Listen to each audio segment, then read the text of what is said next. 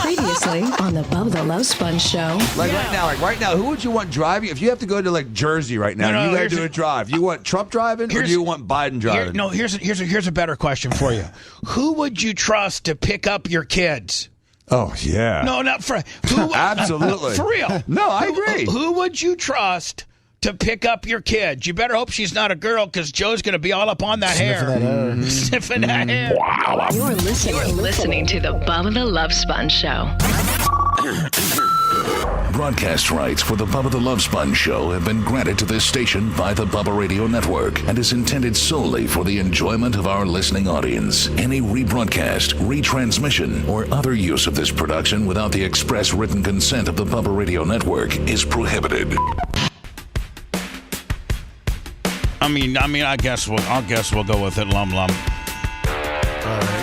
Lot to talk about today, Lum. A lot of it centers around you, and I just for the life of me can't understand.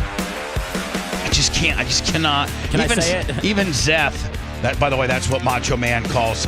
I don't know if Macho Man cannot pronounce S's. I don't. I love when he calls me Zeth. He does. I really do. Zeth. Yesterday he walked up, he goes, yeah, this is Zeth. I said, you mean Seth? Yeah, Seth. No, I like it. Yeah, you're Zeth. I'm fine. Maybe you've spent so much time in the marketplace as Seth, and it's got a good brand, but maybe we should change it to Zeth. You know what I'm saying? Then they're thinking like it's a whole new snowflake kind of guy. You know what I'm saying? Let's do it. Yeah, let's draw it up. As we're manning you up. I'll legally change my name. I think Zeth is kind of more of a man up than Seth. Oh yeah, that's a cool name. That's a cool man name. Yeah, exactly. Yeah, not a lot of people have that, so I'd like to be the first. As you can see, my sister. Good morning. Tara made it in today, and I didn't think that she was going to make it in, and she certainly is very heroic in making it in, not because, she's a CEO of a major corporation, not because she's very important and could be using this time to get a little extra hours sleep, as she puts in 12 to 14-hour days and has, how many employees you got, like 400, 500? About 350, 375. Yeah, she's got 300 people. I can't even manage 5. I noticed. We got a full-blown drama deal going on here, Zeth, and I get over 5 people. Yeah. Exactly. So is Zeth like the new age name for you? I like that. I don't know. I think it's but just Z? I don't know. I think Zeth is just like, if it's kind of like his nickname. Seth, Zeth. Sounds like his porn star name. Zeth? Yeah, Zeth. Zeth Zidane. Think about that. Wow. She's trying to make you Egyptian. Wow. I am. I'll be a pharaoh if I can bring that OnlyFans money in. Heck yes. Yeah, everything's about money. By the way, so anyway, Tara actually, her and her partners had a sales retreat down in the Dominican Republic. Now, before she left, I think you left, what was it, Wednesday to Sunday? Yes, Wednesday to Sunday. Right. And so she was gone all last week. Well, before I saw her the weekend before, and I'm like, man, you ain't got nothing to worry about. She was going to the Dominican Republic.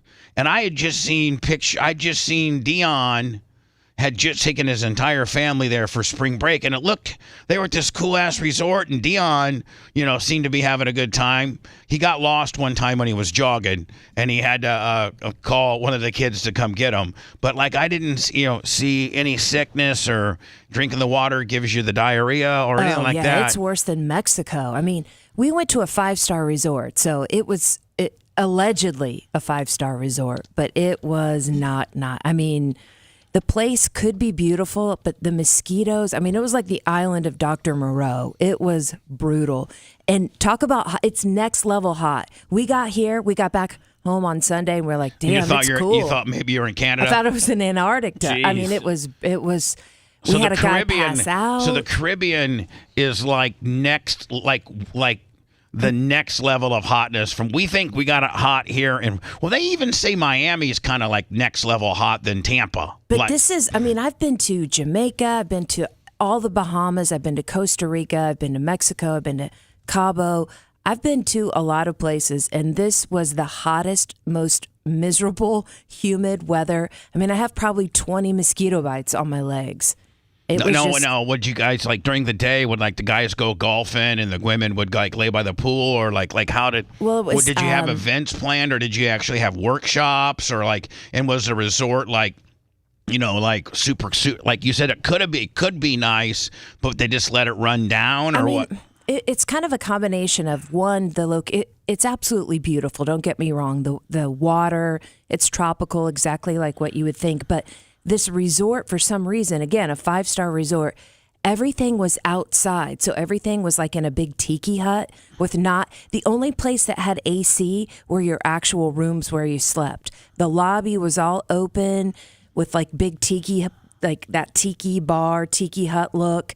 Every restaurant was like a tiki hut with fans. Outside. So if you're going to dinner, you had to sit there and sweat. And they wanted you to wear pants because it was formal. Well, I can't. I'm out. No, Let me you're out. Oh my Seth, God! are you a pant guy? Or are you a short guy? My God. I mean, I wear jeans if I need to. But... Oh, no way. Yeah, but if you're at a beach resort, you want to be in shorts. I mean, and it's hot. Tara convinced me to go to. We're going to this place in is it Asheville? Around about an hour outside. Yeah, we're going to North Carolina, the mountains, for 4th of July. And Tara and Tarek are driving up there. We're flying. We decided to fly. Oh, good. But you guys are going up there I think maybe a day earlier than Mom and I. And, I think about 3 days. Right. But me and the Merch Crick, we have the distinct honor of rolling Janie Cakes through wheelchair. We're doing the wheelchair gimmick with Janie Cakes. Front of the line then, right? Yeah, and she's all for it. This year too. it's on you. Yeah, and she's like, "Do I need to get a knee brace or anything like that?" I'm like, "Yeah, she's maybe." She's 78. She doesn't need a knee brace. Right. She's good. I think we need. I think I might need to get her like a walking cane though. Yeah, dude, they do not care. It's like an assembly line. When you get there and you put like wheelchair assistance when you're booking the flight, they just have it ready there for you. Like no questions asked. Really? Shadow Panda, 1,000 bits. Now do you got to go? Do you get to go in front of the line? Yes, absolutely. No, but here's the thing. I think you were telling me like it's amazing as to how many people try to get on. I mean, are board the airplane. Go through TSA, get wheeled to the gate on the wheelchair, but it's amazing. Then deboarding, hardly anybody gets on the wheelchair. I know. All those people that couldn't walk mysteriously can walk because deboarding the plane, you have to wait. You have to absolutely wait till everybody's off the plane, I think, and then they deboard you. I think. I don't think they let the wheelchairers go first. No, do they? They all go last. Yeah, they go last. We went first last time I was at Janie Cakes. Oh, really? But we were in first class. Oh, wow. Yeah. Allegiant doesn't have first class. Yeah, but so anyway, we're going up there, and so that's certainly something that we won't have these issues with. Like, no, did the water make like did you? So I made it all the way to the last day. Mom said that you got like Montezuma's revenge, kind of. Can I just tell you, when you're so sick and it's coming out of both ends. Sorry for the description, and you're just crying because you just want to die. And here's the thing: when you think you're done with diarrhea, oh no, so you're squirting like literally. I mean, I'm not even joking. I can only have water. No, I can only have water. I can't hold food down. Well, here's the other thing: every fart could be a potential diarrhea explosion, so you can't fart. Oh well, I'm sure. Yeah, I mean that's not even on the table right now. But maybe ladies don't. Do you think ladies fart? I think. Oh no, of course not. Right. So anyway, when you're on the toilet and you got the Montezuma's revenge and you think you got her all, you're done, and you go to stand up, man, then all of a sudden you got another pressure washer blast that comes out your a-hole. You're just basically peeing out of your rear. But hard pee, pressure washer pee. Yeah, and you can't control it. So, but the gift that keeps on giving is when you're vomiting and doing that at the same time, which is what I was doing the entire night. So our last night was Saturday. It's our sales incentive trip. So all of the high producers, they win the trip. They plus one. It's an all-inclusive where all you can eat, all you can drink. Now, how much? So all the managers. Well, they have to reach a certain level. No, but I'm saying all of your management. Yeah, leadership. Leadership. Owners. Mm-hmm. Like you have like 5 other partners, right? Right. All my partners. And then you myself. have Dr. Brundrich. It's Brundage. Okay, well, he just has to know that He does. We talked about that. Dr. Brundrich. I mess everybody's name up. And then our leadership, and then the people that won and their spouses. So everybody gets to bring somebody. Seth, and we pay for everything. Hey, Seth, remember the greatest radio programmer of all time, the great Jay O'Connor? Of course. His name is Jay O'Connor. but I called him Jay O'Connell. You did. And he just knew that was his name, Jay O'Connell. Yeah, he didn't care. Yeah, he didn't care. I don't even think you call my husband by his name anymore. I don't think you ever have. No, his real name's Tarek. Right. But I call him Tarlik. I'm surprised you even know his real name sometimes. Oh, I do. But he Okay. comes to listen. If he's going to continue to accost my wiener at holidays, I'm going to continue to call him his wrong Oh, name. you can call him anything you want. I just wondered if you knew his real name. Yeah, Tarek. And I like him. He loves you. I really do like the guy. I didn't want to like him. I didn't want to like I didn't want to like anybody you ever were with. I know. And just because you're my sister, I'm protective over you. In high school, when you would date like Doug Wise and I some of didn't these mention- dudes, okay. I would always like really look at him mean and threaten to beat him up. And then remember, I'm not going to mention any names. Okay. Oh, okay. You just did. But No, okay. no. But there's another name. Yes, you're not going to mention that. I'm not. Because God knows I could have the rest of the show talking about the whores you've been with. Okay. But anyway, keep going. I understand. But there was this one dude you were seeing when I was away, when you still lived in Warsaw. After you graduated from Purdue, you came back for a couple years and stayed in Warsaw. And I would come back and visit, and you were dating this dude. I'm not going to mention. Mom I didn't. wasn't really dating him. Well, okay, then were you guys just sleeping together? No, we're just hanging out. Okay, whatever. Yeah. Just hanging out. Purely Just hanging out, platonic. Bubba. So word gets back to me, and then Janie Cakes takes me aside and says, "You know what? Tara has been hanging out with this such and such, and we don't like him. Jeff doesn't like him. Nobody likes him." And so I'm like, "Okay, all right."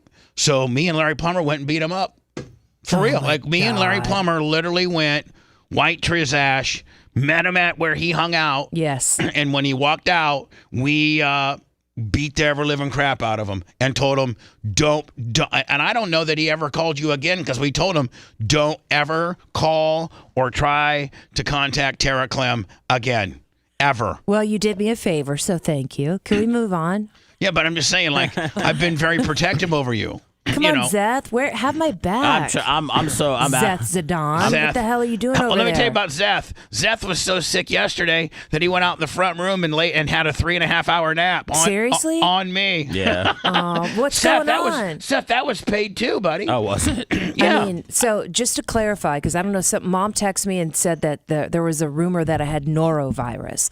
I just had a bacterial Montezuma's nasty, drinking the water. Seth, or I'm sorry, Zeth, what do you got going on? I think I have. I mean, I went to the walk-in on Sunday, and they said I had a virus. They didn't say it was noro or anything, because I wasn't having the backdoor issues that come along with it. But I couldn't stop throwing up. I had the chills, everything. I haven't eaten. I've had one piece of toast since Sunday. Although he seems to be like in a better mood when he's sick. I like it. Am I? Okay, yeah. Just a little more submissive. I'm trying to get back into the flow. Hopefully, I mean, a little less, smart assy and snippy, a little bit more complacent Yeah, when he's more sick. caring to you. Yeah, more caring. Yeah. Curtis Enray, 20 on the Venmo for Tara narrating audiobooks. Oh yeah, thank Tara could. you. So Tara, you got your ownership, you got your doc, and you got your top producing people down in the Dominican Republic at this 5-star resort Wednesday to Sunday.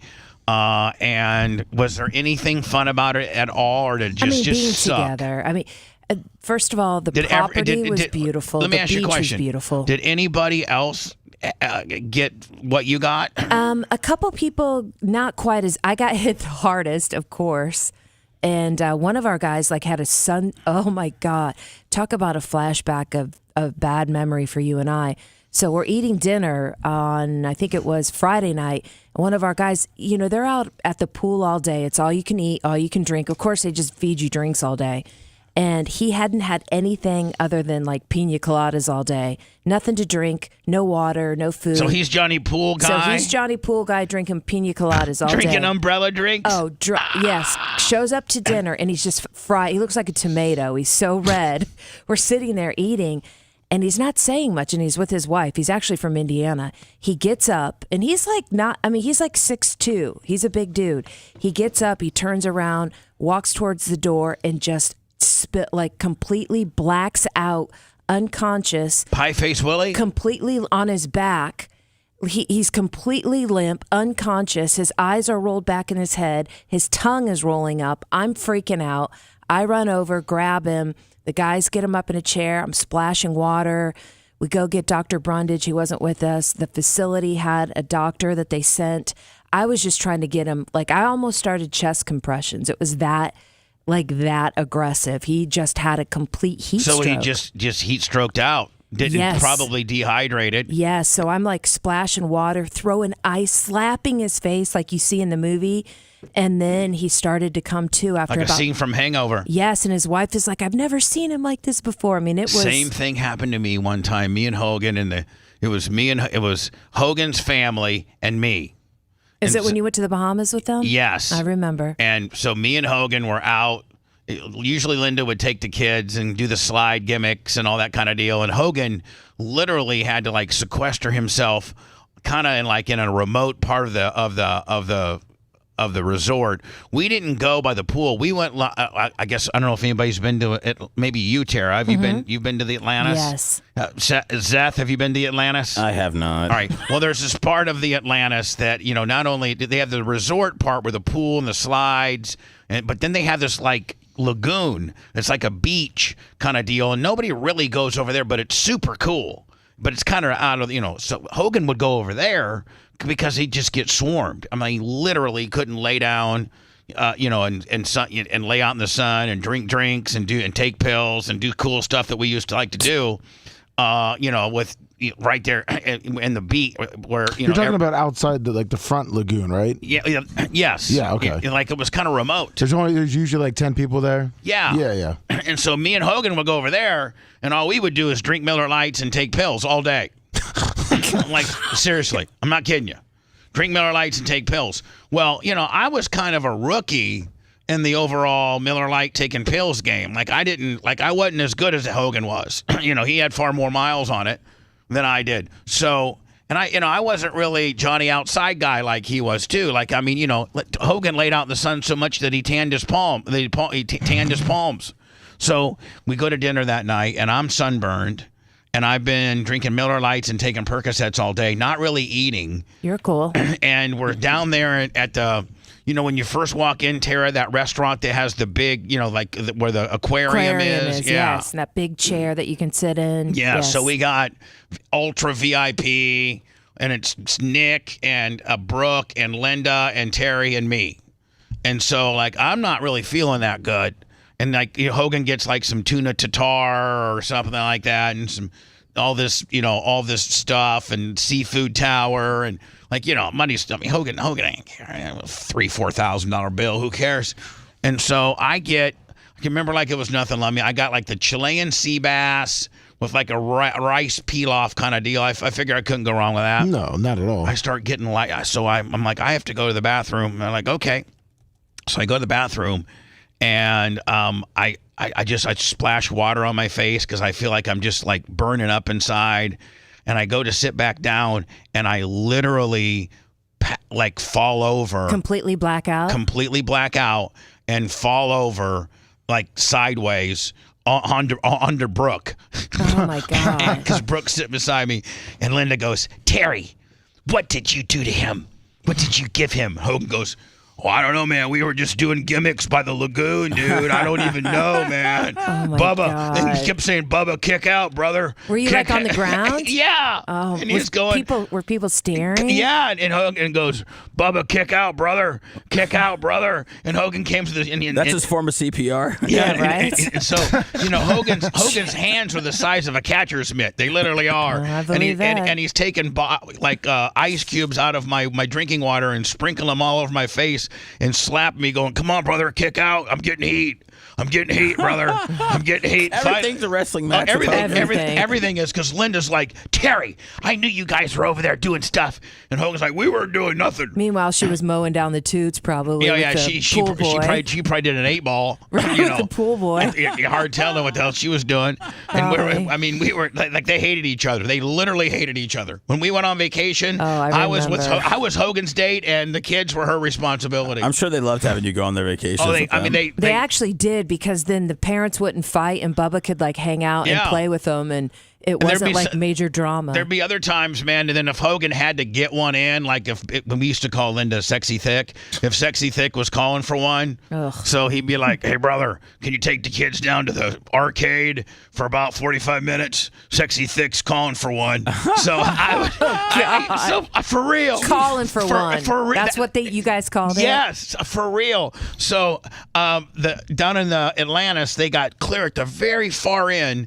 They had like this laser tag deal and arcade games and all this kind of deal. And what you would do is you'd check your kid in, and then they had like a little lounge right there where the mom and dads could sit, and then they had these computer screens like where you'd normally be watching the ball game that were, had cameras inside the arcade so that you could see your kid wasn't getting touched or anything like that. So I get a call.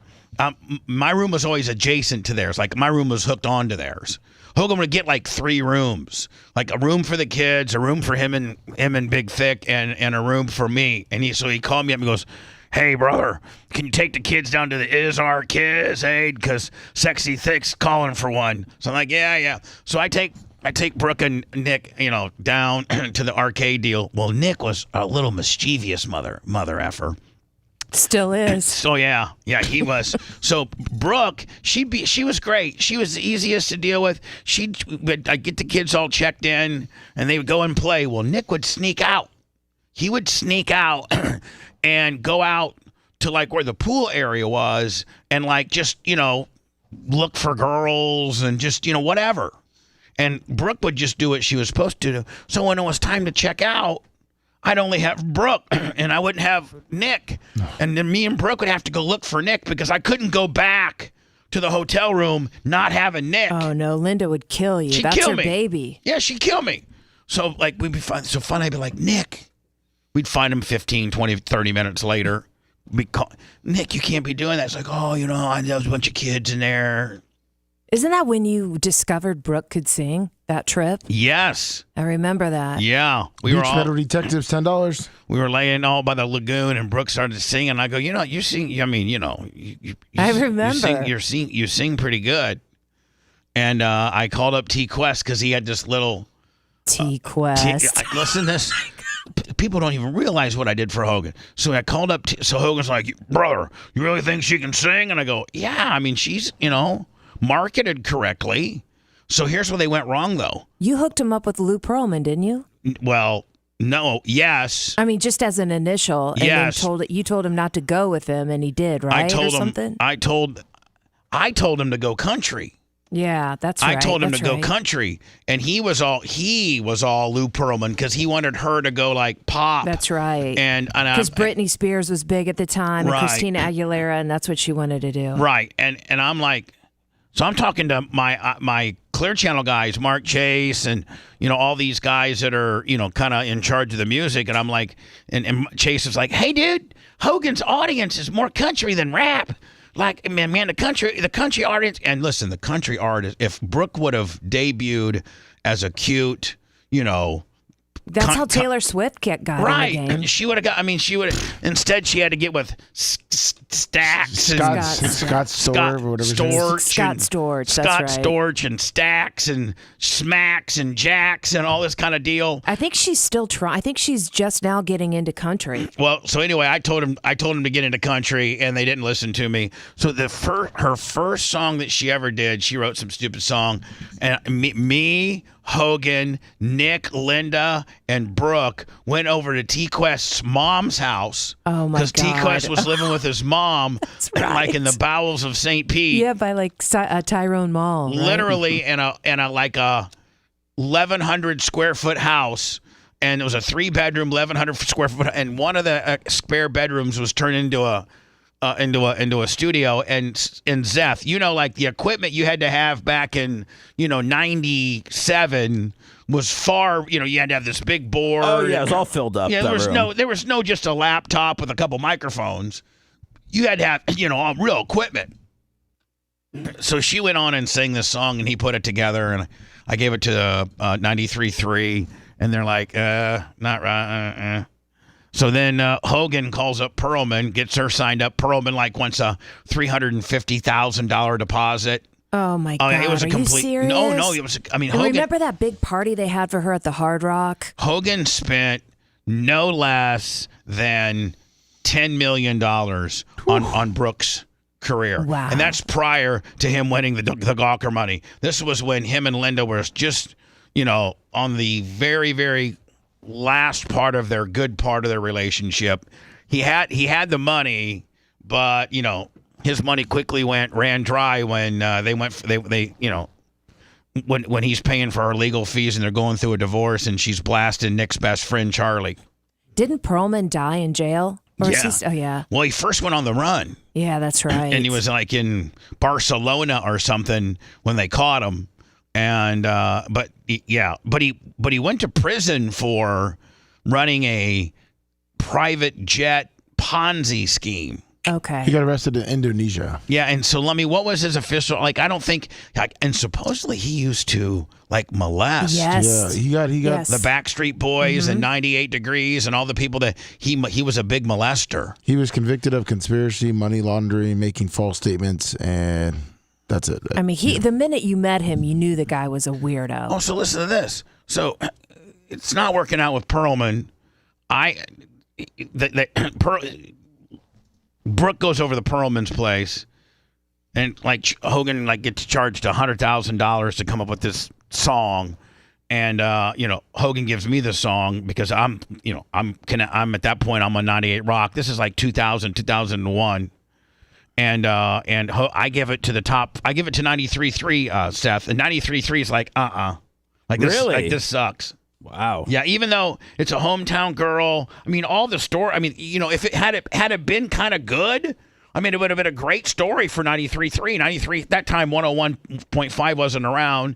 So 93.3 was the only game in town, and it would have been hometown hero Hulk Hogan's daughter. If it had any type of resemblance of being good, it would have been, they would have jumped on it just for the promotional deal. Because Hogan was ready to go out and be like, hey, brother, you listen to 93.3 FLC, and here's my daughter, Brooke. You could have really milked it out. It was tough back then, Bubba, to get artists that weren't, even signed. I know. It was tough to get them to play no matter how big their name was. But, I mean, locally, so anyway, it had it been just an ounce of good, they would have gone with it. So they come to me and are like, listen, we can't play this.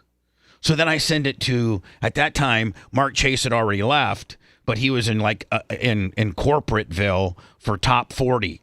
And so I send it to Chase. And Chase is like, hey, dude, I'm telling you, man, there ain't nobody's going to play this. You need to switch her over to country. So I go and I meet with Linda and Hulk I can remember this like it was nothing.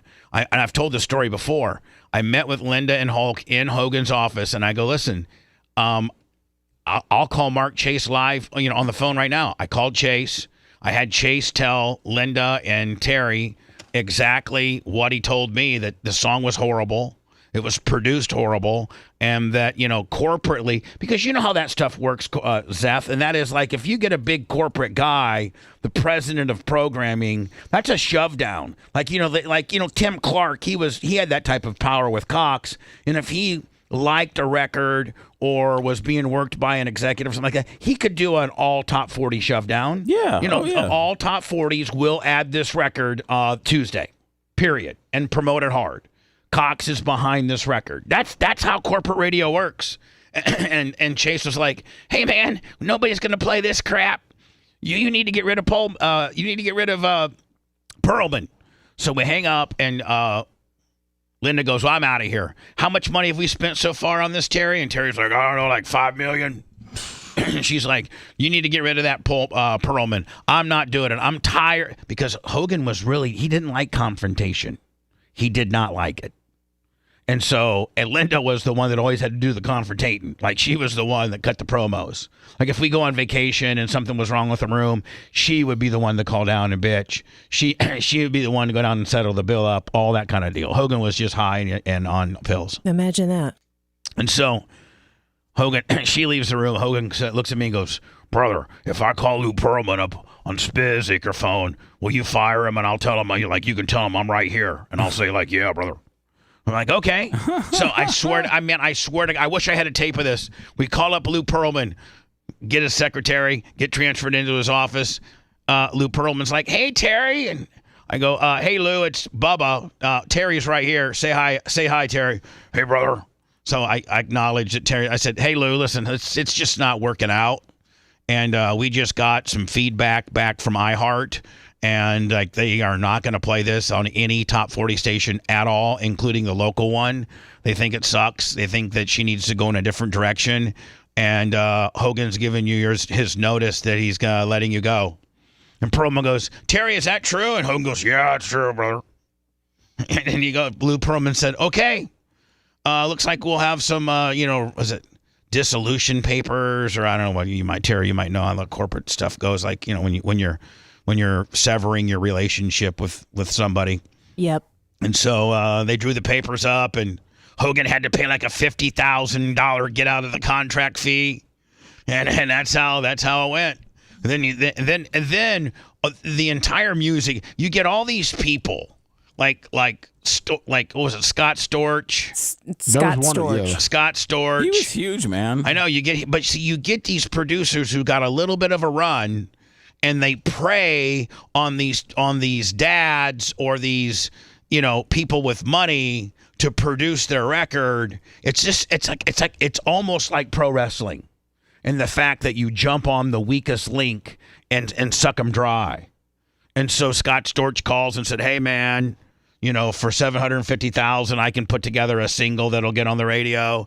And then Stax called, and then another guy who owns Sobe energy drink, some African-American guy from Miami. He was an investor. Like, it just ends up being a big shakedown from that point forward. If you're not signed by a major label, if you just try to do the independent route and have these people, these producers produce records and things like you're doomed at that point. So anyway, I don't know what we were talking about to get there. We were talking about my employee that blacked out. Oh, yeah. And how just I blacked out. for clarification, Yeah. And then how you blacked out. Right, I had to make it about Bahamas. me, sure. And then with Hogan, Did your employee, was it just dehydration and sun poisoning? Like, yes, that's all? Yes. I mean, he had too much to drink, but it was all sort of. Did he lay in fueled. bed the rest of the day? I mean, we had to get a wheelchair. We had a medics team. I mean, it was a thing. He went to bed. It was like 9:30. We got him, he woke up, he became conscious, he was okay, and kind of crawled back to his room with his tail between his legs. Is He there was always embarrassed. somebody on all these resorts? Always. Is on all these? There's usually two. And I think this is the last year that we do all-inclusive. I think we learned our lesson. It's sort of like promoting bad behavior. So all you can drink and all you can eat is just asking for. It really is. It really is. People that can't hold their, I mean, think about that. If I took all of you guys out for all you can drink and all you can eat. oh, that would be amazing. I mean, well, no, I'm just except saying. this place, I'm pretty sure served. I think I had a goat burger the night I got sick. I mean, it was goat or possum or something. You think you man. ate goat? Yeah, so we had this big. I think there are countries that. No, hold on. No, I don't think I ate goat. But I'm hold joking. on. I do think that there are. There are down in the Caribbean. Yeah. They eat Like goat. I think goat is much like our beef. So that was like the joke of the trip. Is like, Is it is that a horse burger or a goat burger? And so Or we dog went back, burger. or dog burger. So the dinner was just disgusting. The closing ceremony. So I went back to my room They early. didn't have any lobster. Yes, they did, but it was absolutely inedible. It tasted like mashed potatoes. Like it was. Do we need Linda mush. Hogan to call and get you reimbursed Yeah. for some of Yeah, this? yeah. Linda Yes. Hogan. It seems like it was not pleasant at all for you. It was less than pleasant. There were parts of it that were amazing. though. Let me ask you a question. I know your company makes zillions of bucks, but this has to be very expensive. It is. I mean, very. I mean, Very. like 6-figure kind of deal. It's very. Yeah, I mean, it is. It So why is. don't you cut that out? Because once it's a commission. I think if you told each employee, It's a hey, sales you organization, want- so you're motivated by commission, and you're motivated by being a high producer. So you've got to have a reward system. No, you don't. You know what you say? Hey, listen. I mean, you can figure out what it costs per head. I'm sure you could figure it out and be like, hey, do you want to go to the Dominican Republic, or would you like just to get a check instead for what it would cost us to send you down there? It's a little differently though in terms of taxes when it comes to that. Oh, okay. Yeah, okay. so I you get understand. it? Yeah. You get it? The Yeah. business can write this off. Correct. Whereas a check, it can't. That's right. Okay. Exactly. See, that's why Zeth, Number one place to work in Tampa Bay. right. number one place to work in Tampa Bay, and why she's the only successful Clem. Did Tarek get sick at all? He did. Well, actually, I will say yesterday and today he has not been feeling well. So it's yeah. Well, a lot of it is not feeling well. It's a lot of times the pressure you put on him too, though. I don't put pressure on him. You run the show, though. You run a tight ship. I do. He's Listen, probably down there with the golf simulator right now. Yeah, he you probably know, he's already working out. Yeah, he's already got a workout in, and he's just worried about. You know what? Tarek's big. He's glad Tara's car's out of the garage so he can play the golf simulator. That's exactly right. That and you know what Tarek's big conundrum of the day is? When's the sun gonna rise so I can be on the tee box? What a life! What a life! What time does the sun rise at 7:10 or 7:20? Because I need to know what time my tee time is. No, but you want to know something cool that happened on the trip? You know, I always say conversations never hurt, right? You got to network. You got to put yourself out there in order to find a job. So we were talking to one of my employees' wives, who's like a big HR person at a tech company, and she's asking Tarek what he does, and he's like, well, I went to Georgia Tech and I'm this, and her jaw dropped, and she's like, I'm hiring a data scientist, a data engineer, and that's everything he is. So I look at her and I look at him. I'm like, do you want me to send you his resume or he will send it to you? And he went back to the hotel room, sent her his resume, and it looks very promising. Wow. Awesome. That will really. Oh, that would. Then you guys will be really loaded. My Lord. Would you need a house sitter for Tito? Yes, I actually do. Thank you. I'm not even joking. Like the first week of July, I would pay you if you would come and take care of her. Talking about when we do our trip? Yeah. Yeah, I'll go over there. Awesome. Would you spend time with her too? Yeah. Oh, but you hate cats.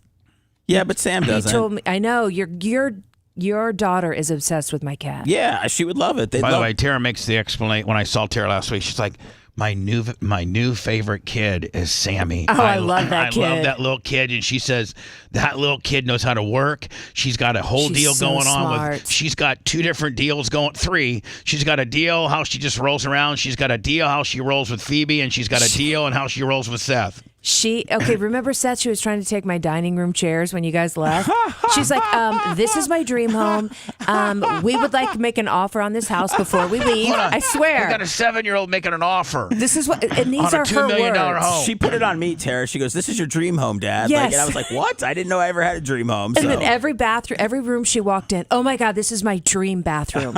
This is it. This is it, Dad. We have to make an offer on this house before we leave. Make an offer. She has she's no idea. hilarious. She was so fun. And Even- then she hold on, took yes, my but- dining room chair and she goes, this is the softest chair I've ever had. Can I take it? Can I have this? But Please? for a 7-year-old, even to know that you make offers on homes, like it I just love shows that you how kid. financially advanced she is, right? Boy, actually, I didn't even know that. Yeah, I mean, she is. Dad, we got to make an offer on this house And then right now. she told Tarek, listen, I used to have $50. I have 11 now. How's that going to work? Just like that. And Tarek's jaw, he's like, this kid is so fun. She reminds me of like a kid you'd see in Curb Your Enthusiasm. She's hustling. She's just a hustler. Non-stop hustling. She's a straight hustler. Non-stop. You need to get her. You know what, Seth? You need to do a podcast with her. Oh, for real. I told him that. Yeah, we talked about it. We She talked is about the it. best, man. And Phoebe just knows, like, she's like, yeah, they team up against me. She knows what she can get away with me. So Seth and Tarek went outside and she was inside with us and she just started having her own little show. Well, this is what I can do in front of my mom and this is what I can do in front of my dad. And I can say party words. You want to hear them? And I'm like, I don't know what to say. And then she just let out one. And She yells F, right? yeah, she yells F. And I go, I'm sorry, Phoebe. I just busted out laughing. And then she walks over to the door, opens it, and says to her dad, just so you know, I just said F.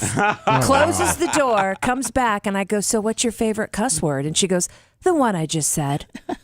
And she's 7. And she's 7. And she's like, right. I'm talking to a 30-year-old. Right. She's great. I love that kid. When I get back, Lummy, so many things to talk about. For some reason, Lummy, I cannot understand. I can't wrap my head, and maybe my sister can help me here with regards to, how your situation went. I was mad because you took 2 days off.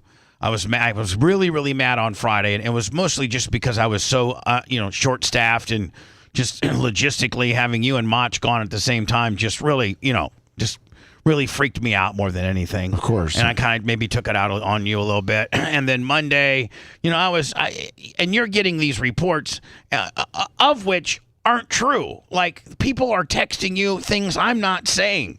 And like, I would invite you to go back and listen to the Monday show. I mean, I may have said some things, but I didn't say the things that they said that these people are texting you, getting you all riled up. So then Seth meets with me after Monday's show and like has a different perspective on how how he suggests I could potentially look at this.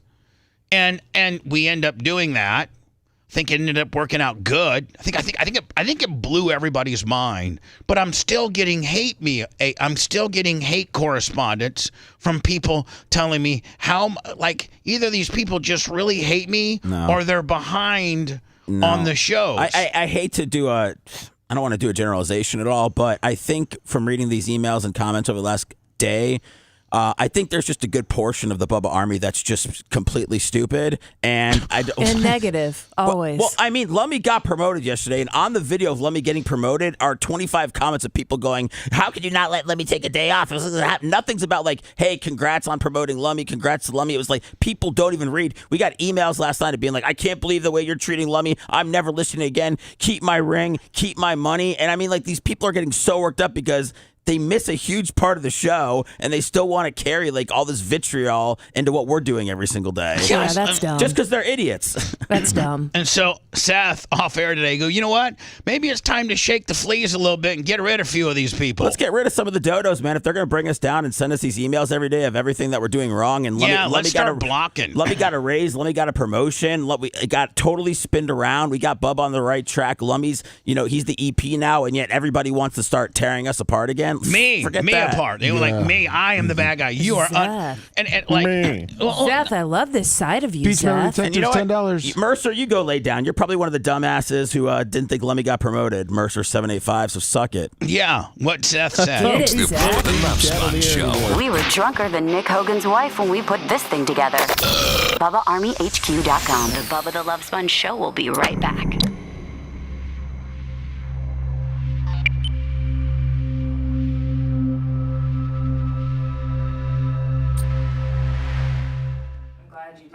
Then, exactly. then you would have been, Bubba, why didn't you fucking tell me? No, I'm glad you did. I'm so out of it. I mean, I'm still, Buka Bill, another mouth breather. Bubblegum. There you go. They're calling me a mouth breather. Hey, Seth. No. Seth, just go to there, the three little buttons, and just go. What did Drew call them back in the day? Barefoot morons? These people. Barefoot morons? No, Barefoot morons. Actually, I did, but then fucking Drew fucking started really superselling that. Yeah. Like an asshole when he wasn't so Bubba friendly, when he was drinking the Calta Kool-Aid, and really started hard selling on that. And I actually called him and I said, Drew, why are you fucking with my audience, calling them dirtfoot morons? And he wouldn't take my call. That was a good seller of a shirt, wasn't it? No, it was I saw not. around? Yeah. Does he still have his show? We're gonna go into our glasses next, Lummy. All right.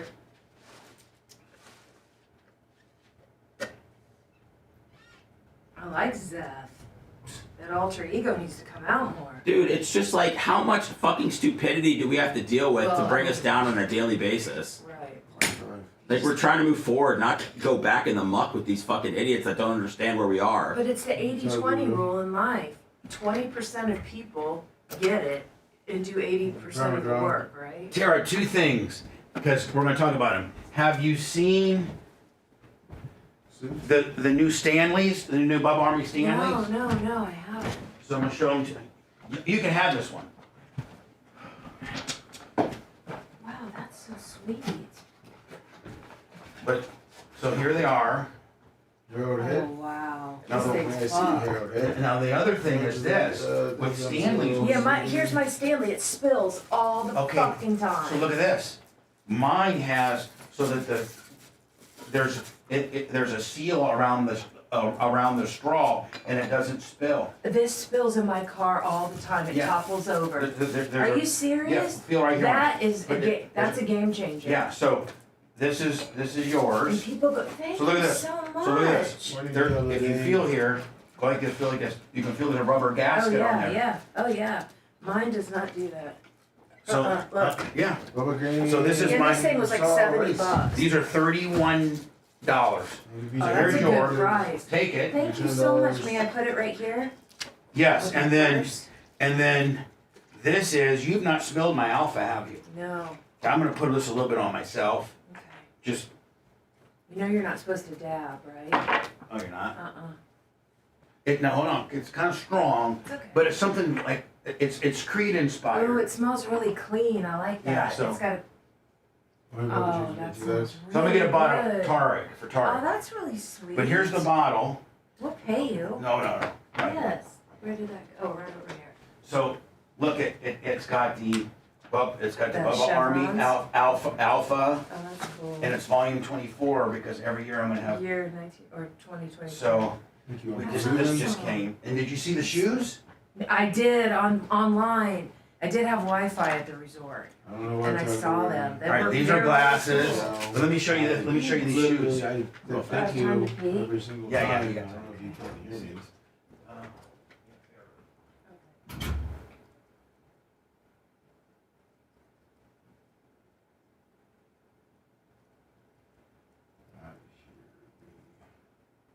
Am I the only one left in here now?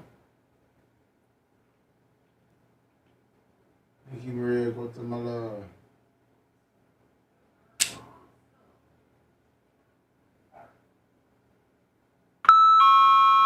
Oh, 1 minute.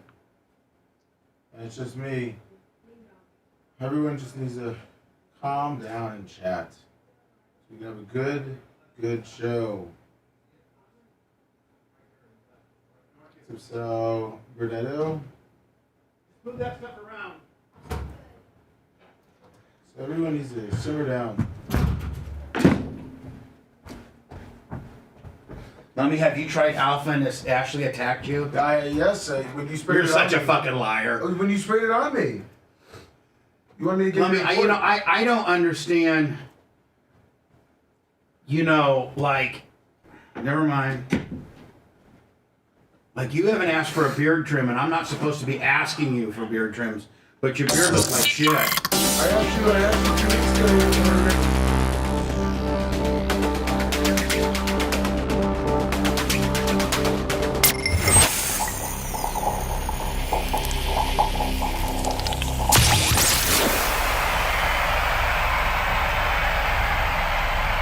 He went from strip clubs and mansions to golf carts and pickleball. Welcome back to the Bubba the Love Sponge Show.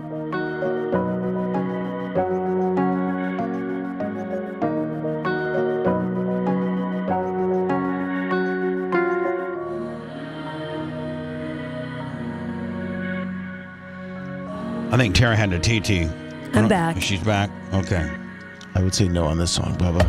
Yeah, I would say, get rid of it, please. Yes. This is ridiculous. Thank you very much. And I'm gonna make sure I got any feedback on the deal. Oh yeah, I got feedback. I don't know which one of my windows is open, but I'll get to them here. Let me hold on, stand by. Probably my hell, I don't even know. I'll just keep it. No, probably my Facebook. No, not my Facebook. Probably my Twitch. Not my Twitch. Wow. I give up. I'll do it next break. We're running late anyway. Lummy, when we gonna do the? This is like the longest it's. Well, I don't think it's the longest it's been, but it's been a while since your beard's looking really shabby. And you know how handsome you look when I put my Bubba Sassoon love on your beard, man. It pops. It really does. And unless one, it's not. I think it's far better than it is, and Ashley does not like it. No, she does. We were supposed to do it about 2 weeks ago, and we were going to do it off, and I think we were going to film it in the back. And I think you had to go up to the track. There was something that happened, and it kind of got canceled on. All right. On it. So are we going to film it, or are we going to do it live? We could do it live on a Monday. Okay. Yeah. Like I think that was the problem. We missed the Monday, and then you wanted to film it out back. Well, and we're also going to miss this coming Monday because we're taking Friday, Monday off. Do you now, Lummy? Yes. You're the executive producer of the program of course. now. With that comes, now you're kind of in, like, you kind of have your hands in everything. Like, I don't know that I've really sat down with you See, I give promotions and don't even tell you what your added responsibilities are. I just that's great. Yeah, I'm a really good boss. Great leadership. Yeah, people were wondering what his new job entailed yesterday. Well, I mean, Lummy, here's the deal. We probably should, and Zeth and Rat and Mach can all help me wade through it. But Lummy, at the end of the day, I think you got to kind of have your hands in everything. Okay. I mean, being the executive producer, you got to probably every once in a while check in with Mach, make sure Mach is okay. Mach, you need anything? Everything good with you? No, I mean, that's kind of what... Do you have that type of... that's what I've already been doing. Inner fortitude? Yeah. Can you be a leader? Yeah, I've already do it when I wasn't named a leader. I was checking in with Mach, making sure he's good. Always Because I'm gonna come in behind you, and I'm gonna get a hold of Mach and say, hey, has Lummy been, checking in with you and stuff like that, just to make sure, because I don't want to have a crappy executive producer. I want a guy that's good. So, and then, you got to check in with Rat. Hey, Rat, what's going on? How you doing? We usually go over what's going on with YouTube. I'm on a group chat with him and Gary Cantrell. We've been for a while. Fantastic. Seeing what's the new stuff. Then get with Zeth. Yeah. Say, hey, Zeth, how am I doing?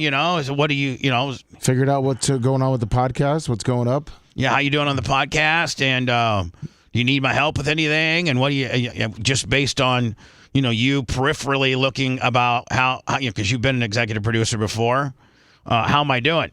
Yeah, and, of course. And Seth will certainly have something to say. So do people report to Lummy now, or does Lummy still report directly to you? No, of or course. what's the what's the organization chart here? We don't really have kind of a down. I don't know. Do we really have that here? No, not really. No, but I think me and Macho Man's relationship with Lummy is relatively unchanged. Like, we talk every day, multiple times a day. So it's kind of like this, if you're to be totally honest. It kind of goes no change. Lummy, Macho Man, and Rhett kind of got their little click, and me and Zeth kind of got our little click, and then I got a little click with me and Macho Man, and then I kind of got a little click. I kind of got my own little click with Lummy, and then I got my own little click with Rhett. Is that healthy? Oh, yeah, I think Well, we all come together in the morning, and we all. Yeah, I think we're doing good. Right? Yeah, we're all. Listen, I think we cut out the cancer, and I think that personally, Tara, you watch the show, but just executing the show and being behind the microphone with you guys every day, and with a Wednesday guest, and then Babyface on Thursday, Dan on Friday, I really like the genuine, the different feel. Yes. That we have. I agree. And does that emulate through this? Does that emit through the speakers? Yes, it translates, and I love just everybody's so different. Everyone's personality from Gene Lasker, God bless him, to Gene Lasker, I'm in the business of buying babies. To Babyface. Talk about opposite ends of the spectrum, but it all works. And I think, Zeth was the secret sauce that was kind of missing for a while. A radio veteran who can dance with you and then guide you. Like you said, yesterday he helped you with the Lummy, or Monday he helped you with the Lummy situation, whatever that was. I was mad at him at first. But why would you be if you already approved that's the way I am. So can I ask? No. I wasn't mad at him. Long term, I was mad. I was like, "Are you crazy?" What was when he first brought? Are you crazy? Well, he sat down and he's like, "Listen, first of all, you came to me and asked me." Like if I ever saw something, that I could come to you and, you would at least listen. I'd be like, okay. I have the same relationship with Macho Man. I've told Rhett. You guys remember, even when Anna did work here, I did say when we had a meeting one time, if you see me doing something wrong, tell me. That's good because that's how you get through problems, is when people aren't afraid to come to you. But they're all afraid. But that's the problem. That's a problem. You got to have like an open door, open communication, no retaliation policy. So everyone, you'll always know what's going on if you do that. Well, I think we're getting better at it. I do too. And so Zeth takes me aside and said, "Listen, with this Lummy deal, I get where you're coming from. And most major shows operate in the manner of what you want. And that is when the host, any big show that has a large amount of people, like 4, 5, 6 people, that are co-hosts and put on the program that like Howard Stern, Pat McAfee, people, they usually, the supporting cast and the co-hosts, their vacation is it's just assumed is when the host takes their vacation. That's how it goes. That's radio. Yes, I agree with you. You are right on that. But with Lummy, you did approve of this. It's usually not a problem. Other employees have taken days off that you've approved on. And, Lummy it was the perfect storm on Friday. I could see where you were very frustrated on Friday, and I can understand you being mad because you were just completely, your center and your point guard were gone. And, I get it. But, Monday, some of the things you're spewing and how mad you are at him, and just I'm reading chat and just knowing how people are feeling right now. Why don't you take a bad thing and turn it into a good thing? Yay! And I'm common like, sense prevails. And I'm like, well, what do you mean? Will you hire me, Taro? And he goes, I go, what do you mean? And he goes, well, let's think of it as pro wrestling. You, of all people, understand pro wrestling. This whole show's pro wrestling. But you're healing right now when you need to be baby facing. And I'm like, well, what do you mean? He goes, when Lummy come back, he goes, first of all, Lummy's already a nervous wreck. You know that because he's been getting all these reports from all these people that you've been saying all this stuff and it's, blah, blah, blah. Secondly, Lummy's way over. Like he's way, Lummy's, like The Rock. Lummy's way over. Time. Big time. He's like a Roman Reigns with a rock chaser. Stone Cold, too. Stone Cold. Yeah. Stone Cold. Yeah. I mean, all of them. And so, why don't you, because he's completely nervous wreck. He's probably talking to his wife. You probably are not the most popular person in their household right now. It's just he's just completely a nervous wreck. Was Ashley upset, Lummy? She didn't really know what was going on. That was the Perfect. That's a thing. horrible feeling, though. When that's you're what it here, was mine, when you're and- getting reports and you're out, and Bubba told you you could have the time off, and then I know how people are and reaching out and dramatizing and twisting things. So that's kind of where, like, Lummy, you've got to go right to the source and find out instead of listening to all that. And then Bubba, you can't be like, okay, you can have the day off. Now I understand that you missed him because he's so important, but maybe people, it sounds like, twisted it around. I didn't hear it, so I don't know. But it sounds like Zeth goes, since he's so important and you've now validated how important he is, he wasn't nearly as important a year ago. So his absence wasn't nearly, as bad. Wasn't as felt as much. Right. This year, he does more stuff. He's very important to the program. So why don't you embrace his importance instead of accentuating his absence? Yay. And why don't you really, really blow people's minds? And I'm like, I'm just sitting there listening, ready to trying to interrupt him. And he's like, why don't you? And so now, in full disclosure, Seth and I have been talking about naming Seth the executive producer. We've been talking about that.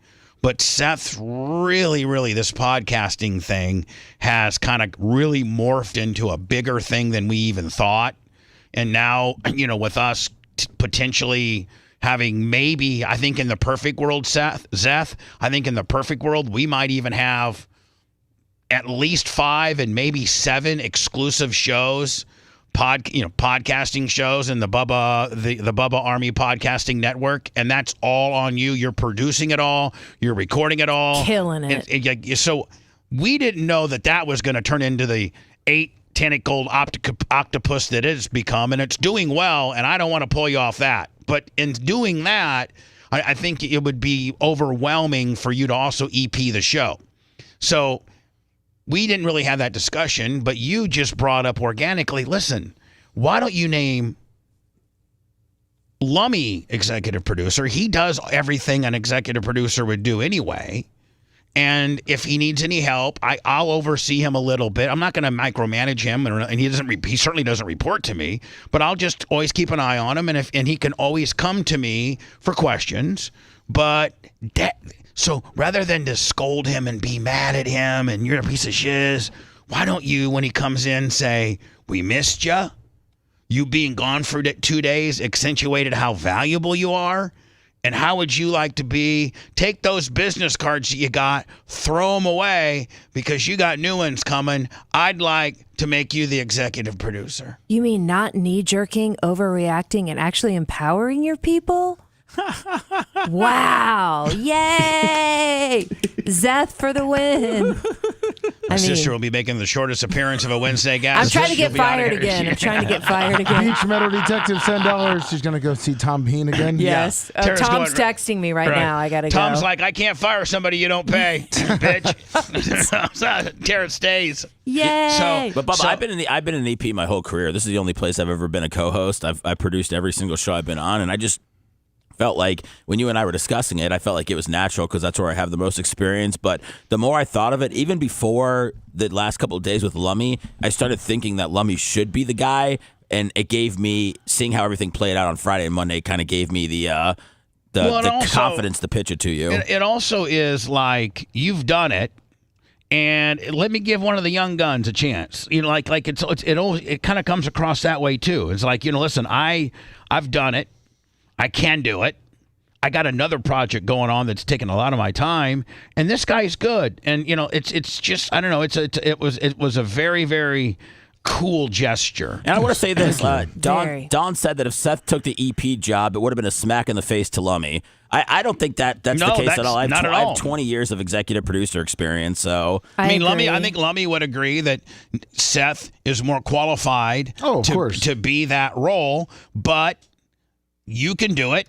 You already practically do it. It's, you know what it really is, guys? I mean, Lummy pretty much already does it. It's just a title. It's just a title that that Lummy can feel good about himself because he pretty much already does it. You know what's really cool? We all kind of have our own little lanes here, and we all kind of stay within our lane. And we've kind of since we've kind of gotten the new lineup, so to speak, we really work well together. Right. I was just going to say that. Like, you guys are proof. Like, I think you all work in tandem versus against each other. There was a lot of backstabbing before and, hidden secrets and all kinds of side jobs, whereas you guys really are rowing in the same direction. Well, we also got a new thing. It. We also got a new thing, and that's purchasing. And we've right. And so all of a sudden saving $300,000 a year. So now. Macho Man, when Macho Man needs something, he gets a hold of me and says, "Hey, I need these 3 mic stands. Here's the Amazon link to them." I tell him, send that link to Merch Crick. Merch Crick has the Bubba Radio Network credit card, and she buys them. She then prints it out and puts it in a folder, and I have it. So you have a process now. Yeah. I just don't have some engineer going hog wild on the credit card. Trying to control everything. You have people actually working together. I got Zeth over there who, is like, listen, I got 3 podcasts I got to put together this week. Operation Pigmentation, this and this, and I don't have to worry about any of it. I don't got to worry about any of it. It's his own little island. He's got it handled. He's got it nailed. The most I might hear from him is he sends me a link of said podcast to put up on either X or Facebook. He usually takes care of X. I'll take care of Facebook. Well, it's refreshing for me to see you all these years running. I mean, listen, this is a big business. You don't give yourself enough credit. And you have been doing this show for how many years? And I think this is the first crew that I can honestly say they really all have your back. They're not trying to backstab you. They're not trying to one-up you. They're not trying to be you. And they really love the show. And it shows. I mean, in the podcast, it shows in this show, the synergy. I mean, it really does. And it's great for me to see that, too, because, I feel, I guess I can sleep better at night knowing that you're not getting screwed over. How many people have stolen from you in your life? I mean, the list of who hasn't is a lot shorter than the list of who has. Oh, my God. Right? Think about it. And think of the havoc it's caused. My or Lord. People trying to be you, like I mean, even at my most successful, when we were doing 2 shows a day, there's still a lot of hate there. We were in Cox, heard on 12 affiliates, doing mornings in Tampa, distributed throughout. God, I think just in Cox we were on Tampa, Orlando, Miami. then Beasley, and we were in Fort Myers, and we were in Miami, Jacksonville, Richmond, Atlanta. I mean, I think we were in 7 or 8 Cox. I mean, and you got to understand, back in the day, that's when they would pay you a lot of money. I made $600,000 just for Miami, $450 for Orlando, $400 for Jacksonville, Are you kidding $1.2 me? million for Tampa.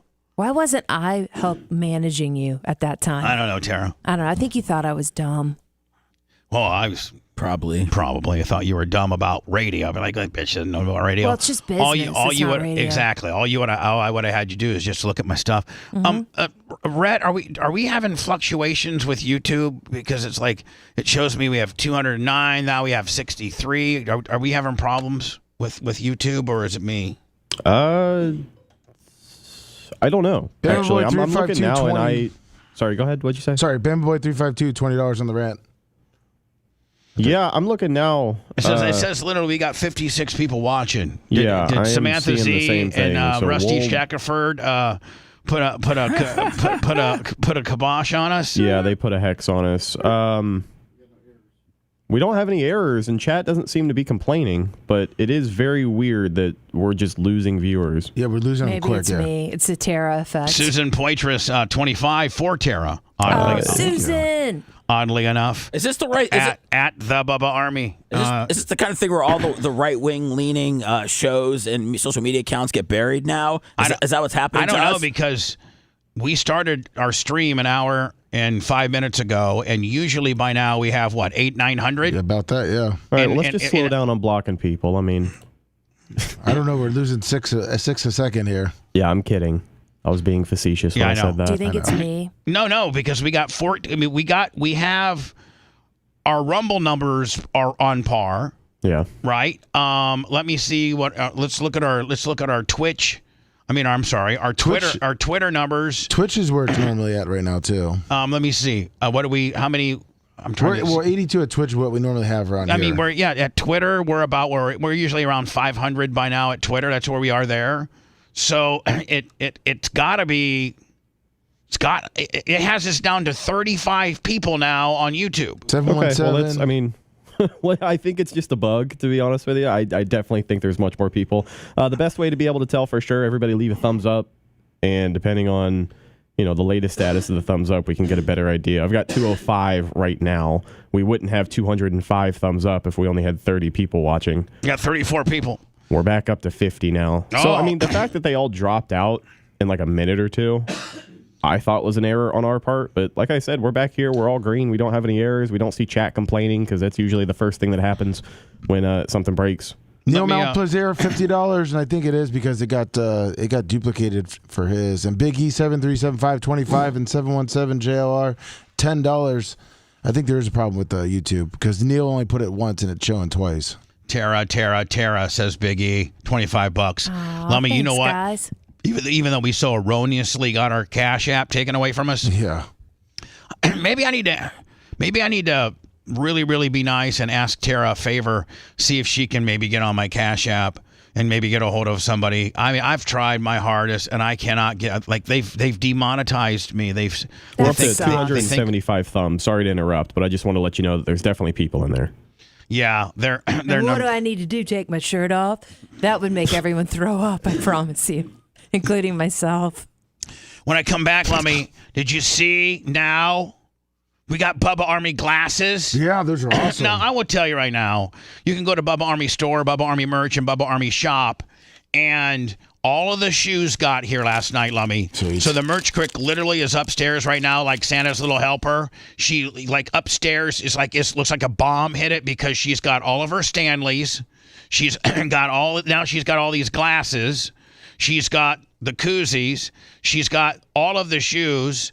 And I think there's one other thing that she got. And all of the Alpha. Yeah. I love her so much. And she is just kicking ass. Now, with regards to the Air Bubba shoes, there's some people that want them signed, some people that don't want them signed. So she has to put the ones that need signed aside. And so she will have. We're not going anywhere this week. I was going to go to Ocala and work on the track. Come to my house. No, we're going to be here all weekend long. Maybe, do you need me to come and help? No. I mean, I would. I know you would, but. I'm serious. Okay, well, maybe. Okay. Bring your husband, too. I'm sure he can fold boxes. He can. Anyway, Lummy, these aren't sunglasses that I'm trying to be. These are literally $4.99 cheapy ass sunglasses. And Lummy, I bought them mostly for the prize wheel when we do the cash cube. Which a lot of places have those every time you go there. Grab and goes. Yep. So like if you're going to the Bucks game and we got the cash cube out, and you spin the wheel and you don't get to go in the cash cube, but you have to give something people aren't going to throw away. I like them. These are awesome. So, the average person will, have a pair of just jobber ass sunglasses that they'll keep in their car if they don't have their regular glasses. Like, oh, you know what? I got some of these freebie willies I'm just going to wear. And so, but if you'd like to buy them, they're cheap. They're $4.99. I love them. They're like the Wayfair, like the Tom Cruise risky business Wayfair. Yeah, they're $4.99. They're unisex. They're $4.99. They got the Bubba Army insignia, and they're mostly going to be giveaways on the prize wheel. But we got those in last night. The Bubba Army Alphas in. I just sprayed that for Tara, and she loves it. It smells so good, for real. And then I gave her, Zeth, I think Merch Crick gave you a Stanley for little Sammy or Phoebe yesterday. Yes. Sammy will be selling it at school for $300. Holy shit, a lot of people have worked here. Glad we built BubbaArmyHQ.com for all the PTSD memories. Bubba the Love Sponge Show. The Bubba the Love Sponge Show will be right back.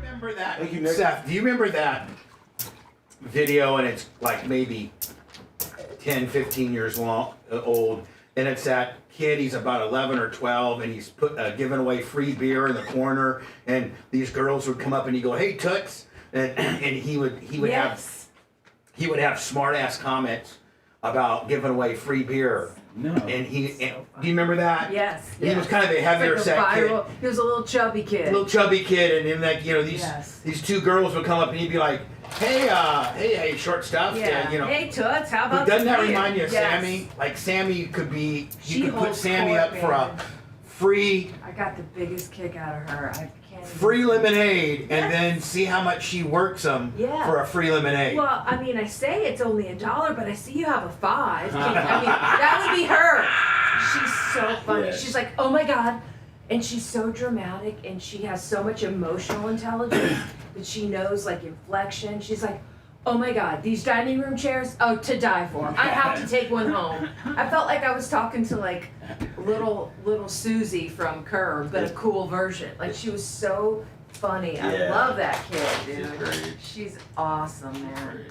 She's awesome. So when you finally when you finally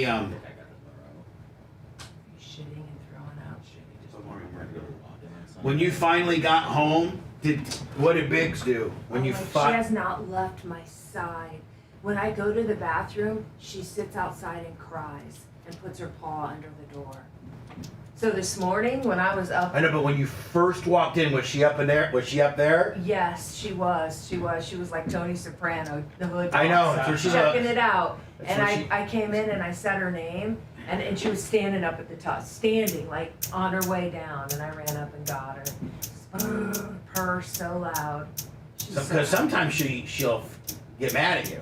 Yeah, if you're too aggressive, it's like she's like, this, I'm 17, I'm fat, get away from me. Dumbass Merch Crick fucking went over there one day, and she started. When you just sit and pet her like nonstop, she's like, okay, right, I'm out. So I told Merch Crick, listen, just do the fucking, how Tara told us. Well, you can pet her. Well, but not long term. And she doesn't like her back fucked with. No, it hurts. And so Merch Crick, I guess, I think fucking Tito took a hack at her. Did she? She's done that to her before when she got down on her and was just like. So Merch Crick was like, oh my God, she went to me, and I go, that means she's not gonna bite you, or she's just telling you she's over it. Yeah, she's that's her warning signal. It. Yeah. That's a warning shot right there. 17-pound black cat. man, the Dominican Republic was a shithole, you guys. I went there I went there 1 year to the Dominican to club. You did? To club. Yeah, when I was an intern at 97X. Was it a station gimmick? Yeah, we stayed at Club Med. So we didn't have to really like leave anywhere. Well, this place was baller, but it was still a fucking shithole. We didn't leave either, but ugh, it was like $1,300 a night. It just sucks. I can only drink water still. Seth, are you able to hold anything down? I haven't. I'm not even trying to eat. Neither. Zeth. I have no. I just don't have an appetite. Like it's been like a few days, That's and how I feel. everyone's like, "You need to eat," and I'm like, "I'm not hungry." I started drinking some ginger ale and shit, so I get like a little sugar in me. Well, also those IV packets, those hydration packets, you can put in your water. Oh, really? Yes, it's called Liquid IV. It's a little packet of electrolytes, so you need that. Oh shit! I didn't even know that. Okay. Yes. I'm trying to like figure out chat so I can, because your fans are so awesome. They got you figured out. Do they? Yeah, I haven't seen one bad thing about you yet today. Aw, that's nice. Which is really pretty rare because Very rare. It wasn't like before. Hold on, here's the dynamic of this show. Here's what's so fucked up. You know who they hate the most? You? Me. I know. Isn't that so? I can like. What the fuck? I don't get it. It's called the Bubba the Love Sponge show. But they hate me the most. Well, I love you. I love you. Lummy, you won't even look me in the eye. Thank you, Mommy Gary. won't look anybody in the eye. What? Okay. I was over here trying to talk to you. Lummy's gonna have to start looking in the eye, Bubba. Look me in the eye. Alright?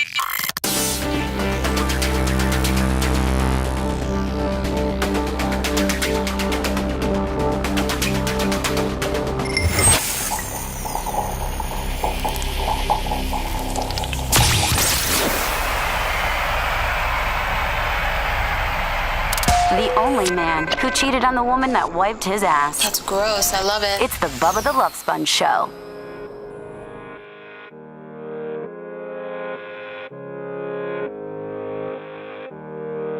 We're asking all of Bubba Army now that everything is in, from sunglasses to koozies to the Stanley to the 40-ounce Bubba Army Stanley-inspired tumblers to the Alpha, which is the pheromone and Creed-inspired men's cologne, to the Air Bubba, the original, Fat Man, is it Fat Guy or Fat Man Dunks? Fat Man Dunks. Fat Man Dunks, and the thing about it is a lot of people now are kicking themselves in the ass for not buying these, thinking that they were going to be, like, there's no way Bubba is going to be able to find a manufacturer to put together some good-looking shoes, that, now listen, they're gaudy. They're supposed to be gaudy because they're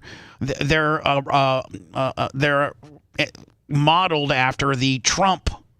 I don't, and Seth, I don't think Trump has his out yet. Yeah, I don't think he does. They're not. Man. No, I think they're due out maybe in a month. Like ours are complete. Like, listen, everybody should have their Air Bubba ones.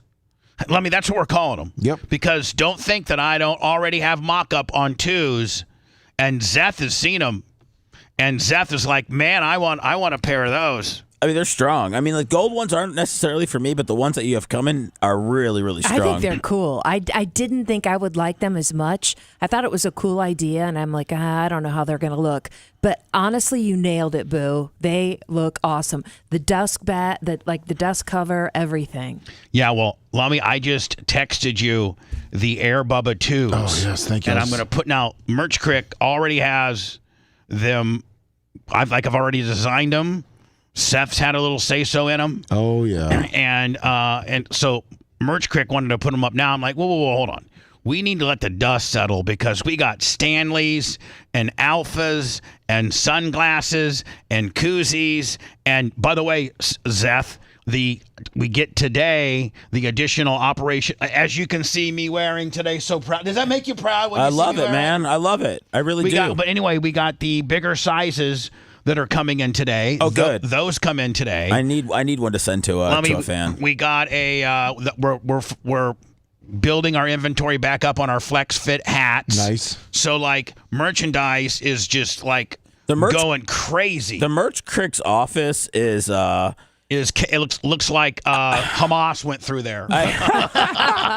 It looks like when they got done raiding Donald Trump's house. Yes. I mean, and she It goes looked like what P. Diddy's office might look like. Because she asked me yesterday, I think she goes, "Do you want a tumbler?" And I was like, said yeah. And I went to go like grab it. And she's like, "Oh no, it's over here." She's like, "I'm the only one that knows where everything is over here." Right. There's just shirts and all these things, and she's the only usually person. she's far more organized than that. It's just that There's no room. There's just no room. She's got, you got to understand, she's got 1,000 pairs of sunglasses. She's got 10,000 koozies. The shoes are just, the boxes are just stacked on. Yeah, I mean, because you have to make the commemorative box that it comes in.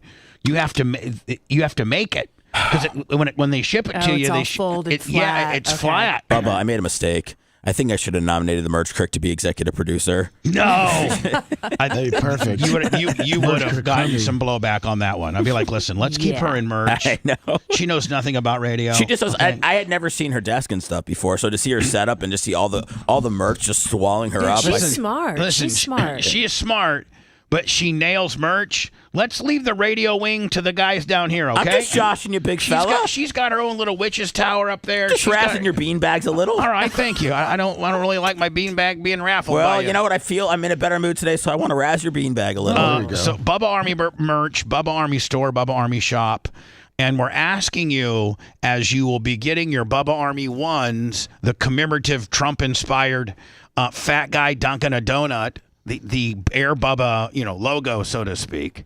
We're asking you to videotape your unboxings. Now we've gotten two. One from the 15-year-old kid from Texas, which I just think is the most precious thing ever, and that was a shiz storm in itself. I'm gonna replay that, and then we got one from Allie Peeled. She unboxed her Air Bubba ones, and so send us it, and let me email it to us so that we have the original, because we don't want to link we want to get the full credit for it. You know what I'm saying? Yep. Tara, did you see the 15? This kid, I did. This I kid, loved that. This kid has no idea. This is so organic and cool. It really was. This kid has no idea who I am. He just knows whether these shoes are cool or not. This kid's an honor roll student. Speaks Spanish. Gets I guess he would have all A's, but he has a B in Spanish. He's the starting linebacker for the football team. Wow. So this kid's kind of the cool club. That's awesome. And his dad listens to the show and got his kid a pair of Air Bubba ones, and the kid doesn't know that they're called Air Bubbas. He calls them, what is it, Fat Man Dunks. Fat Man Dunks. Oh my God! Which Seth, I think we should kind of maybe wrap arms around that. I told you, I think there's something there. Yeah, I Fat do Man Dunks. So here you go. This is the best unboxing. Oh my God, I love this. We need to do a video. Okay, it's going. All right, you ready? Yep.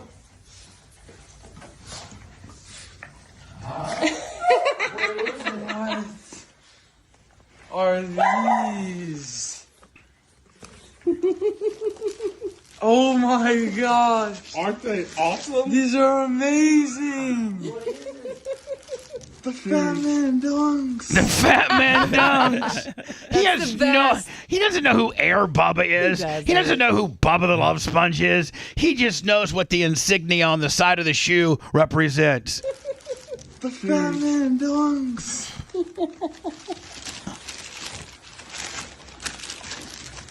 These are beautiful. What for? They're funny. They have a fat man dunking a donut. Damn dog. Right during the high spot, the dog Lummy. It's got a fat man dunking a donut. It was like that in the Nikki Peeled video too. What for? They're funny. They have a fat man dunking a donut. So now, guys, the kids held them, sees the quality in them. They're stitched in sole, not rubber glued sole. And he, his dad asked him, what do you think they are? Instantaneously, Lummy, he says Jordans. Yeah. which kind of I think validates the quality of my shoe. If this guy thinks that these are Jordans, that means that, they must be pretty good quality. Of course. What kind of shoes are they? Jordans? They're not Jordans. So I listened to this guy called Bubba. So anyway, Beach Metal Detectives, $10.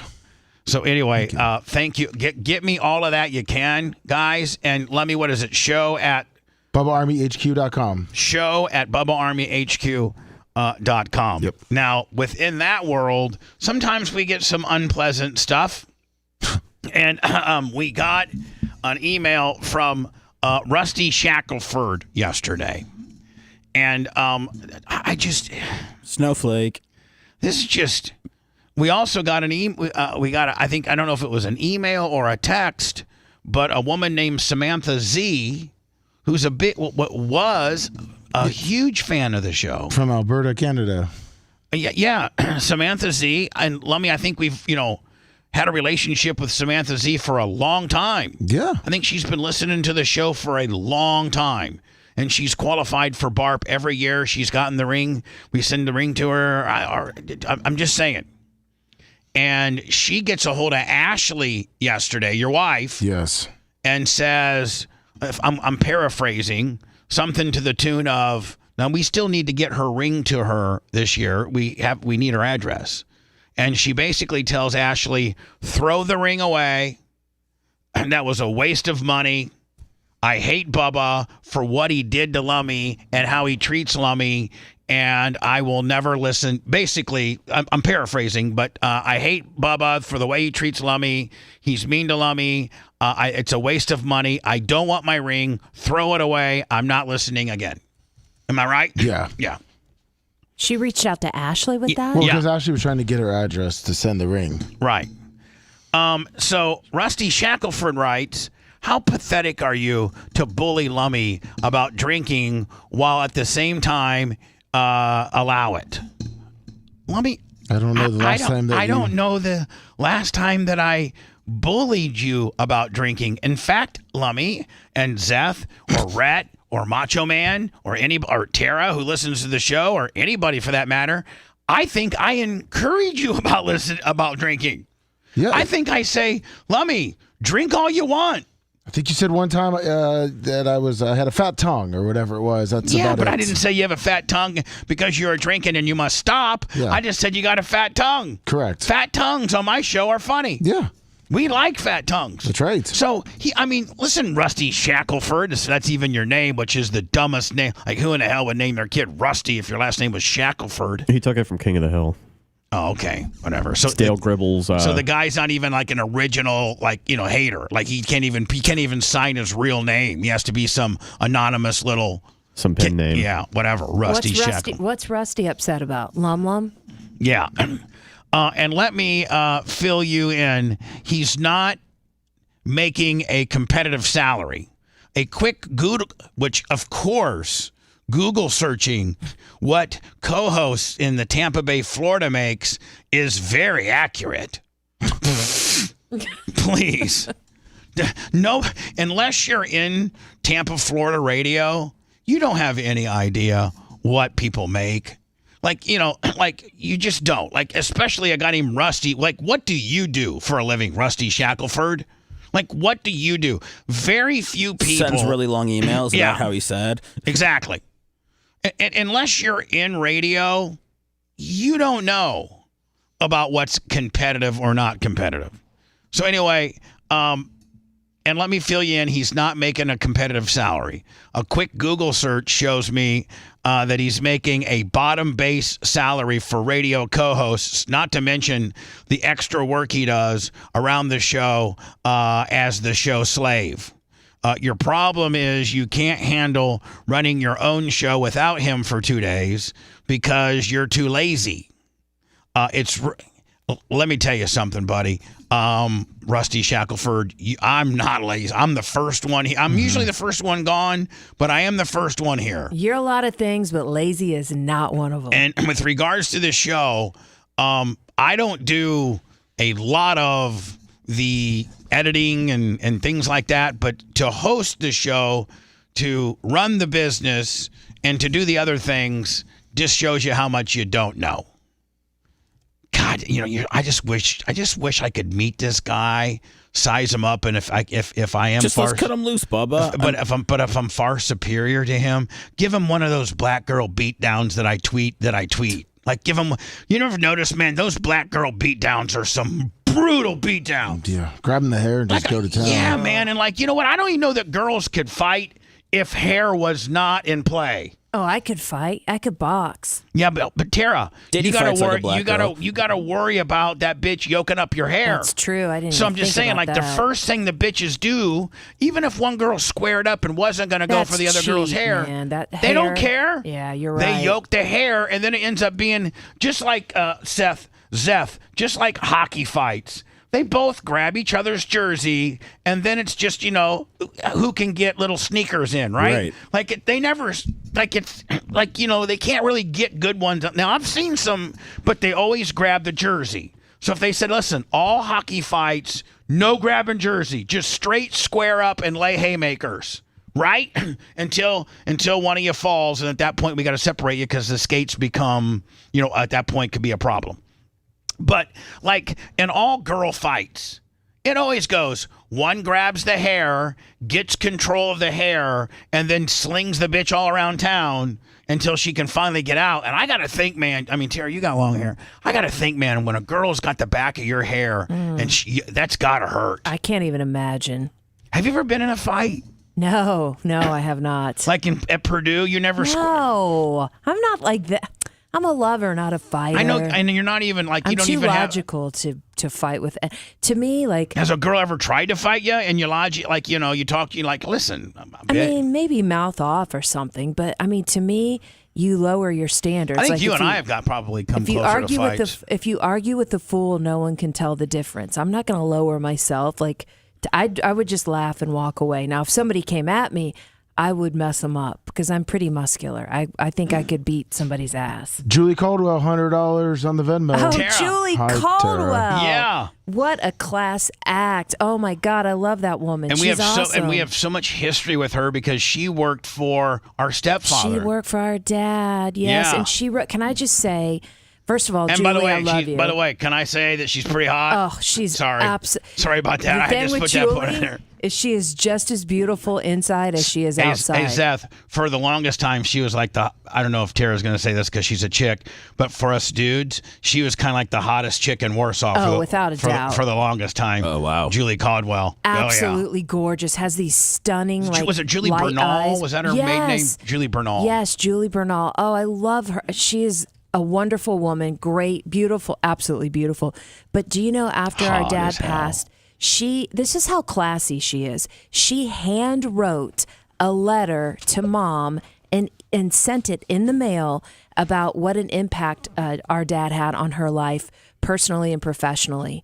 And it really meant a lot to us. So I really want to thank her for that, because She's so hot. That's all I'm thinking about, how hot she is. Yeah, you're cool. Of Sorry. course.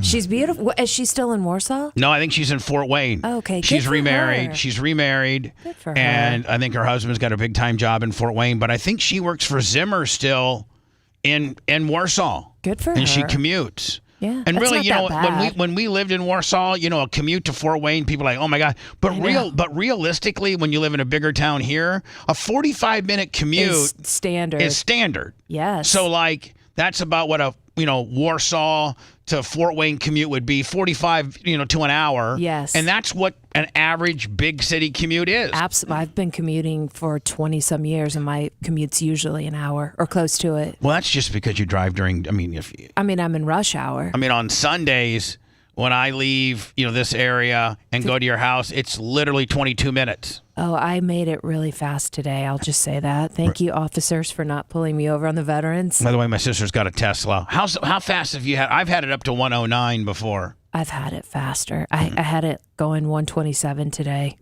Today? Yes, Yeah. on my way here. Wow. I mean, one Sorry. time my sister, I said, hey, can I take your Tesla out? What'd you give it to? She's like, yeah.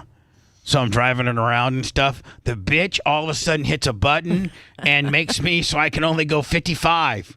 Oh, Yes. she can control it? Yeah. From my phone, I have an app. I'm like, so I call her. I'm like, hey, I think I maybe blew up your car or Yes. something. She's like, what do you mean? I go, thing will only go, I got it matted and it'll only go 55. She goes, no, I put the parental lock on you. Yes, I'm like, I was well, messing with him. Unlock me, bitch. I could see where She's like, he well, is you've at all already been. times. She's like, you've already been 109. I don't think that's as fast. I think you need to bring it back. Oh, I don't. You can borrow it anytime. I do not care.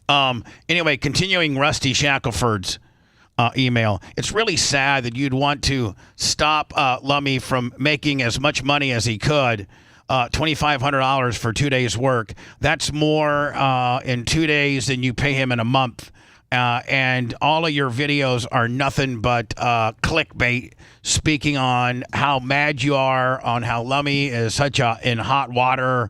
There's a reason that he's the most popular person on the show. By the way, Seth, you would back me up. This is very small font. I'm not that illiterate. Yeah, no, he gets into all caps here at the end. Yeah, he does. There are also there's also a reason, Bubba, why you are the least popular. Yeah, I can't figure that out, sir. I'm the host of the show. It's named after me. I've been doing this for 40 years. I've had probably 50 or 60 or 70 different people who work for me in different lineups. And I never was the most hated, but I seem to be the most hated now that people have a way to bust balls. Back in the day, we never had chat, and people never had a direct pipeline into the studio. So I think that has a lot to do with people hating me so much. At least that's what I've been telling myself. Because how can you hate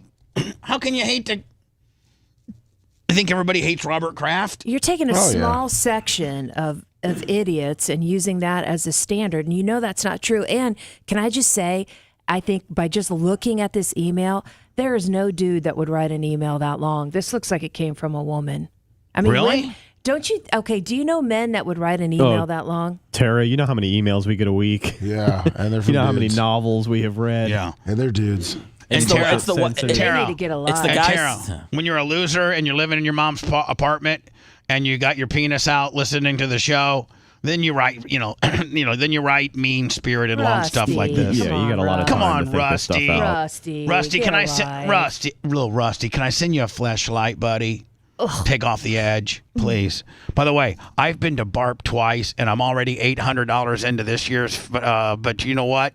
I would rather you keep the money and take it as a parting gift, because I'll never send you another dollar. See, Seth, this is where we start getting into business now. I'll never send you another dollar to your show. It's gone downhill so much, so fast. And honestly, I'm tired of listening every morning and hearing you cry about how bad you have it.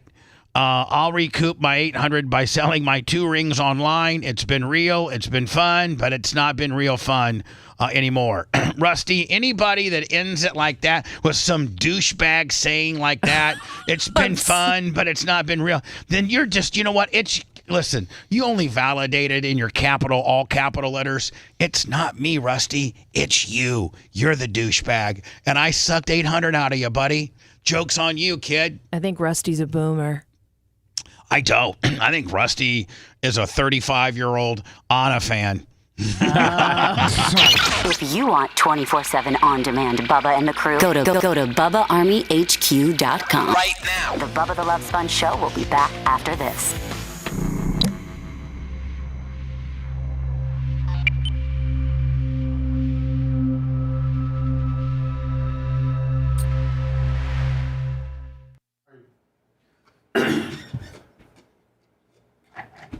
Yeah. Okay. Seth, are you taking I got Erica. He didn't say his name right. I got his email. There's information for Are you taking Erica. I send it to her. And then send me this too. I am me this too. It makes me so tired. Hold on. Yeah, Zofran makes me real tired. They gave me Zofran and Phenergan. Okay, yeah, that helps. Zofran usually works. Zofran works, but they gave me Phenergan also, which is awesome. So these are the new Bubba Army 2s that are coming. So let me send them to me. All right. Along with I'm sorry. Yeah, I just got what you just said.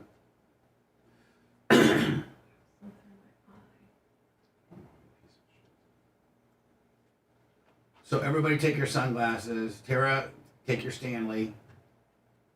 I will. Thank you. I've been wearing. I put my sunglasses on. So Tim Albright.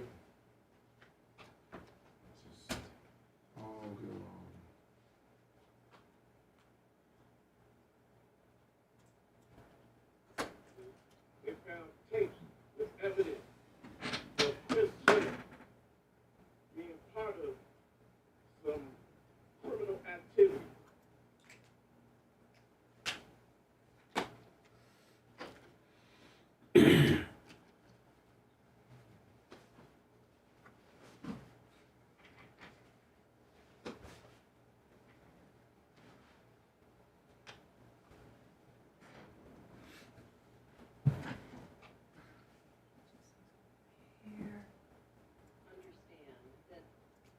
What's up, everybody? Not ignoring anybody, just trying to save my energy. I sent those over, Bubba. They are too. Yeah, I'm planning on recording them today at 1, and it'll be up this evening, probably. Be 3 or 4. Seth, what are you doing this weekend? You probably don't feel well. Do you want to do a remote podcast in the next couple days? Yeah. Okay. Yeah. So I have the rest. Today I'll be in meetings. I'll be at my office late tonight. Tomorrow, meetings all day. Friday, I should be done by like 2. Okay. And then all weekend. Is this the medieval times of? I don't think it is of Orlando. Yeah. My favorite restaurant in America. Oh, medieval times is the worst. It is. Sarah, maybe we'll do a weekend thing. Perfect. Just because yeah. I'll probably feel better by then, and it's more flexible, I think. I love it. But I'm sure you're at home, right? Yeah, I'm just gonna be catching I think that's the up one in house. Dallas, Bubba. The one he went to. Yeah. I'll be catching up around the house. What's up, guys?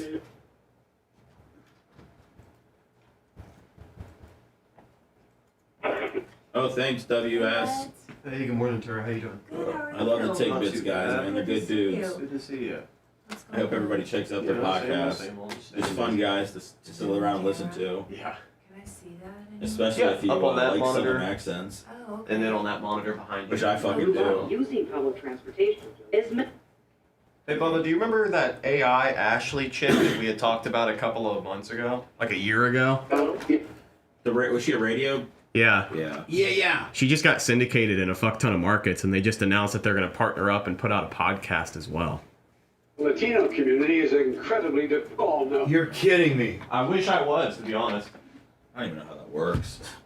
Syndicated. I mean, she basically just fucked over all of her coworkers, but she probably knew that since the beginning. And I think it's like $500 a month and up to syndicate fucking AI for her, so she just got a ton of markets. I'll try and find a story. But you know what? The thing about it is, they probably aren't paying her shit. She's Probably not. probably not.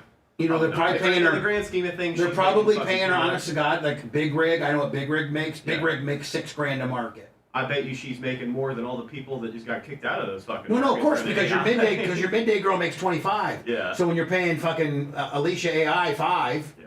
you know, Yeah, it's you're putting 20 to the bottom line. yeah, it's a shame. I didn't mean to squirrel you, but I No, thought I you'd find needed it it. interesting. Thank you.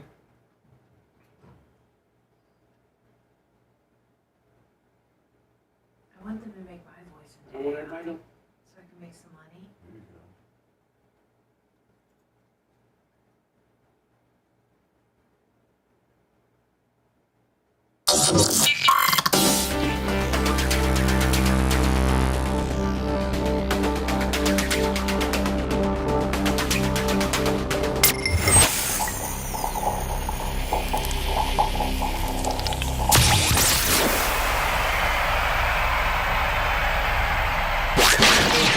It's the Bubba the Love Sponge Show. The manliest alpha man that wears women's deodorant. Welcome back to the Bubba the Love Sponge Show. Yeah, let me on this. Our Wednesday guest is my sister. And Tara, I really like the vibe that you bring. Thanks. In fact, you know what, Lummy, the executive producer? Yes. I've liked everybody so far. I think you have. Even Tom Bean. Tom Bean. I mean, he's even good. Tom Bean. And so I'm just going to keep asking people back. Sweet. And so I got to look at my calendar. Let me see here. This is very important. So next week we got Tuttle, and then we got Gene, then we got Tom Bean. Tara, technically, if we were to keep our rotation, it would be Juneteenth, Wednesday, June 19th. Are you in town? I am not. I've got to be in Cleveland for business. Ugh. Wow. I know. How about the 26th? Yeah, I'm only gone 18th through the 20th. All right, so can I write you down for the 26th? Absolutely. All right, Tara. And then we're going on our trip right after that. Right, but perfect. But you'll still be in town on the 26th. Oh yes, All right, I'm only just find gone somebody for the 18th through 20th. Perfect. Kevin McKenzie on the Venmo and Daniel Rose 25 on the Venmo. Thank you, Daniel Rose. Do I owe Daniel Rose some money? Will you figure out how much I owe him? Yeah, I'll find out. Let me know if I owe Daniel Rose some money. Okay. Let me check my PayPal. Keith Baxter. This is referee Fred. Love Tara. Nice. 50 bucks in the PayPal. PayPal and Venmo only. Unless you want to super chat us, Lummy. We've been killing it on super chat. Yes, we have. All at the Bubba Army. So, the merch crick is upstairs. She's slinging Bubba Army sunglasses. She's slinging Bubba Army Alpha Cologne, Creed inspired. She's slinging the new 40-ounce Stanley inspired tumbler. She's slinging the new, we just got the remaining shipment of Air Bubba 1s, which we've shown, listen, I don't even really need to show you those because you can't buy them. They're not available. They sold out. Done. Just wait for the Trump ones to come out. Losers. Yeah.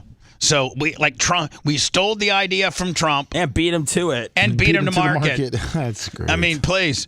So here's the deal. A lot of people didn't buy the Bubba Army. I'm sorry. Yeah, the Bubba Army Air Bubba 1s because they didn't know that I really, really had a legitimate shoe manufacturer, and it was going to, if you've never made a pair of shoes before, people are probably a little skeptical as to, whether you're going to be able to, come through or not.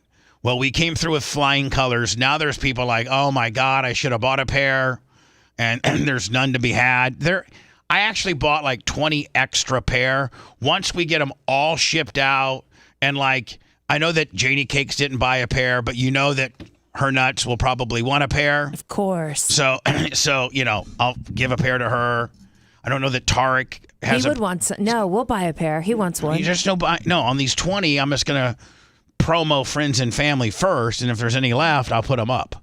But anyway, Lummy, I'm already in the middle of, and I'm ready to start pre-ordering Air Bubba 2s. Awesome. But I feel as if we just got way too much going on right now, that it's just I might wait 2 weeks before I got the design ready to go, and I'm going to show you the design. First of all, the Air Bubba 2s are going to come in the same commemorative box, which is there. Let me make sure we show this, which is the box. FJ Parr 5, Ned Tizerpes 10, and Daniel Hamilton 20 on the super chat. And the bottoms will be the same. I'm releasing 2 shoes. The Air Bubba 2 comes in 2 different colors, but they're still Air Bubba 2s. You can see the fat. This is more, isn't this, Zeth? I like those. Zeth, isn't this more kind of towards like the 86 Jordans? I would say so, yeah. Yeah. Kind of like the 86 Jordans. These are the Air Bubba 2s. Perfect. And you can see the side, and then you can see the back. This is the tongue part of it, and then on the back of the shoe, it's going to have the Roman numeral 2. I really like those. Now that's that one. You can order those, or you can order these. Yeah. Oh boy. Just in time for Christmas. Yeah. Yes. Now these make a statement too. They sure do. I can't get them for some reason. I can't get them as big as the other one, but you can see they're green, white, and red, and they have the 2 on the back of them too. They're identical to the other ones, except they're in different colors. Call them Italian stallions. And Zeth looked at those and goes, "Oh, Sponge, are those the ones that I want?" Oh, I'd wear those all day. Meanwhile, Dan was like, "Oh, I want the black and white red ones." Lummy, which ones are you gonna like? I want the black and red ones. Right. I sent you a link, by the way, too. Gary locked up fatmandunks.com. Yeah, Gary Cantrell locked up fatmandunks.com. So type it in and That was smart. I sent you Check the it link out. just to make it easy for you. yeah, No, what did you He do? bought the domain. Oh, he did? fatmandunks.com. So yeah, you can. So it goes to our Bubba Army merch. He's squatting on it, and he said if you pay him $2 million, he'll give you the website. Where did you send it, Lummy? Your messenger. It's not coming up yet. Well, you could just type it, It in should the be search right bar. under your. If you look at it, it says fatmandunks.com. Oh, okay, here we go. Yeah. All right, cool. Hold on. Now you got to put aside a size 14 of these new shoes for Gary, Bubba, since he did that for you. All right, so fatmandunks.com. It's Gary's way of working a free shoe. Just take, yeah, I'll get you a free shoe, Gary. I bet you must give me the ownership rights to that immediately. That's the trade. Well, yeah, of course it is. Well, you know people. Plus he's part of the. Plus he's part of the show. Oh yeah, but you know people. You know, Bubba, how people buy domains and they squat on them and they hope that somebody will need to buy it from them one day. So. Oh, hold on, Lummy. Yeah. Uh-oh. Oh, my 1,800? Man. Are those autographs? Is that Seth's pair? No. No, I got a way higher rating than that. Yeah, they're Would my name really be Packers 2013? That's the dead giveaway. Wow. Hold on. Let's see how they decide how to describe them. No. Are they more? Oh, these are all MAGA. These are all Donald Trump ones. Wait a minute. Look where it says shipping from. Dunedin, Florida. Dun, dun, dun. If you look at their seller profile, we might be able to solve this mystery. I just think it's funny that they think they get 1,800 for them. They must really think a lot of you, Bubba. Well, I would just love to find out who it is. Dunedin. There's a few Bubba Army in Dunedin. Yep. You can get it with $75 Well, for they were. 24 months. I could actually get a hold of the merch crick and say, because she only sent out like 46.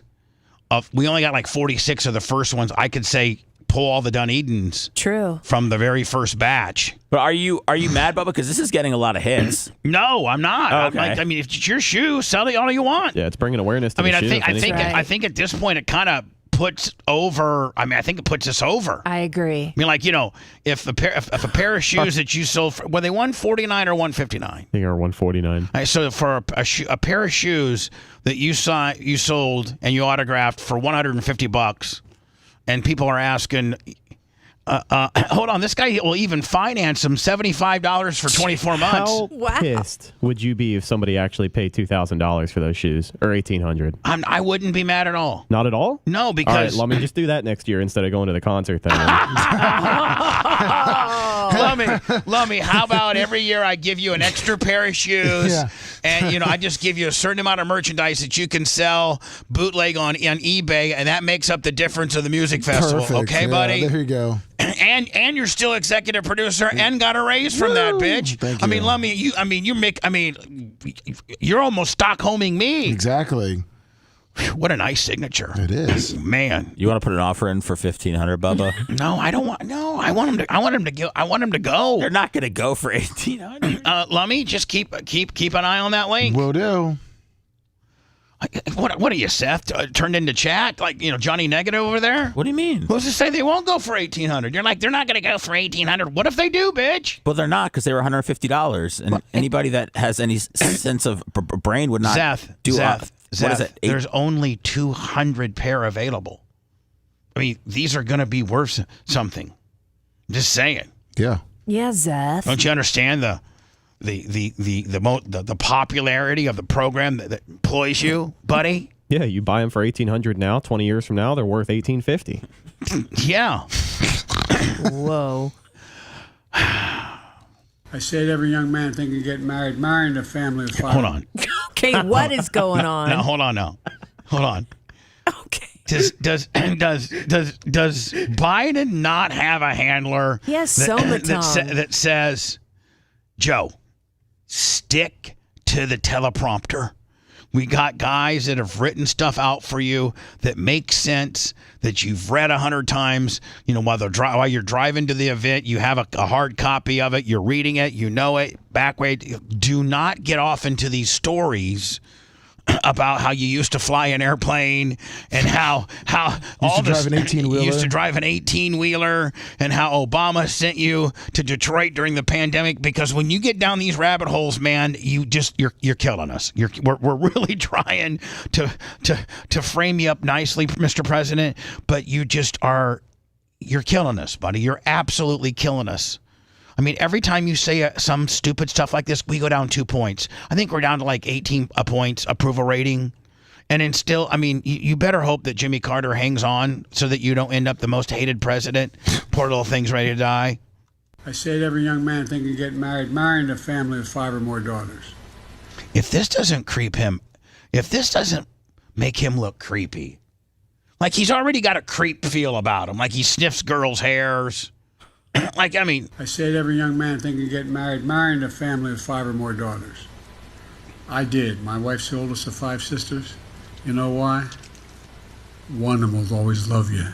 Not the same one. One of them will always be on your side. That's the biggest advantage. What are you, swinging?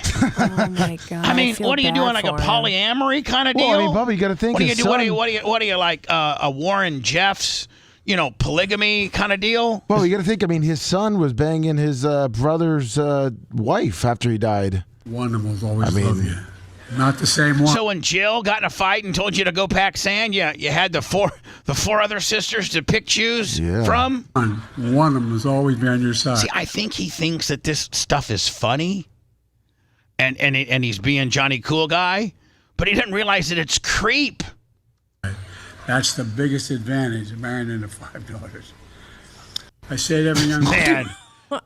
I'm just embarrassed for him. And then, I'm going through our Twitter a little bit. There's a lot of good things on here. Thank you, Lummy and Seth. Lummy, $49. Rob Green, $50. Welcome back, Tara. Congratulations on Lummy. Thank you.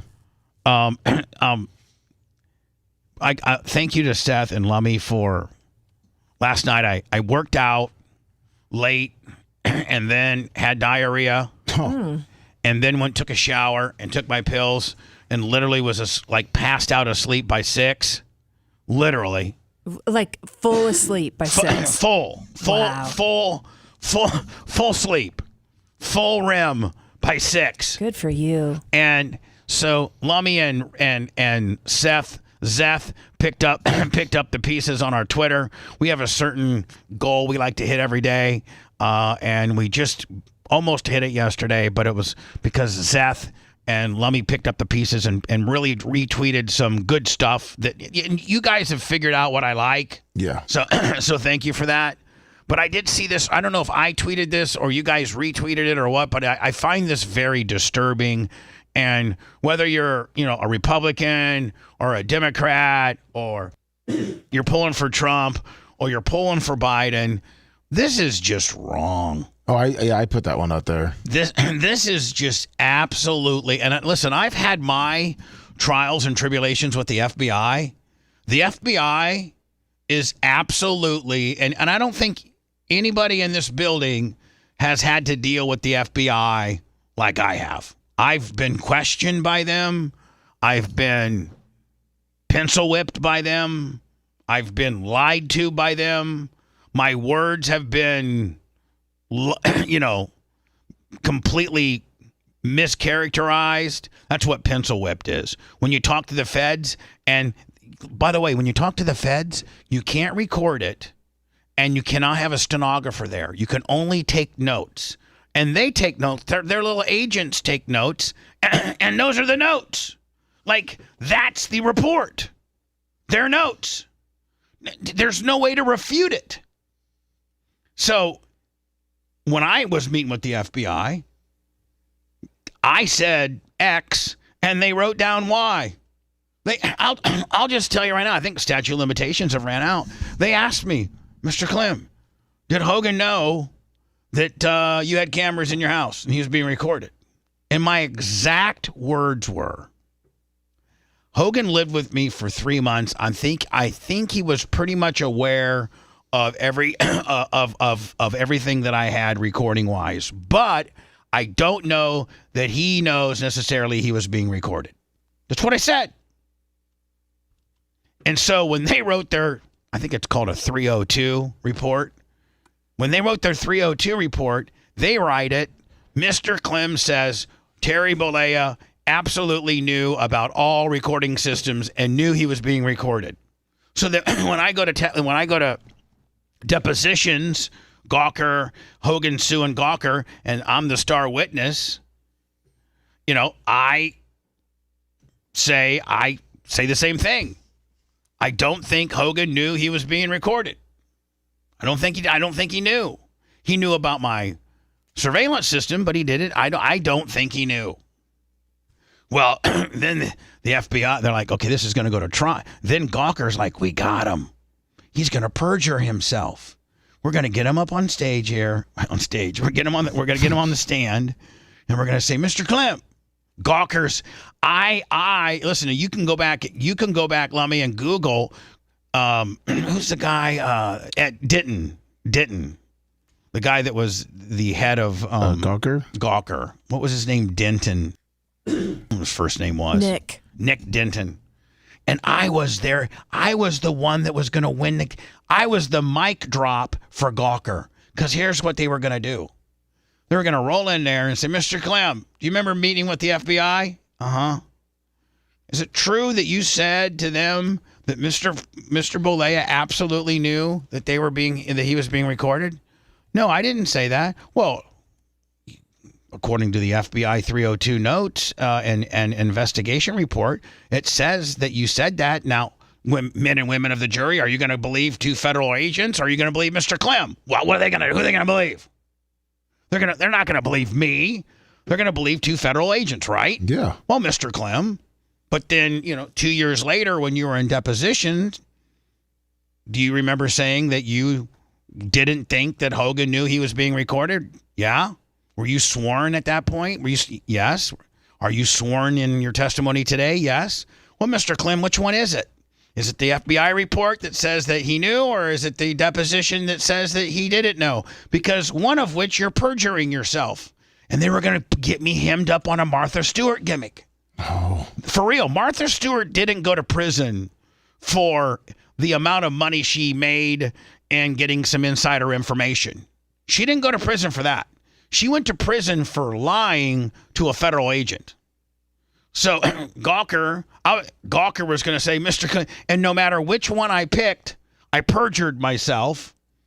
And if it was pro Hogan, if the one that I picked was pro Hogan, meaning Hogan didn't know he was being taped, then I lied to an FBI agent and I'm going to jail. So guess what I did? I said,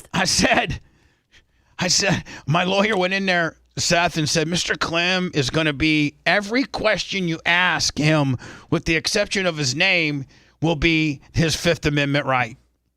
And so Gawker still wanted me to go in there with my big boy suit on and have to uncomfortably say that and go on camera and, be all over the news having to say that.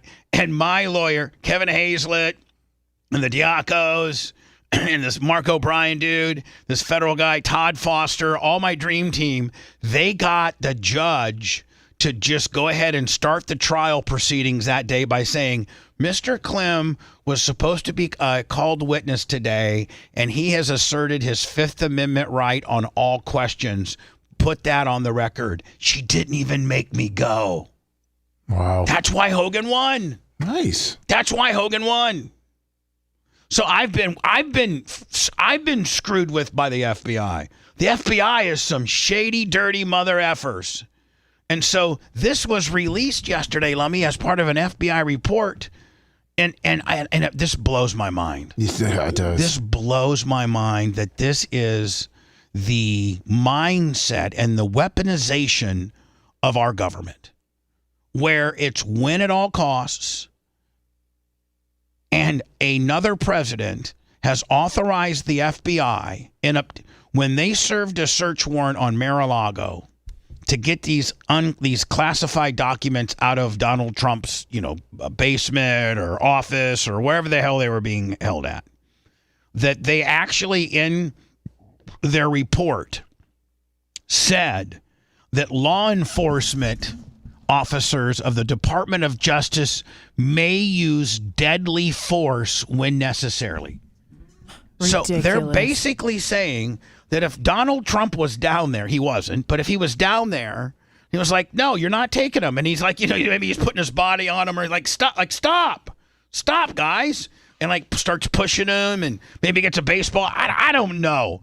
But they actually put in their report So are they? I mean, like, am I assuming that it could have been like a agency showdown in the fact that, like, okay, the Secret Service is assigned to Donald Trump's house.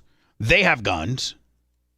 The FBI, which is doing the raid to get the stuff that the Secret Services protects because it's in the former president's home, they got guns. So if the Secret Service whip out their guns and say, whoa, take a couple steps back here, guys, you're not getting in here, that the FBI guys can get their guns out, and we got an intergovernmental department shootout? Well, that's why I think they said the FBI to plain clothes. Just wanting a shootout. Yeah, they wanted to go in. I think they said just wear normal polos and just normal clothes. And so is that trying so that maybe the Secret Service would shoot when they bust the FBI, making Donald Trump's guys look like a big dick? Yeah, and making Trump's FBI look like the baby face? Yep. I mean, we're talking about documents. Like, is it really? I mean, I probably it probably is a big deal for a former president to have a certain amount of documents. But I mean, every president has had documents, though. At the risk of sending in the FBI with an order that states it wasn't just a little whisper campaign where the Sarge said, "Hey, Sethi, field agent, if you need to get out your gun, go ahead." I mean, because Seth, you're proficient with a gun now. You're damn right. According to Tarek. I heard it. I saw the video. No, and let me I've killed 7 people since last weekend. Oh my God. Are you proficient on Grand Theft Auto now? I mean, I just the murdering part. Oh, okay. Perfect. That's good to know. There's a serial killer in Seth's neighborhood, and they can't find him because they're like, man, that guy's the last person that would do it right there. I mean, Seth's the last person in the world you'd question for a murder. You're like, that guy has never handled a gun in his life. He's afraid of everything. Not anymore. He's puking. Hope they don't show the footage of me on your Instagram. So, Lummy, like, I just cannot for the life of me, during a controlled FBI planned raid on a former president's home listen, they're not in there going in and, getting hostages or they're not even going in there anything that would be like you're going to pick up some documents. Like, do you really need, like, I leave my gun in the car. I mean, I really wouldn't, ever leave your gun in the car. No. But I'm like, it's not a big chances are you're not going to be in a firefight over a big document deal. Yeah, I don't think so. So, but then on the other end of the spectrum, you know that I do support law enforcement. With my foundation and things, but sometimes you get that bad cop who forgets that the car cam's running, and you get to get a guy to act like this. This is the one dude that gives the 1,000 men and women of law enforcement a bad name. This guy's handcuffed. The bad guy's handcuffed. Now, what I think he's doing wrong is I don't think that he's getting in the car quick enough. Like, I don't think that he's following directions with, he's handcuffed, but I think the cop wants him to get in the car faster so he can buckle him up and they can get the hell out of here. And this guy's kind of like not being cooperative with getting in the car. I think he's not. And when you got a guy doing that, you could probably gotta maybe, grab his legs and maybe physically chuck him in there a little bit, like a sack of potatoes, maybe. But I don't think you literally do this to a guy that's handcuffed.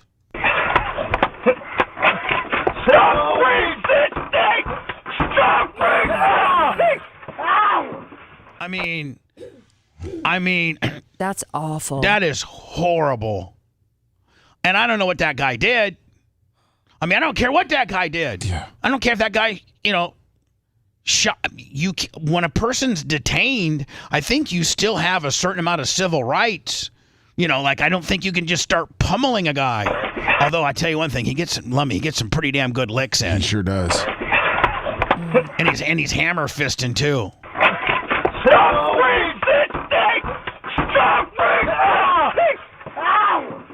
Is that not horrible? That's it hard said to that watch. they got called for allegedly intoxicated man causing a disturbance at a home. Did you guys remember that that African American woman that was Was it Marjorie Jean Taylor or whatever the hell her name was? Well, yeah, she's the white Marjorie Taylor Greene. Yeah, and they started she started to say something, and then this African American woman from Austin, Texas, who's since she just became a congresswoman in 2019, and she starts getting a little lippy, and they go back and forth, and then Marjorie Taylor says your eyelashes are getting in your way. Yep. Or is this AOC? AOC jumped in too. Yeah, she jumped in. Oh yeah, AOC jumped in and started saying baby and baby and all this kind of stuff. Well, I didn't know that AOC is now worth $29 million. It says a broke bartender elected to Congress assumes office in 2019 with a salary of $155,000 is now worth $29 million, and the DOJ is prosecuting Donald Trump. How did that happen? Who came up with it? It looks like a very bootleg meme, Bubba. What's the source? Johnny Midnight. Okay. Oh, Johnny Midnight. Well, there you have it, That's a Zach. big time source. It's Johnny Midnight. Seth, I completely faced you. It's Johnny Midnight. You got me, yeah. The reason, Tara, there's all kinds of reports and websites. Oh, I have to be right at 8:20, right? Yes, you do. Okay. So there's because they get all this insider trading information. And so she's buying stock, she's investing in the market. It's a big thing. They get isn't it a really big? There's all kinds of reports and websites because they get insider. They get $29 million from 2019. Yeah. Well, if you go on Snopes, it claims it's fake. Oh. It looks like she's 940,000 short of being a millionaire, supposedly. But there are claims that her boyfriend or fiance is very wealthy. You mean Johnny Midnight wasn't right? I don't know. I'm seeing right here that she's worth $200,000. Yeah, it's so. Oh, Johnny Midnight. Johnny Midnight got you. Johnny Midnight. Did you guys see this Russell Brand on Bill Maher? Oh yeah. God, I don't think people give Russell Brand near the credit as to how brilliant he is. He is so intelligent. Oh my God. And I don't know if Bill Maher is trying to stop him during this rant because it's very Bill Maher-like. Man, Bill Maher's been in every news story 13 times this week, man. He's doing good, isn't he? I don't know. With regards to marketing. Yeah.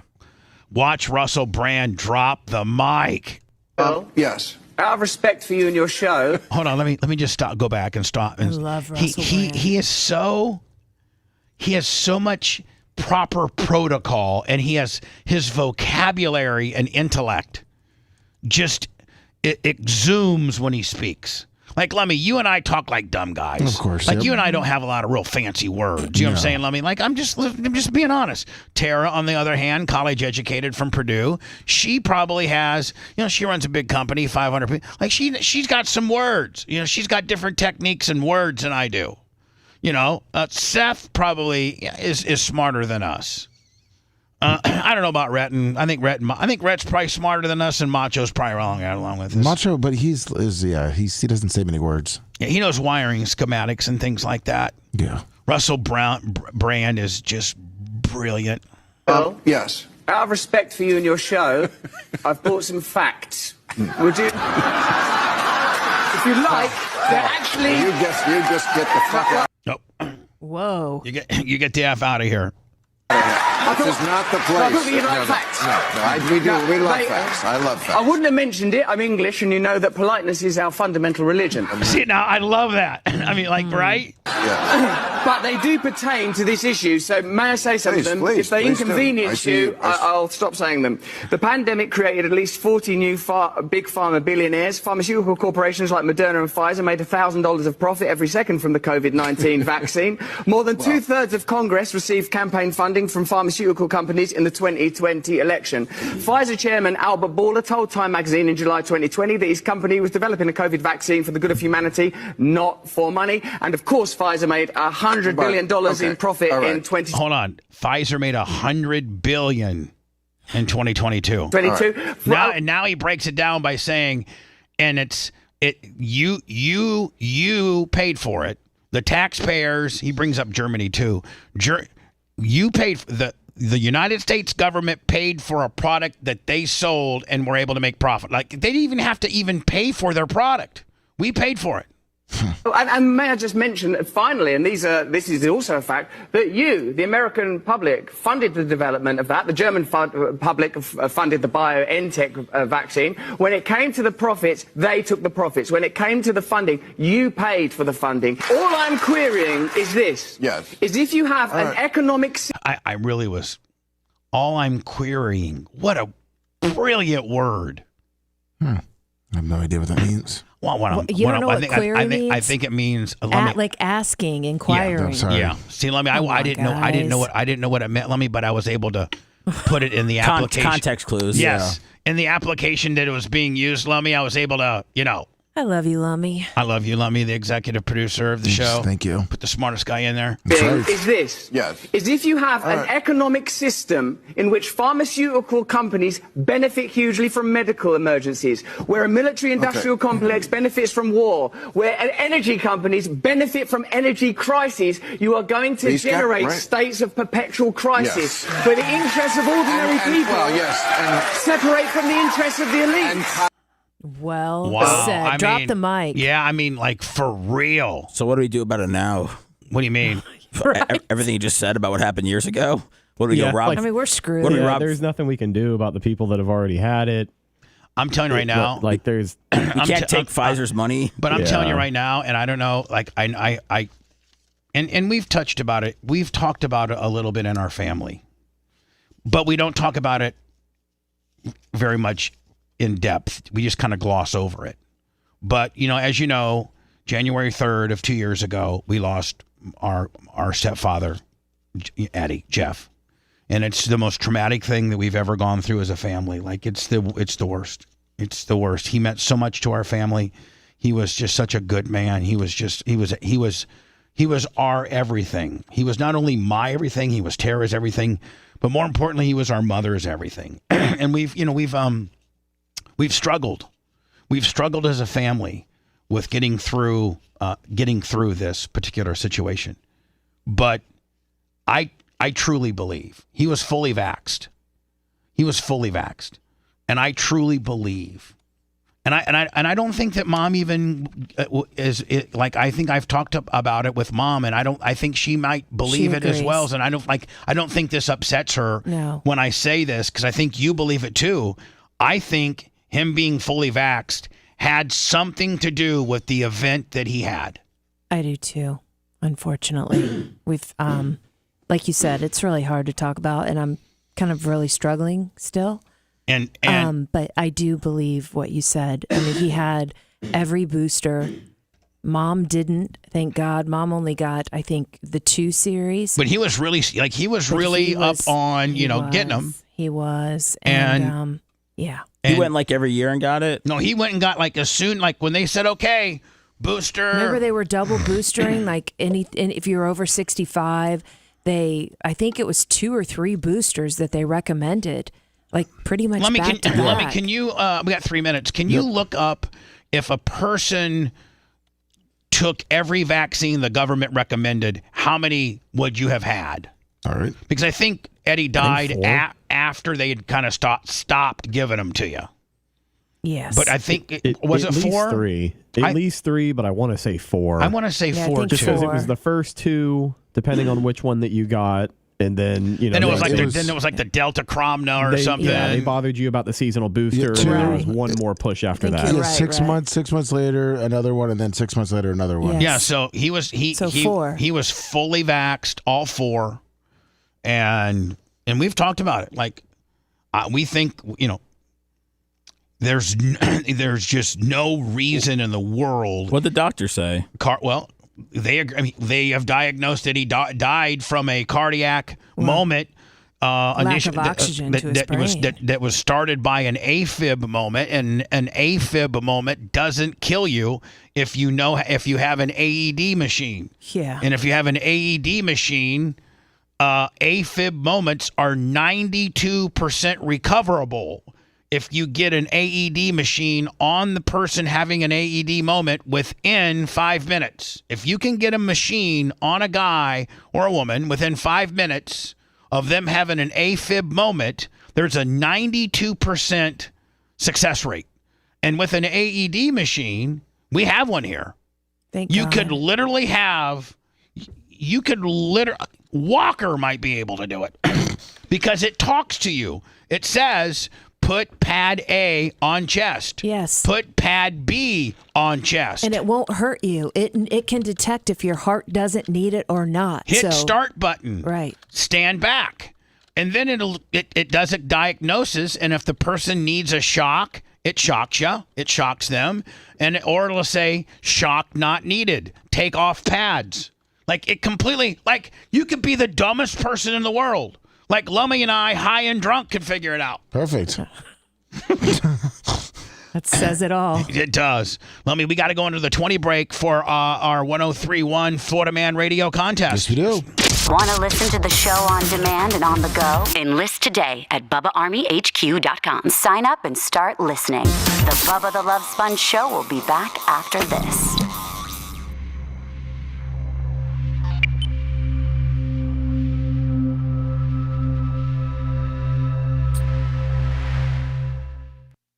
I've never seen that Russell Brand thing, man.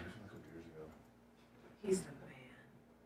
Bill Maher's Yeah, Bill Maher's been all over the place. He got owned by Megyn Kelly. Okay. That was like a couple days ago, right? Yeah. I'm kind of behind. Yeah. And then his Club Mar. Well, the Russell Brand one was a couple years ago. Yeah. Megyn Kelly. Just happened.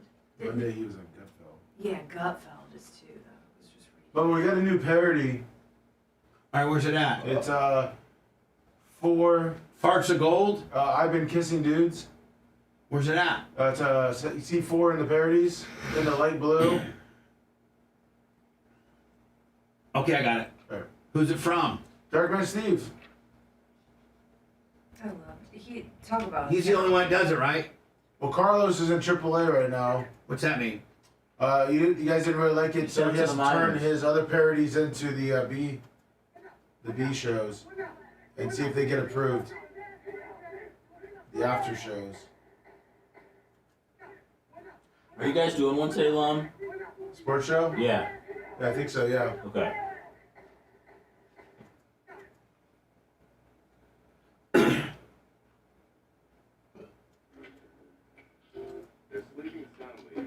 We were gonna do one tomorrow with Colton. What, Lummy? We were gonna do one tomorrow with Colton, just for that Thursday, since we're not gonna be here Friday. Are you talking about podcast? Well, yeah, like the weekly wrap-up show. Well, that goes through Seth. Well, I mean, I think they were going to go on YouTube. Yeah. All right, go ahead. Okay. Since we're not gonna be here Friday, that's the All right, weekly whatever. wrap-up. So Lummy, so you're going to do Thursday and you're going to do Wednesday and Thursday? Well, that's what I'm gonna have to write about it because for Wednesday, but Thursday.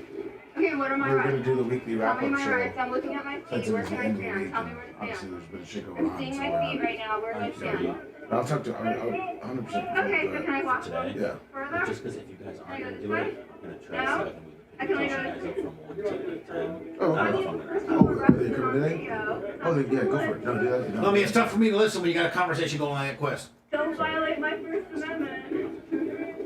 He's a Christian. Is it at the U.S.?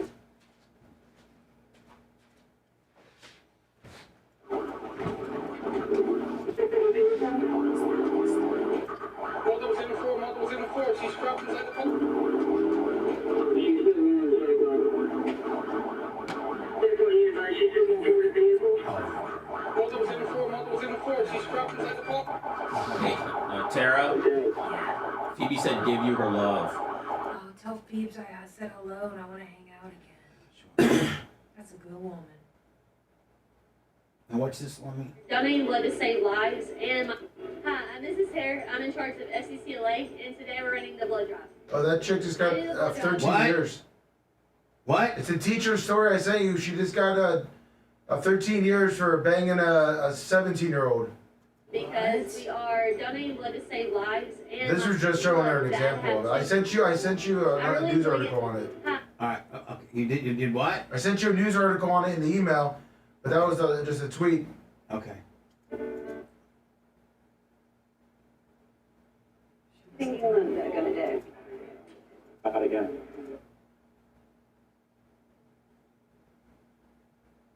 Voted for her in 16. Well, she's not an election denier. She absolutely was the OG election denier.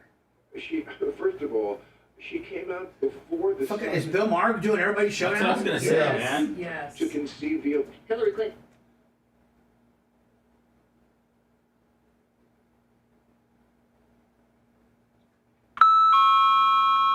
Are you sure, Lummy? What? About trying to move this pot up today? Oh, 100%. Okay. So you guys aren't worried about doing a show? Nope. Just do it tomorrow. Okay. We'll do Nick the Gun Guy. Eric, can you reach out to Nick the Gun Guy? Oh yeah, I love Nick the Gun Guy.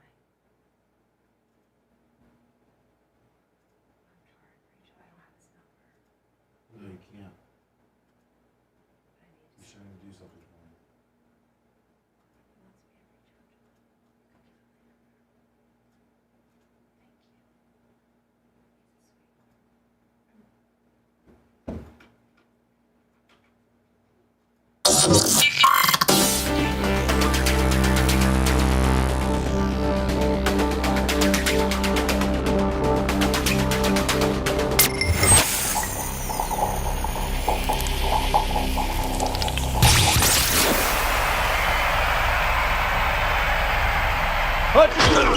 He's been more faithful to the Packers than to his own wife. Yes. Welcome back to the Bubba the Love Sponge Show. Yeah, love me on this, of course. Today is Wednesday. Guest is my sister Tara. She's doing great. She's smart. She, when I was at my lowest, co-signed on my truck for me, or I couldn't have got it. You don't have to talk about that. You got your own special room at her house? I do. Which You I do. jumped in that bed. Yeah, I got my own special room in her house.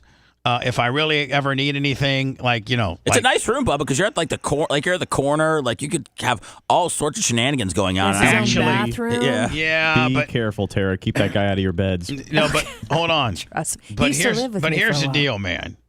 Janie Cakes has got the ultimate bedroom. Oh yeah, downstairs. Yeah, Janie Cakes has got the cut. Her bedroom is like the second primary or whatever, and It's downstairs. bomb. She's got like an 80-inch TV, right? There's something down there. Pretty much. Bubba's got a 14-inch up. No, I got like a 55. He's got a 65. He does? Yeah. Oh wow. And did you see his bathroom? Remember how big that was? Yeah.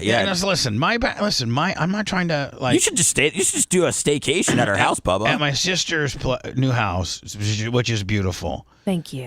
I have my own room up there, upstairs, and so upstairs there's her bedroom, then there's a game room, and then there's my bedroom, and then on the other side is a little laundry room, and then there's two offices which could be used as bedrooms.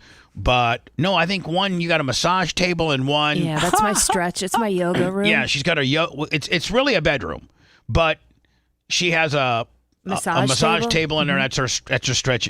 You know, you got a lot of money when you just got extra rooms to throw a massage table in there. And, So wait, yeah, Tara, you can stretch on a massage table, or is that for getting an actual massage? that's for getting a massage. Yeah, and then the massage therapist is also a physical therapist, so she stretches me too. Okay. But then I also do yoga in that room. And then upstairs, and then right beside that room is her husband's office. Right? He's got nothing in there but a desk and a computer. Pretty much. like 15 screens.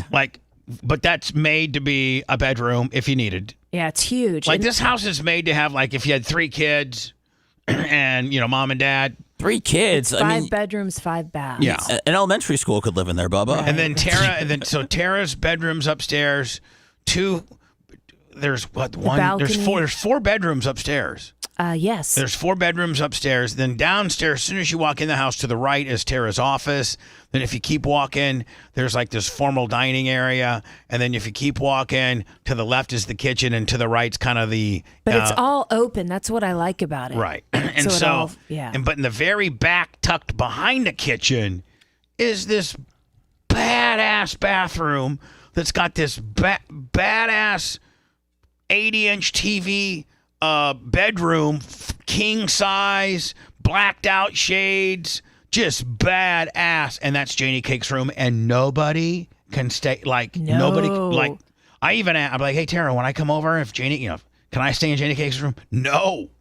Janie Cake's. No, the rules are you can't stay. Even if mom's not there, you can't stay in her bedroom. That's correct. One time I don't know, a few months ago we went away. We have family rules. We do. I went away for our anniversary and like a long weekend, and one of Joe's daughter was coming over to watch the cat, and mom's By like, the way, she's cute as hell. she's gorgeous. Don't She's mean to like be 23. She's in nursing school. She has a boyfriend. Yeah, she's and her adult. boyfriend's a smoke show. I'm not gonna lie. You should see this chick. And mom's like, do not, they better not, and she said F in my room. I'm like, Mom, what are you talking There's about? no effing. You can't even take a nap in her room. I know. I know. It still has like she's got hardwood floors, but then a big fancy rug, and the vacuum marks are still in the rug. And if not, she's like, who's been in my room? Right, and she has like a little bit of clothes in the closet, and like she knows exactly where everything is. She knows where the throw pillows are. Janie doesn't everything. play, man. Yeah, she doesn't play. T-shirt Will 20, Nate Rudin 25, and Tease 100 on the Venmo. Oh, thank you so much. Yankee, I love Tease. Yankee Jib 10 on the and Bama Boy 352 10. Let me continuing my listen. Follow us on Twitter, man.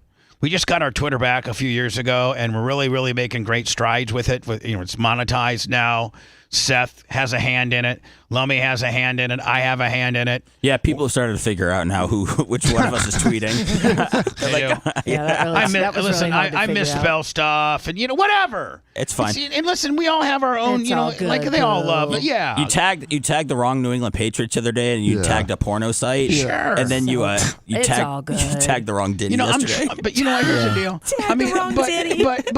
But poor little guy's trying, isn't he? He's trying. Hey, listen, T-Rex arms. Lummy and I did not have a meeting at all about deleting these tweets. I just let the tweets go. Let it eat, cuzzo. Let it eat. He's got his own cuzzo. shoes, and God bless his little heart Twitter guy.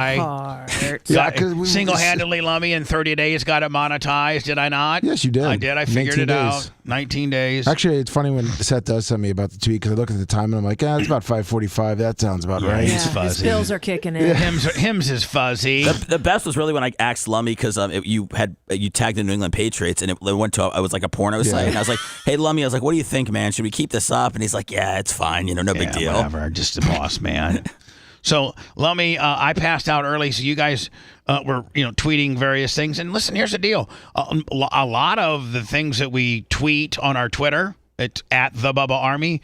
We bring back up on the air. A lot of times I tweet something specifically because I know I always go through my Twitter on the show because there's a lot of cool stuff. What I find cool, at 4:00 yesterday afternoon, I'm certainly going to probably find cool today too. It's so hard watching people get knocked out, Bubba, but you love it so much. But not only that, but our society is just like the wheels are coming off like. Oh, they're off, baby. They're all the way off. This story right here, a white kid in Minneapolis, and he's having an argument with a couple black guys. And they're just arguing. What happens? Black guys pull out a gun, shoot him in the back. Jeez. Back in the day, you could just have an argument. Hey, screw you. Hey, screw you. You're a R. Well, you're a this. Well, you're a this. Well, F you. Yo mama. Maybe they throw a rock at you and hit you or something. Not this. Who's filming? What now? What now?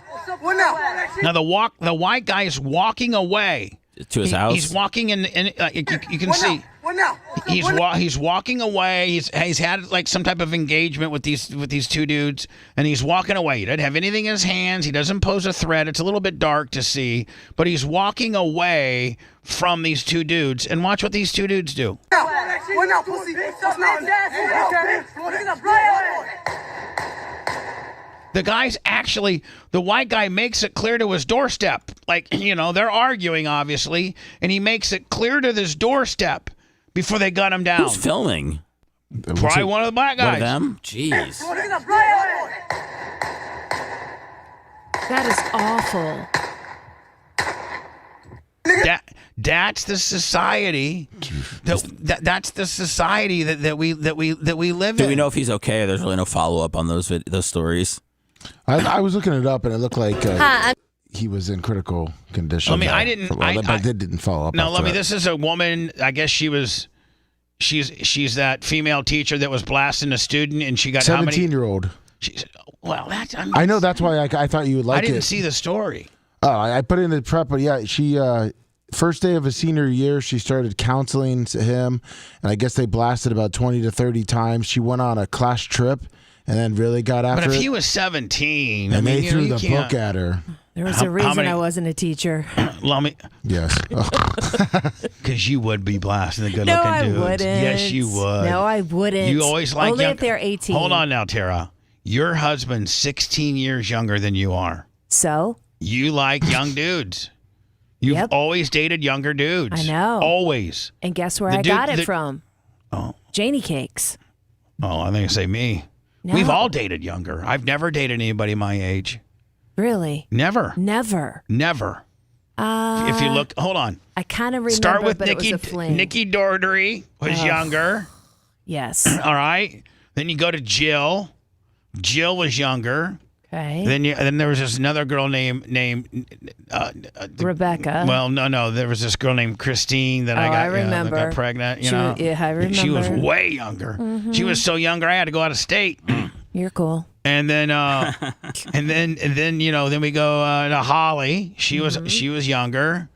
And then we go to Rebecca. She was younger. And then we go to Jenna. She was younger. And then we go to Heather. She was younger. Then we go to Nikki. She was younger. And then we go to the Merch Creek. She's younger. Have you ever been with an older woman, though? Yeah. Didn't you ever hear that story about Ellie? In Chicago? In Chicago? They gave me oral with Vaseline. I don't want to hear the story. That's a good story. No, I'm good. I'm good. But 50, she was 56 and I was 23. It's not that great of a It story. was a landlord. It was his. Are you serious? Yeah. Was this when you were in McClurg Court?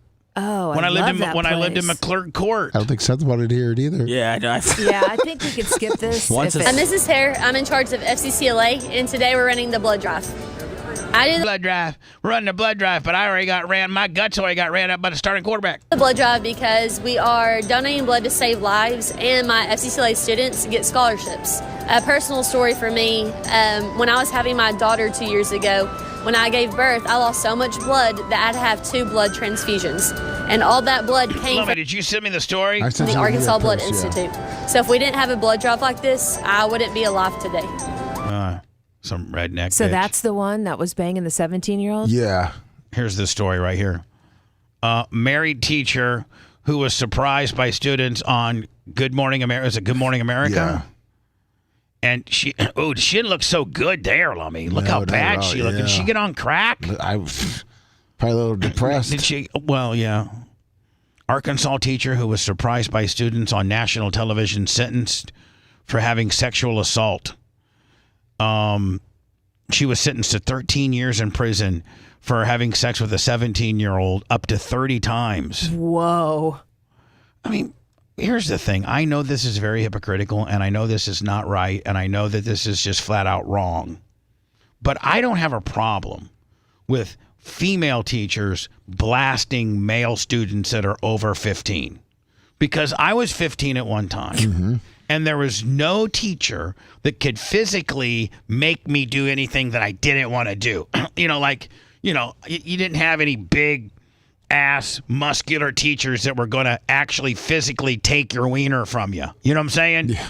Whereas if you're a girl, you can have a male teachers. First of all, as a girl in high school, you're far more persuasive to an adult male who knows all the tricks of talking her, just getting in her head. Us 15-year-old boys, man, we just want to masturbate nonstop. Yep.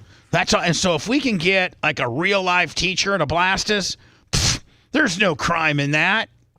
You can't rape the willing. Especially when you're 17. No, 15's a little. No, this guy's 17. Okay. Yeah. 17. You can't. There's no crime here. Yeah, I kind of agree with you. An Arkansas teacher who was surprised by students on national TV. Overcome so much and you helped me through so many of my problems. Hey, Miss Hare, we miss you. Thank you for everything you do, Miss Hare. Been sentenced to 13 years in prison for having sex with a 17-year-old student. 13 years? Yeah. Yeah, that's a little excessive. Yeah. Maybe home arrest.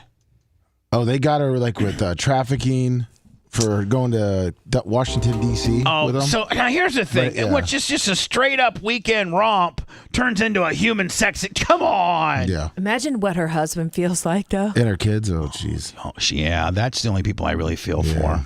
Hare, age 33, had sex with the victim 20 to 30 times during the 20 to 22 school year, including a class trip to Washington, D.C. I mean, like, unless he's complaining, which all too often, Lummy, the parents of said 17-year-old's mom will find out. That's how it And happened. then she usually gets pissed off about the deal. The 17-year-old's like, man, don't mess up my ass hookup. Yeah, no kidding. Or he told his buddies and one of their moms heard or something. Or one of his buddies got phone. jealous and he wasn't getting that ass. Yep. Because you understand, man, when you're 17, ass is a huge commodity. Is it? Well, yeah, when Larry Plummer, when I was 17, I wasn't getting much ass, and Larry's blasting Tanya. He used to let me watch. Okay, gross. Yeah. Backseat. I'd drive him around just like a watch. That's so gross. And in the That's the pool, closest too. you could get to it. Ugh. And the Uncle pool with the Jerry's goggles. pool. Poor little thing. Yeah. Disgraced educator reportedly started one-on-one counseling sessions with the victim before giving him her phone number, and Instagram, and Snapchat. Here's what I don't understand. I'm sure, I bet you there is some of this that does happen that does not get caught. Oh, there's got to be tons of it. Because think of this. In order, like there's a lot of stuff happening in the world, and only a very little out of all the illicit things that are happening in the world, only a little bit of it gets caught. I mean, think of all the people that are selling weed. Only a few get caught compared to the thousands of pounds of weed people are selling, right? Or the same with like Diddy and Cassie. I mean, how many guys are throwing their women around like that, kicking them, and they never get caught? Every facet of life, everything that you see, there's a lot more of it that's happening that either doesn't get seen or caught.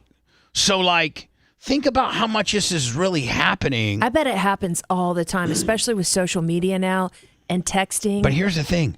If you're a teacher, wouldn't you just be an absolute nervous wreck knowing that you've laid, one, if you've done it with them, two, if you've texted any type of that stuff with them. Yeah, I was nervous. I'm joking.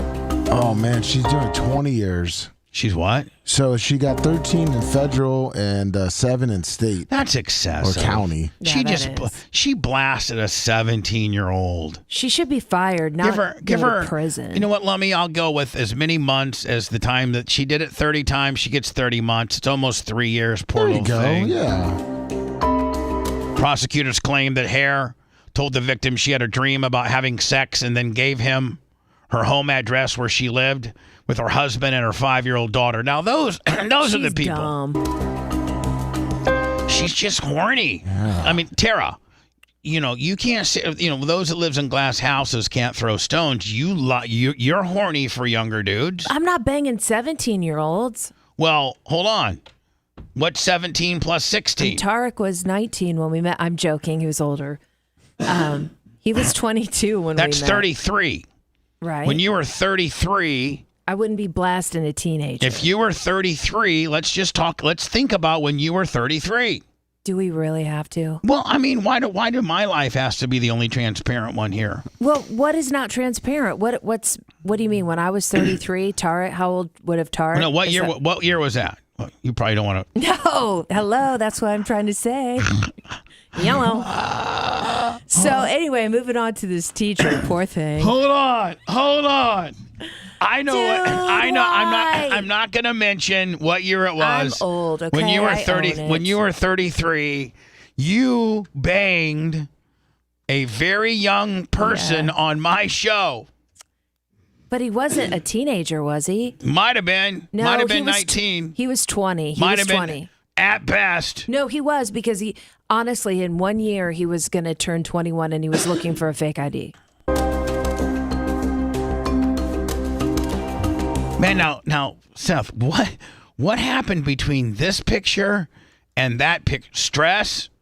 She just got told 20 years. Yeah, I think being told you're going to be in jail for 20 years ages you immensely. This is when you're free. Yeah. This is outside your homeroom, and this is after the trial. Oh. You picked your face off. Hey, Tara, I'll tell you, when I was on trial, I got boils. Mm-hmm. I got these stress boils. I did. I had these stress boils. I'm pretty like I don't get pimples and stuff. I got a pretty good complexion. I don't get pimples or blackheads or anything like that. I mean, which trial? Which trial? The hog trial when I was going to prison. I'll never forget. Right before Tara was there for me the entire trial. And we were getting mobbed by the media and haters and PETA, which we love. But I mean, it was stressful. And right when they went for deliberation, it was just he and I. We're sitting in the hallway, and the diacos were there, and everyone was there. And he grabs my hand, and he's like, "I just want you to know, if this doesn't turn out, they're taking me now, and this is what I need you to do. I need you to do the house." And I was like, "What? Are you joking me?" He said, "No. There's a chance I could be going to prison, and they will take me. They will detain me in cuffs after the ruling." And this is what I need you to handle for me. That was surreal. Jeez. I can't imagine what you were feeling. Was it hide the sex tapes or what was part of the... Oh, I can't tell, No, it was just like... No, of course not. It was just like... He had... think about it. At that time, he had restaurants, nightclubs. He had just built his big house in Tierra Verde. Like, he had a lot of businesses. I need somebody to handle stuff. To meet with Richard and Tom and keep my businesses going and keep my, pay my power bill and. Yeah, because it could have been 5. What were you think about this when you go to prison. Years? When you go to prison and you don't. I didn't have a girlfriend back then, and so you gotta keep your house paid. You gotta keep all that stuff going. That's when it hit me when you laid it all out. Right, but when they were deliberating is when I'm like, oh, this is real. So we're sitting outside the courtroom. It's just her and I on a bench. Oh, and she was holding your hand. I was like trying to be strong. And I'm like, Tara, I just got to let you know, like, we're going to get ready to go back in there. And the realization is if Kevin and everybody has told me that if they find me guilty, they're not letting me out on bond. They're taking me in. Now they're going to get me out on appeal, but that may take a month or two. They're remanding me or whatever it's called immediately. So Tara, here's, in my office, upper right drawer is my checkbook. Just sign my name. She could sign my name. Just sign my name. Get with Richard with regards to all the nightclub and restaurant stuff. Mm-hmm. Get with Bean with regards to all the radio stuff. I don't know if the radio show stays. I don't know if the guys are going to keep doing the show or Clear Channel. Like, I don't know if they fire me. I don't know. So you handled that like a champ. I like my Tara jaw was dropped. She was crying. I started to cry. I'm like, "Are you serious?" And he said, "Yes, I'm." So when we walk back in there, when they came out, which was usually a good sign, right? When the deliberation is short. They deliberated 52 minutes. So at that point, Seth, like all your lawyers, they kind of know. Like lawyers know based on how long they deliberate. Like, okay, if it's a quick deliberation, usually that means they think it's a joke. Oh, okay. And you're done. But if it's a long deliberation, that means you did something and they're trying to wade through it, and you either have a holdout that they're trying to convince or they're going to lay it to you. They're going to lay the blade to you.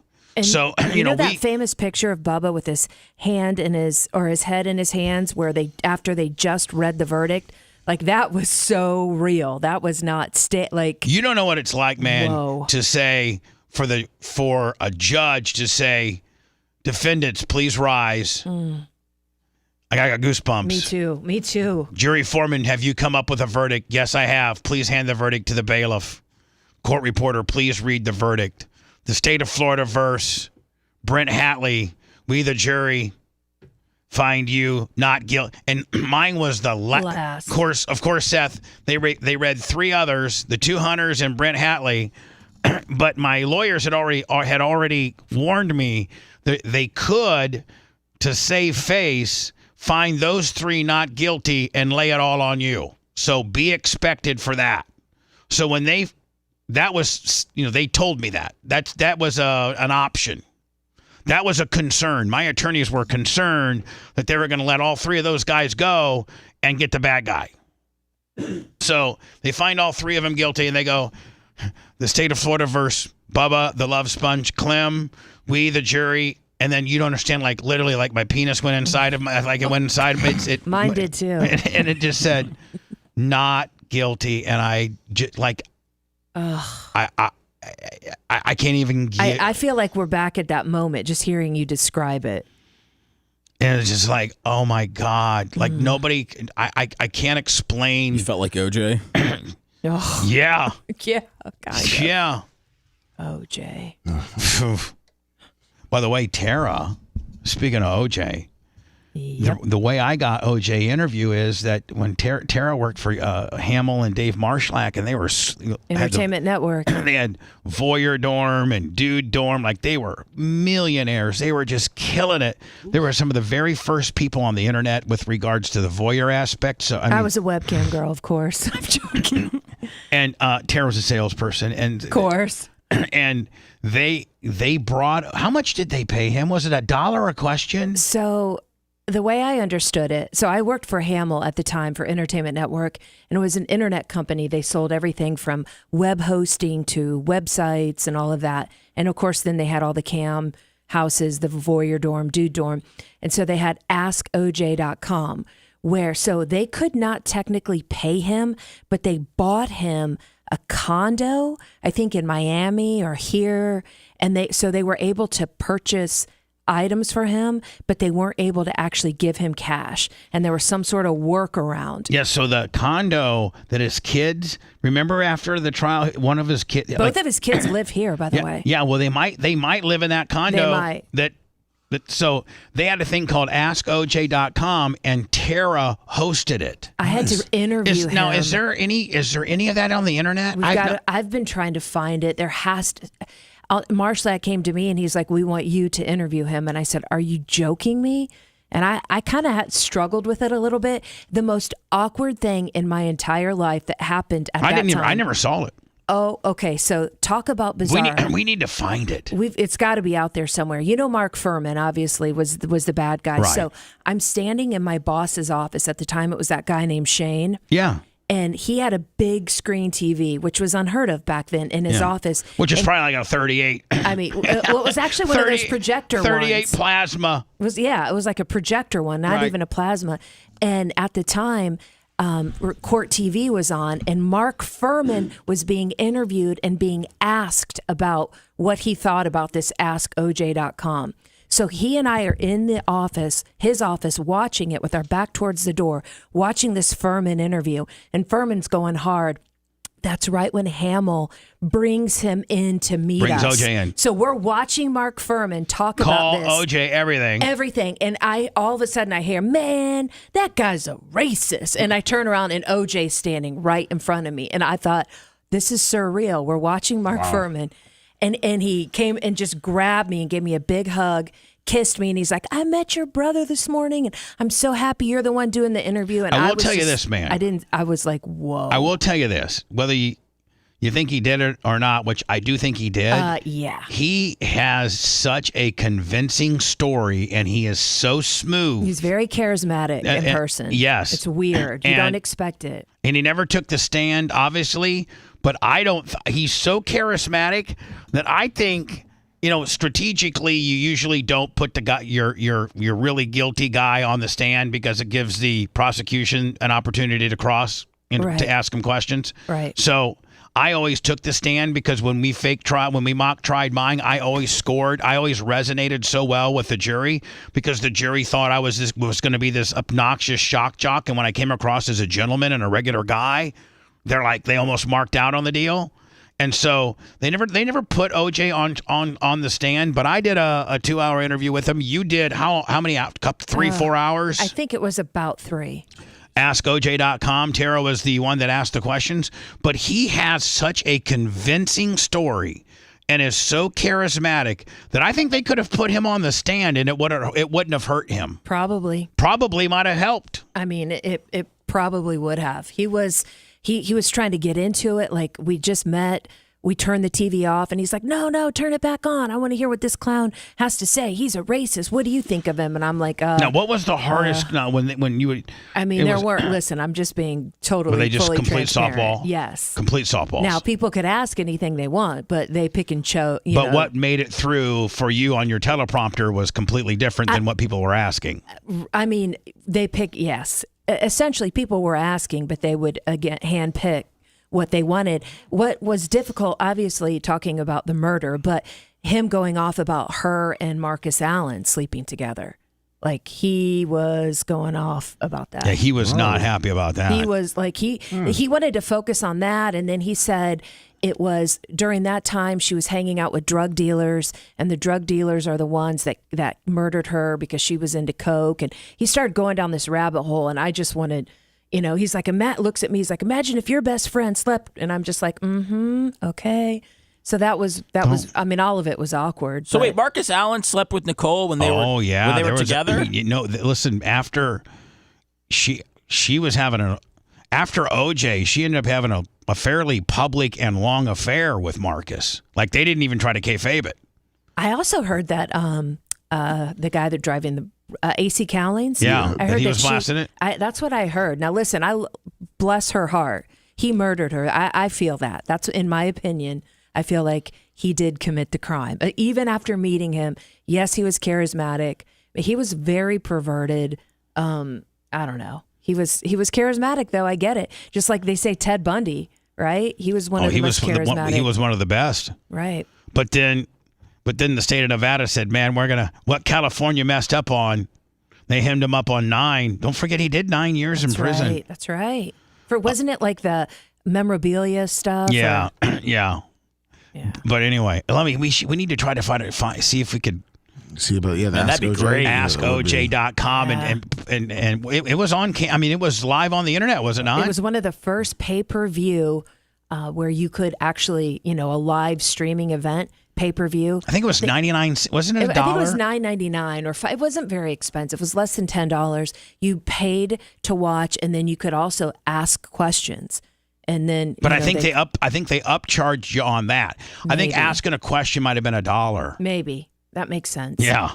What a racket! Hey, Seth, $10 to watch it, and then if you want to ask a question, $1. We need to get into those kind of situations. I mean, let's do Ask a Buck podcast. If you liked that segment, then you'll definitely like the new redesigned BubbaArmyHQ.com. We'll be back to the Bubba the Love Sponge show after this.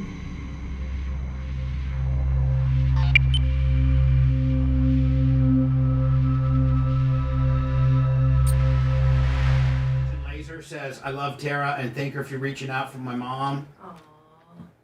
Everyone on chat has been so nice. I'm almost thinking like, yeah, somebody's really. gonna murder me when I leave. Everybody's been cool. So I'm gonna do the Bill Maher, Megyn Kelly thing. Yep. And then I'm done with Twitter, and then I'm gonna do the who is the richest Kardashian. Okay.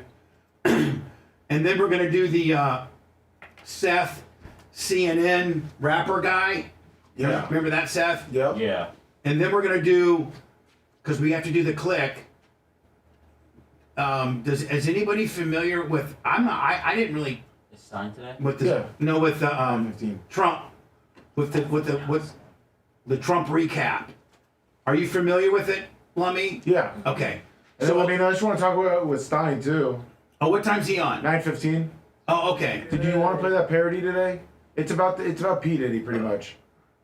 So I don't know if you wanted to put that. Well, I might wait till we get P Diddy specific. Okay. So I need to be. Do I need to do 6 before Alex? So I can. Okay. So at let's say 9. Can we tell 9:20? Well, I can get through the Megan. Yeah, tell him 9:20. Okay, I'll tell him. Because I want to clear those 3 out.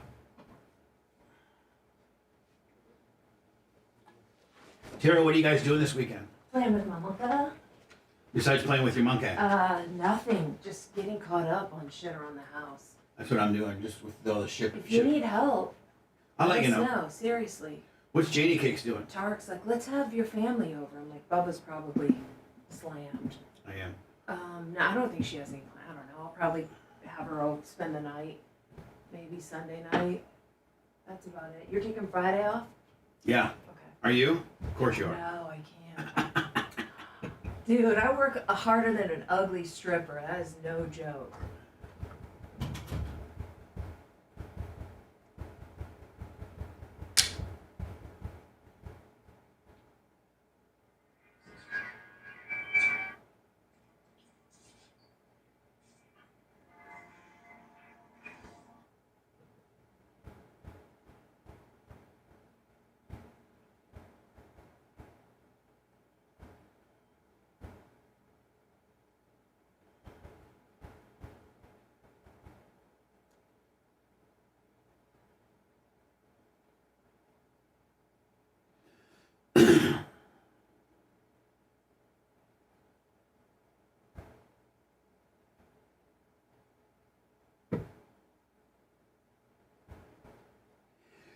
Phew!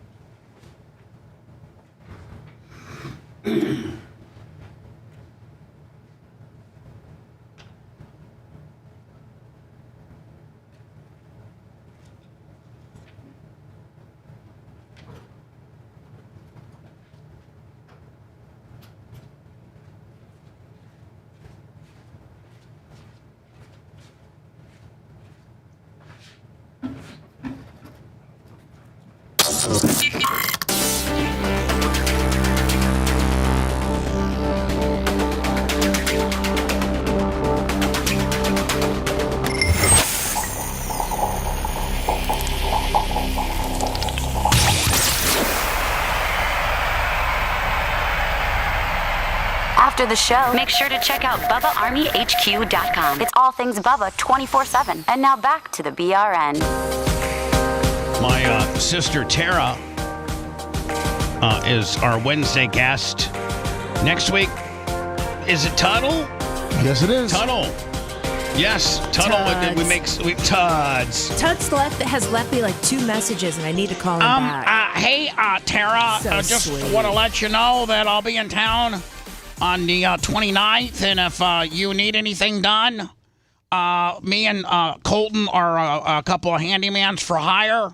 If you need the gutters cleaned or anything like that, I can do whatever you need. I got to call him back. I love you, Tuds. Then, so let me, we got Tuds on the 29th, Gene Lasker on the 5th, Tom Bean on the 12th, 19th is open, and Tara on the 26th. Nice. So that's how we roll. Don't forget Bubba Army merch, Bubba Army store, Bubba Army shop, like so many things. You know, listen, these little sunglasses and gimmicks here, we got they're $4.99. They're $5. But they're just nice little throwaway glasses that you just stick in your car if you needed a pair of sunglasses because you had some kind of glare gimmick and you didn't have your regular glasses. We're not trying to make them designer. They're not as cool as, our shoe is our marquee. product. These are going to be mostly Lummy. We needed some knick-knack stuff for when we take the cash cube out. Yeah. And so when you spin it, a pair of sunglasses. And so, dude, I'm wearing these things. I'm rocking them. I'm not even joking. like, if you're, Lummy, if you're at the Bucks game and you spun it, and you got it. Like, okay, I'd put these in my pocket or wear them. I'd wear them to International Mall just for you. Of course. Bitch usually wears Louis, and she's wearing some $4.99 Bubba Armies. I gotta represent. We got the koozies. We got the Bubba Army. Of course, on the prize wheel, the Bubba Army Alpha will not be a product on the prize wheel. No, Tara, did you know I got a cash cube full of $10,000? Yes, I've listened to the show sometimes, and I heard it a while ago. So, do you have 10,000 cash legit inside? 10,000 fake. 10,000 Bubba bucks. Yeah, but hold on. The fake money is so. Where is the cash cube?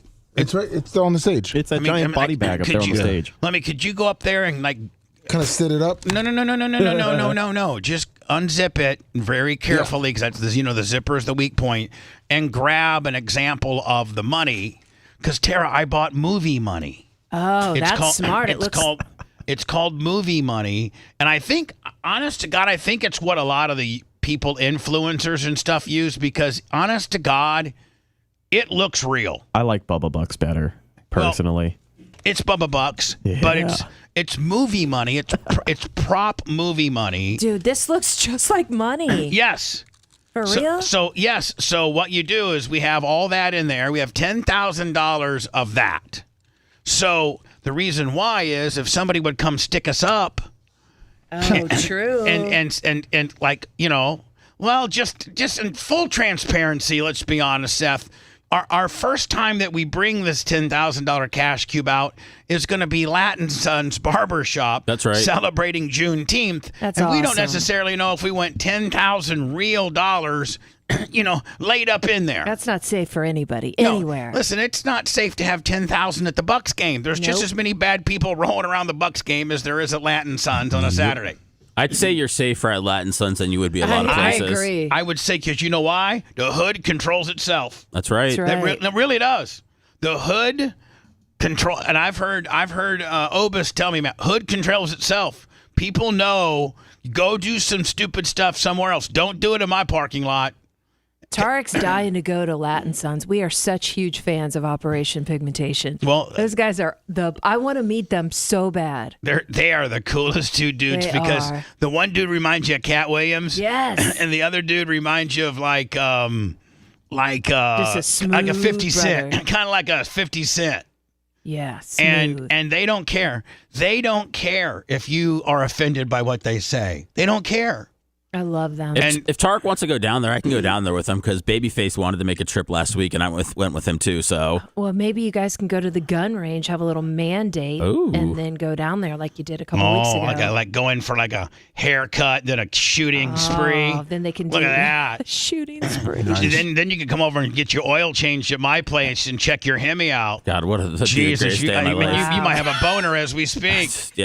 Latin Sons, then the shooting spree, then the oil change at PSI. Wow. I mean, you might just go home and just ravage Phoebe the meaning of the CC'er. Wow. She might ravage him. Yeah. She's like, hey, you know what? I'm finally married to a real man. No, I asked Lummy yesterday, or I asked Lummy when I was just outside. I was like, hey, I don't know what I said. I said I was actually happy it got named EP, and he was like, oh yeah, I got some EP love. And I was like, I've been an EP my whole life. I've never gotten EP loving. So. Never? No. You've been an EP your whole life, and you've never come home, and your wife had a nice little outfit on, and she said, you know what, honey? What? You're getting some of this ass because you're the executive producer, baby. Not that there's anything to be impressed with by being on the radio, but because she was in radio, it means absolutely nothing to her. It should mean more to her. No, it doesn't. It doesn't at all. Are you taking it seriously? Because I want you to know, I didn't give it to you in title. Like, I'm expecting you and I to talk more. Oh, of course. Like you and I to have a better, a more of a working relationship. Perfect. Yeah. Yeah. So did your wife say anything? Listen, you know what? You started out as a guy that had honeycombs eaten off your back by a 400-pound grizzly bear. And then you took that into winning the Great American Poopathon. That's right. And then you took that into... What did you do to this guy, man? Doing some packing and shipping in our merchandise department back in the day. That's right. Answering phones. And then you did that into Edward 40 Hands, where you got so drunk that you were chasing an African American man around with a drill in a diaper. Yep. And nice. And then you went and started out. Bubba told you when you first got on the air, Lummy, I know you're dumb. I know you're perceived as being dumb, but you know what? I'm going to make you a star. Yes. You might even know the date that I said that. November 22nd, 2017. November 22nd, 2017. And Lummy, can you paraphrase what I said? It's between me, Bye Boy, and SJL. And, it's a real strong group there. You said I can make anyone a star here. There was some other people that were actually going for SJL, and you said, you know what? I'm gonna make Lummy a star. And so, Lummy, when were you first doing like stunts and intern stuff? Before 2017? 06. Oh yeah. Oh, Lummy just started getting paid 2 weeks ago. I'm pretty sure you're right. Talk about working his way to the bottom. Lummy, when did you first start getting paid here, Lummy? Back in the day, you put me on part-time, I think in 2009. Oh, okay. Yeah. So you worked 3 years for free. When did you start coming in every day as a co-host? 2018. When I had the fish thing, you had me sitting over at the kiddie table. Oh, I did? Yeah. Okay. You had me sitting over there. And then when did you make it into the big island, so to speak, the island of talent? When did you and was it after Manson left? Yeah, it was after Manson left and Janessa was sitting. She was there, so it was after Janessa left. Correct. Then you got put in. Yep. From Manson to Janessa to Lummy. Yes. Just a natural radio progression, ladies and gentlemen. In the right direction. Right. Did you feel like that was going to work, Bubba, or he was just your only option at that? He's my only option. Okay. Yeah. That's awesome. And Lummy, now, Lummy, you're the executive. Lummy, I hope you take it. Lummy, I hope you're not taking it as a rib. No. This is a shoot. This is a shoot. No, 100%. People want to know what an executive producer is, man. An executive producer, to me, he's the glue. He's right up there with the host. Like, I believe the host always has final say-so over things, but like, you listen to him, I think Lummy's going to be in charge of, content. He's going to be in charge of the staff. He's going to be in charge of, a lot more things now on top of everything he already does. So, I mean, there's a lot to being, an executive producer, whether it's he still has to lift up heavy things and carry them upstairs. There's 4 boxes to take up after the show. Yeah. That's inspiring. Hillary Clinton, of course. Can you imagine, Tara, if you were giving a guy a promotion at work, like a big one, and you go, hey, listen, you've earned this promotion, you're really going, it's a little bit of a raise and it's a big time title adjustment, but you also have to, in doing that, anything that comes to the office that's heavy, that needs lifted, you need to be you're also the heavy lifter too. Yeah, no. That wouldn't work in your corporate world? It works here. Yeah. Lummy, you cannot lose your heavy lifting duties and your goat duties and your landscaping duties. Of course. Okay. Hillary Clinton, of course, is the original election denier. I'm sure you voted for her in 2016. Well, she's not. I got to tell you, man, Megyn Kelly, she is beautiful. She's very talented. I mean, as far as a broadcaster. She is, and especially since they unhandcuffed her and let her go crazy on Sirius XM. But God, I got a crush on her. An election denier. She absolutely was the OG election denier. She, first of all, she came out before the sun. Did somebody say, "Hey, Bill, we need to get you on the media junket because your HBO show's not doing any"? I've never seen so much Bill Maher in my entire life. He's going on the right wing. Had risen to concede the election to Trump, and then spent the next 4 years saying he was ill. And Tara, I don't know much about women outfits, but that looks like a pretty cool put together. Yeah, she's put together. Yeah, like as a bitch, do you look at her like that? Bitch is put together. Yeah, absolutely. Are those Christian Louis Vuittons? I don't know. I can't see the bottom. But probably red bottom. Legitimate. He was an illegitimate. If Regina Hunter was wearing them, they would be. Does Regina Hunter have the most extensive shoe collection you know of? I think probably. President. Okay, well, first of all, she didn't say he was an illegitimate. Yes, she did. You tell me exactly. Do you have a shoe collection? Do you have a shoe problem? Are you just now meeting me? Yeah, I don't go in your closet. I don't know what kind of shoes you got. I always just see you barefooted or in tennis shoes. Yeah, I probably have somewhat of a shoe and purse and clothing and jewelry problem. You do?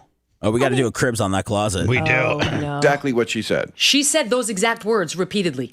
I believe he knows he's So it's like your purses are like my go-kart parts? Yes. legitimate president. Okay. I mean, she conceded the election. Whether you're interpreting her disappointment at losing it as the same thing as Trump not conceding it, I don't know if that's where you're getting it from. But again, it's a tremendous false equivalency. You could ask Hillary Clinton right now who won that election. She will tell you. Donald Trump won the election. Now she knows she has to because of what Trump has done. She came out that night She in her conceded the dark election. purple suit and conceded the election. Correct. And then spent the next 4 years trying to convince us it was not legitimate. You can run the best campaign. You can even become the nominee. And you can have the election stolen from you. Oh! Yo! Yeah, she had a couple of those moments with You're him. not supposed to be saying that, hell dog. So if you guys had to vote for Hillary or Joe Biden, who would you vote for? Hillary. For real. Let me. Somebody put a gun to Walker's head, so we're blowing his brains out. Unless you got to put really adverse conditions on Lummy sometimes. And Hillary or Biden. I'm right now. Hill dog all day. Yes. Seth, same with you. Yep. Hill dog. Yeah, it's gonna be Clinton, unfortunately. Brett. Yeah, give me the crook. Give me the crook. Give me the bitch. Macho. Oprah Winfrey. Well, she's probably going to be our next president. Macho had moved to Canada. Start a Gold's Gym up there. He would. If you want a deep dive into the Bubba the Love Sponge show from the past, go to BubbaArmyHQ.com. We'll be back after these words.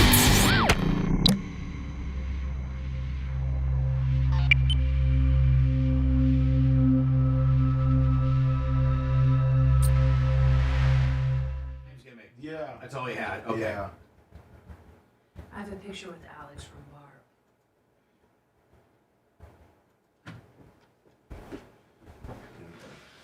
Yeah, I remember how much you love him. Good. Just talk to him. Oh, wow.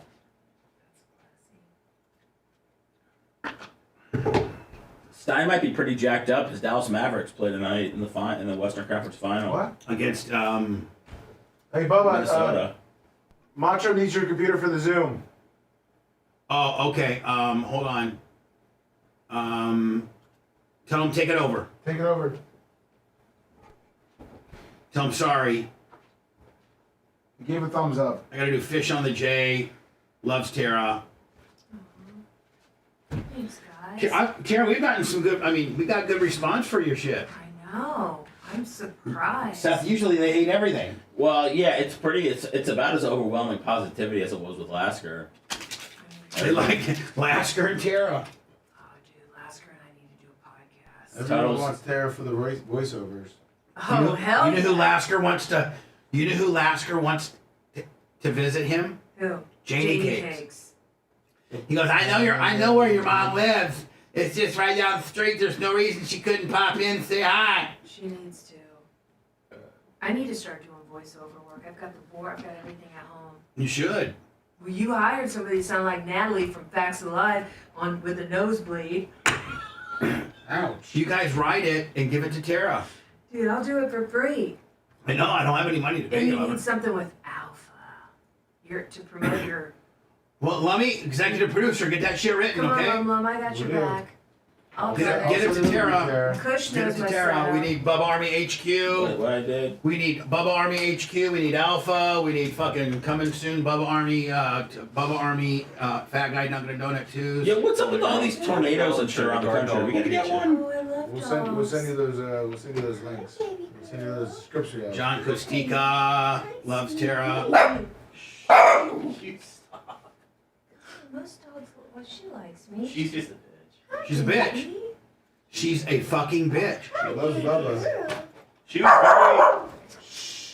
She was very excited at first. She peed all over the floor, and then she realized, oh, I don't know who this is. Yeah, this is a bad guy. Yeah. No, she knows I'm a good girl. It's a delayed reaction. Because she loves the ladies. She likes me. She's a full-on lesbian. Well, yeah, with Bella.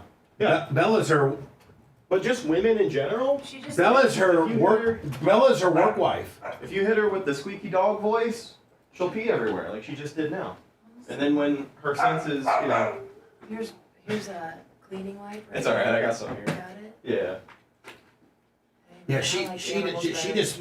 Yeah. The entire facility is her shit and piss box. No. She didn't. I mean, look, I don't care. We don't care. She just had a little bit of TT. Well, I don't mind. Puppy was a lot more frequent. I am the coolest. I'm the coolest boss when it comes to bringing your dog in and pissing on the floor. Seth, out of everybody you work for,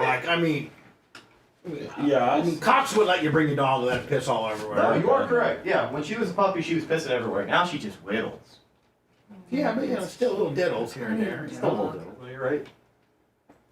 There's those fucking sunglasses you can buy for $4.99, buddy. Those sunglasses are awesome. I did get some, thank you. They look a little small on my fat head. No, you look good, Bubba. Of course. Looks like a real pimp right there. Straight pimp. Couple weeks, the Bubba Army 2s are coming.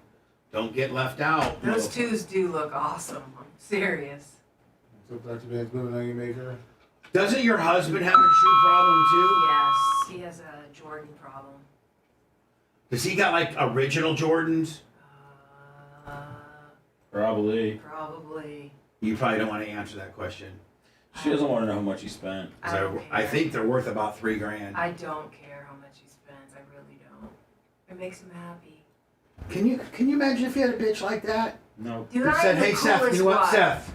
I don't care what you spend, whatever makes you happy. I cook. You go fucking crazy on boxing. You'd have mega blasters, Seth. You'd have fucking mega blasters. Well, I'd have to wait. Each time I got a bonus, I'd have to wait to go crazy. No, if your wife was loaded like Taryn said. Oh, Seth, loaded, yeah. No, Seth, if your wife said to you, honey, buy whatever you want, it just whatever. I'd be makes you opening up And cards I'm all like, fucking golf day. is like All day. I asked him to golf.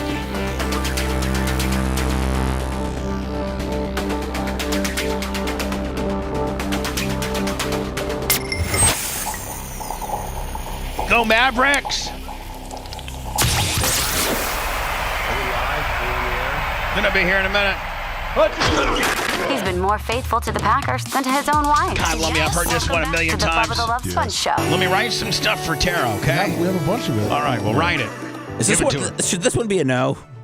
What do you mean? This song, or did we stop doing that game? Oh, I don't know. We got Alex Stein on, and he's probably full Mavericks fever. Full Mavericks fever. He is looking good, too. Looking at. By the way, Tara! Hey. Yes, I know the sister's in the studio. I love it, Tara. I'm obviously a big fan of yours. By the as way, well. John Kostika and Fish on the J, both $50 stepping up for the Tara factor. They're like, oh my God, we love Tara. Oh, Thanks, guys.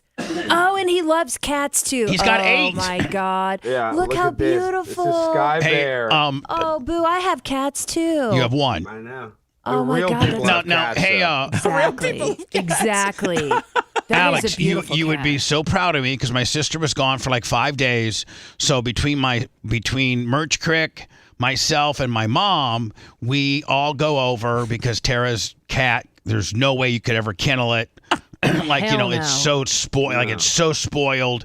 It's so spoiled. Its name's Tito, and it's so spoiled and so fat. It weighs like 18 pounds that it lays by its bowl and it shovels its food in its mouth. She's 17. Her paw. Yeah, that's how Pumpkin, my mom's cat, eats. It's crazy. you. It'll get the wet food and shovel it in its mouth. No, but this one lays on its side and then just shovels it right in its mouth. Like that, yeah. So you have to go check on it twice a day, clean the box out. It's got a box upstairs. It's got a box downstairs. It's got food upstairs. It's got food Tara, downstairs. Do you have the electronic litter box? She's too big. She's too big for it. She's too big? Yeah. I got a $500 litter box. I mean, I got 6 litter boxes. The robot, do you love it? I like it. I do like it. You have to clean it. You have to do some maintenance on it for sure. We scoop nonstop. Like I'm kind of a neat freak, so I'm always scooping. I'm not. There's cat turds all in my house. I'm screwed. Yeah. You got stuff that's fossilized, have you not? Well, Oxidized. We had 2 Venezuelan illegal immigrants we got off Facebook Marketplace to come clean the house. You did? They were even a little You shocked. can They go. should've got You can go to content. Facebook Marketplace and get immigrants. Oh yeah, like that. I didn't realize how easy it was. Yeah, I usually go to the labor pool, but I was looking up maids. I went to Facebook Marketplace and I typed in like house cleaners, and yeah, 2 Venezuelan dudes. Did they do a good job? Kind of, but I just needed them to get the baseboards and clean the floor. Yeah, and but like clean I'd much rather have 2 Venezuelan women, because the 2 Venezuelan dudes, what if they like, all of a sudden, go to your kitchen, get your knife, and like, got a gun. I was kind of worried, and then we have a butler that lives at our house, Fro, and Edward Lindsay was kind of watching him. I had him watch him. You got He's a an butler? ex-convict. Yeah, we have a butler. Yeah, we have a butler at our house. Yes. Well, hold on. Why am I just now hearing? You've never heard of Edward Lindsay, Fro? We talk about him all the time. On your show, but No, I'm saying we have a butler that lives at our house. Yes, he's an ex-heroin dealer. My dad got him out of jail like 20 years ago, and he's worked for us ever since. Wasn't he in your music videos with your? He's been in a bunch of videos. Yeah, Edward. He's now, not does he live on? does he, No, I know you live in a duplex. Does he live on the other side, or does he live with he comes you? in he comes 6 days a week, 9 to 5 every day. Oh, so he didn't live there. He just comes in every day and does Every butler. day. Like, what does he do? He cleans up the dog poop. He moves stuff around. He makes sure the cars are started. He has to start them because some, if you don't start them every time, the alternator. I mean, you're talking about your used car lot, your buy here, pay here.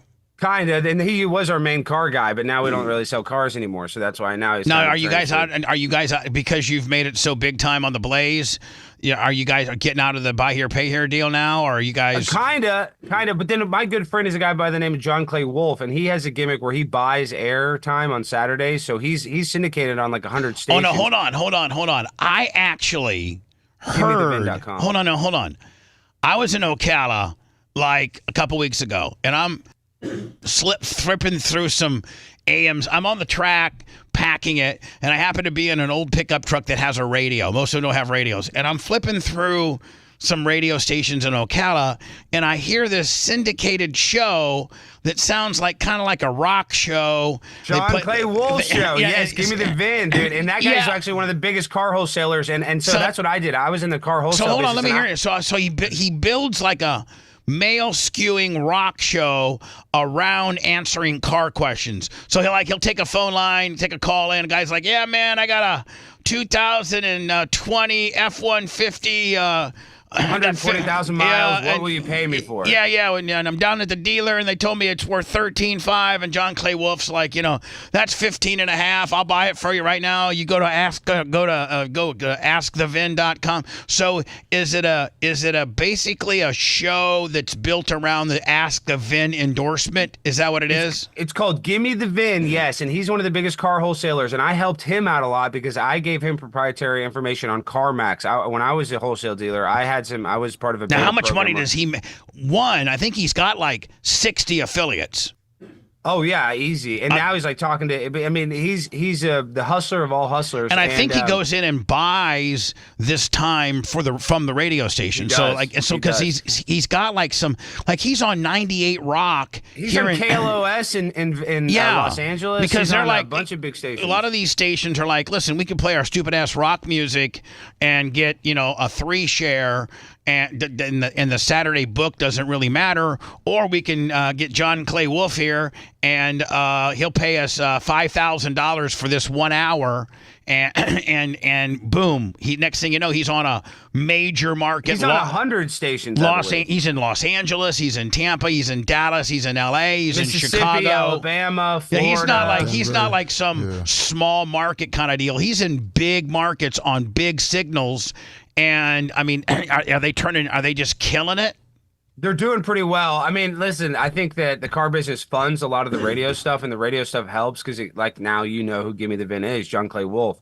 But I still believe that his car business is the bread and butter because he's buying these cars like crazy. So does he give me the VIN? Is that like a way for him to aggregate, people that are interested in buying and selling their cars, so he gets first dibs on it? They put their information in. He gets all their information. He gets information on the car. He can instantaneously do an evaluation on the car and then make them an offer. And of course, he's built in a profit into his offer. Yes, and he matches other people's offers, which is the same thing I did. And the reason why him and I are tight is I would give him proprietary information on what CarMax is paying for used cars, and I was the only one that would give him my login and help him with that. So him and I are like, we're I really think you might tight. have just admitted to a crime, so let's No, just. I mean maybe a little, but I don't think it was a criminal. I mean, CarMax is a pretty powerful institution. They're the most powerful. They're the most powerful. But the information that he got, Yeah, they probably got like 15 lawyers ready to just sue you for well, based he's on that. banned from CarMax, so that's why I would help him give some of that information. But I mean, it wasn't that crazy. Now, does he got a but car? Like once he buys your car, once you go to check my VIN or ask my. let me tell you how it works. There's three values. So this is how to it a works. car. I'm listening to 98 Rock and I hear like an AC/DC. Then this guy comes on and he starts talking cars and he promotes and he has a couple callers on or whatever and he promotes. What's the place called? Give me the VIN. So he says, hey, listen, Jimmy, I don't know what your F-150 is, but, man, go to givemethevin.com, put it all in there and stuff. We'll get you handled. Sounds like it's worth about, $16.5. I'd give you $16.5 for it right now. So Jimmy goes to, givemethevin.com, and, he does a few of those, and then he goes back into rock music. So then these people go to givemethevin.com and take it from there.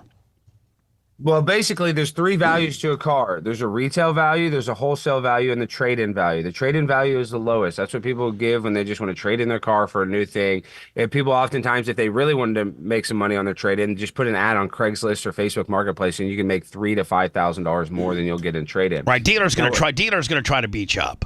Always. Right. And they're going to tell you you're getting a good deal on tax breaks. It's all BS. Then you have the wholesale value. The wholesale value is the value that cars trade for at the auction. That is the best thing because when I sell a customer a car, if it's a 2006 Honda Odyssey, a 20-year-old car, I've still had Hispanic ladies come back a year later and say, my alternator's bad. And I'm like, ma'am, this is an old-ass car. Your alternator is going to go out. That's just proper maintenance. But what you learn in the car business very quickly, if you sell to other dealers, you sell it to them wholesale. You don't got to worry about that. You don't have to worry. You make a little less money. You don't got Mrs. Rodriguez coming in with the alternator timing belt that's messed up. Yes, and so instead of making $4,500 on Mrs. Hernandez, you're making $1,500 on Jimmy Jones. Sometimes 500. Sometimes these dealers, they have floor plans where they have basically blank checks from the bank for up to $500,000. Sometimes you have $5-10 million floor plans. So these dealers, sometimes two idiots can make the price of a car go up. If two idiots want that car and they're just sticking their hand up, all of a sudden they're having a pissing match. Sometimes you can sell the car for more at the auction than you can for the retail price because So the Ask Your VIN guy, does he take all of his cars to auction?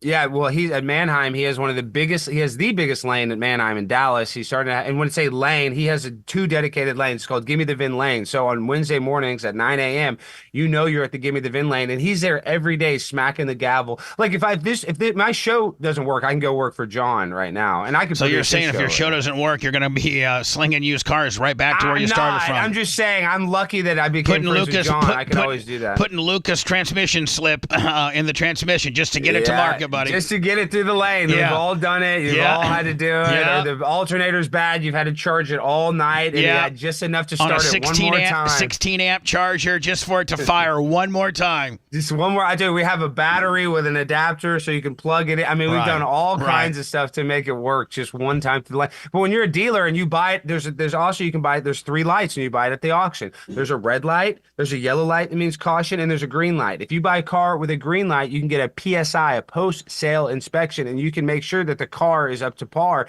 If there's any issue with it, you don't have to pay for the car. Right. Most cars are sold on a red light, as is. Meaning if after we send it through the auction, if the transmission locks up and it won't start, bitch, call a tow truck, buddy. Right. Call a tow truck. You own it. You own it. So the give me your VIN guy, he's just straight wholesaling. That's all he's doing. Straight wholesaling, and that's what I did too. But how's he now? But how's he efficiently making money if he buys? If he's on 98 Rock in Tampa on Saturday and he buys a guy's car in Tampa, how's he efficiently? It's going to cost him a G-ball to get it to Dallas, isn't it?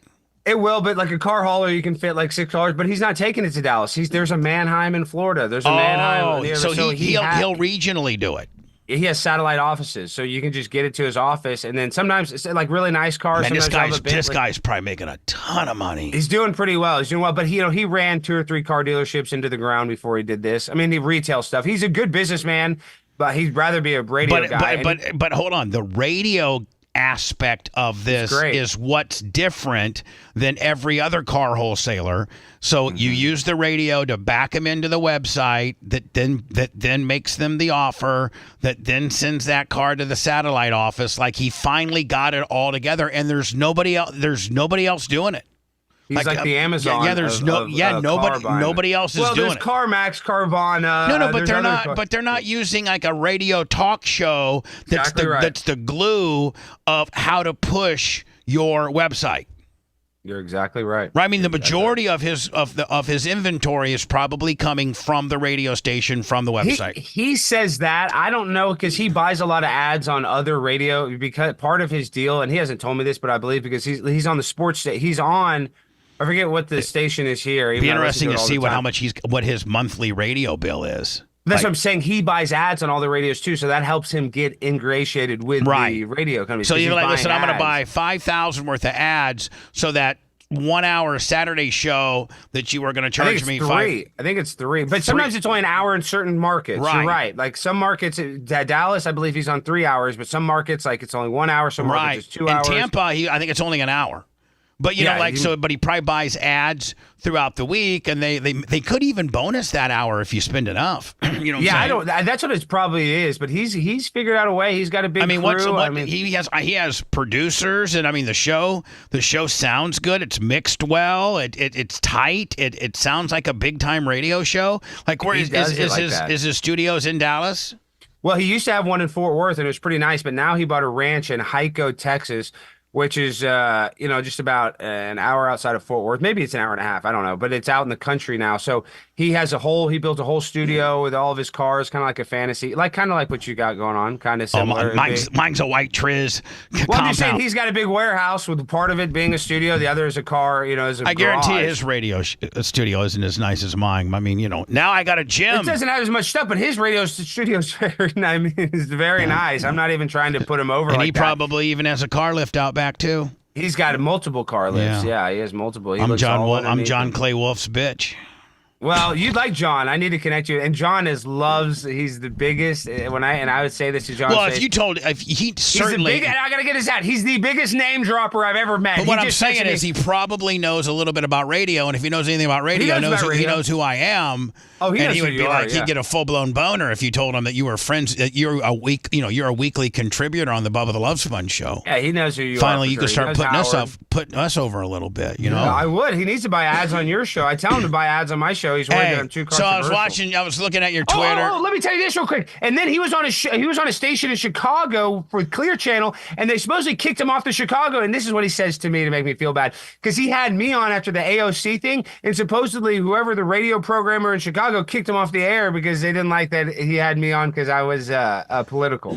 I don't know if that's true. I think his deal might have been done with that radio station. Yeah, I think he's making you take his heat. Yeah, I took a little heat for him. He's like, "Yeah, we're not in Chicago anymore because of you." Thanks, Alex. So listen, I was looking at your Twitter or something, and you're like, "Oh, I'm at Medieval Times, the great." That is the biggest rack. We had one over here in Orlando, and if it's the worst it's the place worst in the world. Yes. It's the guy, dude. The chicken has salmonella. Oh dude. yeah, you were. I was hoping that you weren't really serious on this is the greatest place in the world. I was just trolling. I was like when I went to it back in the day. I was like, I think the meat I'm eating might be from the horses that died from the show. It's horrible.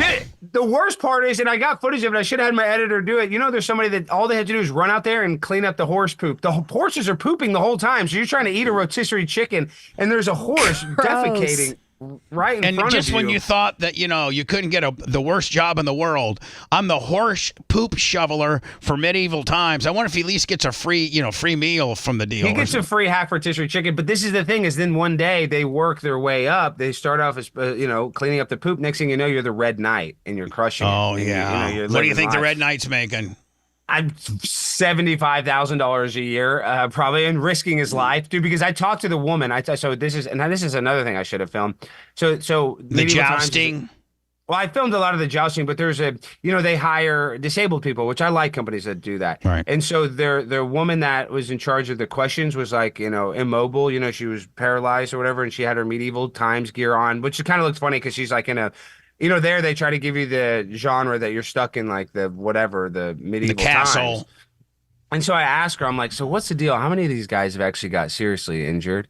And I didn't expect her. I expected her to give me like, oh, well, at the round, nobody gets hurt. She's like, no, a lot. She's like, last week, 2 guys fell off and an ambulance had to come pick them up. She's like, since and this is coming from a woman that's fully quadded out. Fully quadded out, giving me the honest truth. I thought she was going to give me, the runaround. She's like, no, we had 2 guys get injured just last week. She's like, I've worked here 8 months and we've had about 6 or 7 injuries on the tournament floor. So let's have your expertise, because we've not. Well, Lummy's kept up. Dan's not here. My sister But does. Lummy's promoted now. That's so congratulations. Did you not Lummy. hear about that? Executive producer. Lum, That's how legendary. excited are you? Oh, I'm super Warren's excited. working his butt off. He really deserved is. It, dude. Thank you. Everybody thought I was going to get mad at him for missing 2 days, and initially I was, and then Seth talked me off the ledge. Next thing you know, Lummy's full-blown EP Willie. Thank you. That's crazy. You failed upwards, Lummy. Congratulations. Failed upwards. So anyway, like give us the rundown on the Trump. I guess the case wrapped up, but it's my understanding that they're sending the jury home for a week to think about it, and then they're gonna come back. And like to me, that is the most ass backward thing to do. They could be they're going to go back into society, live with their families, see their friends. Maybe people could infiltrate them. Don't you think that this is very not cool? Oh, yeah, obviously. And then General Flynn was saying something about how, like, when they do their closing statements, they were getting, constantly railroaded. So this is a sham trial. Michael Cohen admitted that he defrauded the Trump organization. He's the one that handled all the Stormy Daniels stuff. It's not like Donald Trump did this. So if I hire an attorney and he does something behind my back, like steal money, sign contracts, do stuff, and Trump's not liable for that. I mean he admitted he stole from Trump. Cohen. That's what I'm saying. And even CNN is like, Did well, this is that gonna really hurt the prosecution's case. blow the case? When Cohen came on and flat out just said, yes, I've stole from Donald Trump, did that just pretty much the case?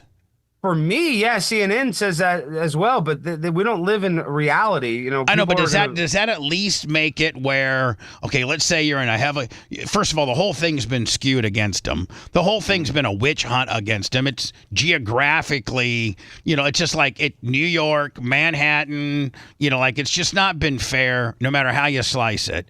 But does this at least, man, give one person on that jury, one of those, a couple of attorneys, they have 2 or 3 attorneys. 2 attorneys, yeah. 2 attorneys, gives them maybe the ability to say, you know what, he's not going to win. He's not going to get acquitted. But you know what? I guarantee you this probably gives some credence to a hung deal. Well, in a civil case, the burden of proof just has to be 51 to 49%. But this is criminal, isn't it? Exactly. So Right. if you have any reasonable doubt, if you just have one person that holds out. Yep.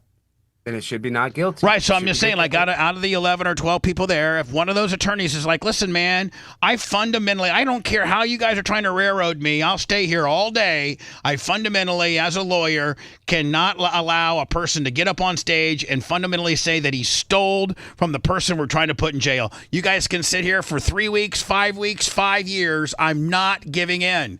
And so, they're at that point, you have a very good shot of that, I think, based on what Cohen did. In my opinion.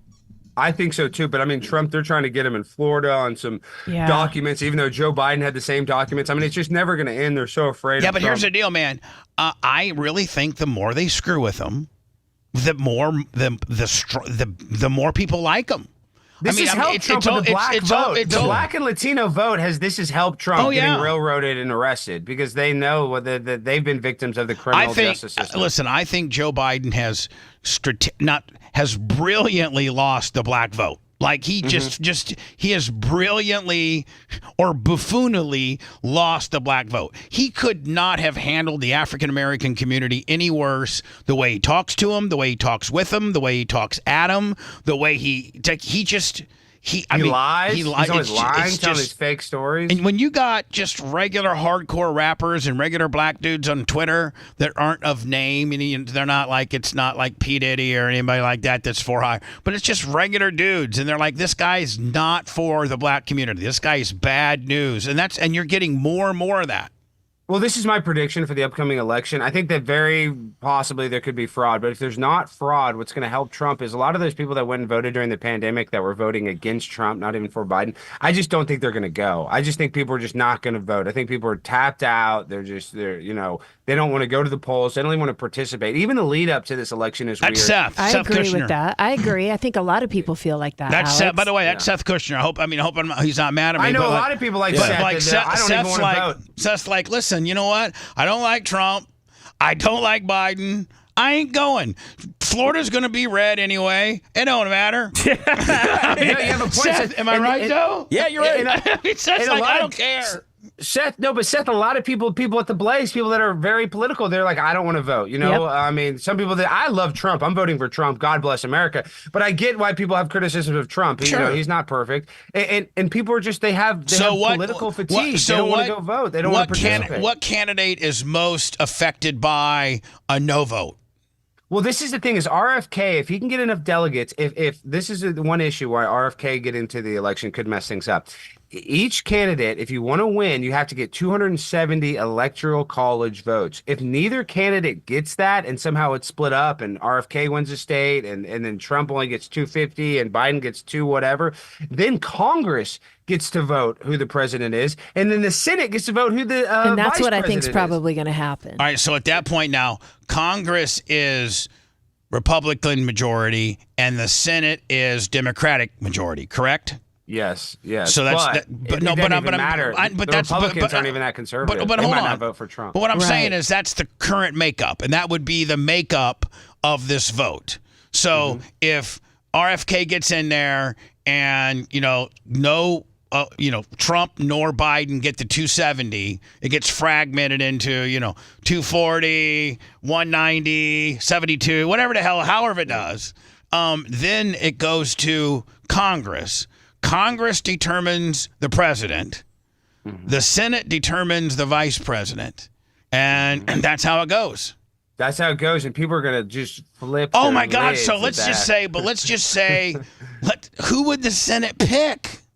I don't know. And then I think how it works is if they don't pick it, then the Speaker of the House can become there's all these weird contingencies too of who becomes president next. Like Kamala Harris. And can here's end the up being deal: as much president. as we sit here and say, "Oh, there's no way anything like that could ever happen," I think that this could be a complete South Park episode. I think it is. That's what they want. Yep. See, Bubba, that's another thing. Sorry, I'm yelling at you. This is all political theater. Really, they give us the illusion that it's right versus left. The right is just as crooked as the left. So I'm saying they would love for some sort of crazy election where Congress got to pick, and then people would pay attention. Maybe they'd be like, "Wait, what? I thought we voted for the president." Like, no, actually, if you don't vote for the president, Congress gets to pick. People would be like, "What?" And see, here's the deal: I'm a regular dude that rolls around with a middle of the road intellect, but I didn't know that's how. Seth, did you know it went like that? I didn't know it went like that. No, did you? not at all. Yeah, I don't think the average Tara, you're smart. The average person didn't. I didn't know that if it's not if you don't get 270, that it goes into a big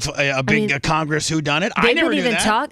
They've even been talking about that on the news because people are even speculating that that's what's going to happen. I know. So now, that's does the what Congress? RFK's team wants. Hold on now. But does the Congress? It's called a certain kind of an election. Hold on. But does the Congress?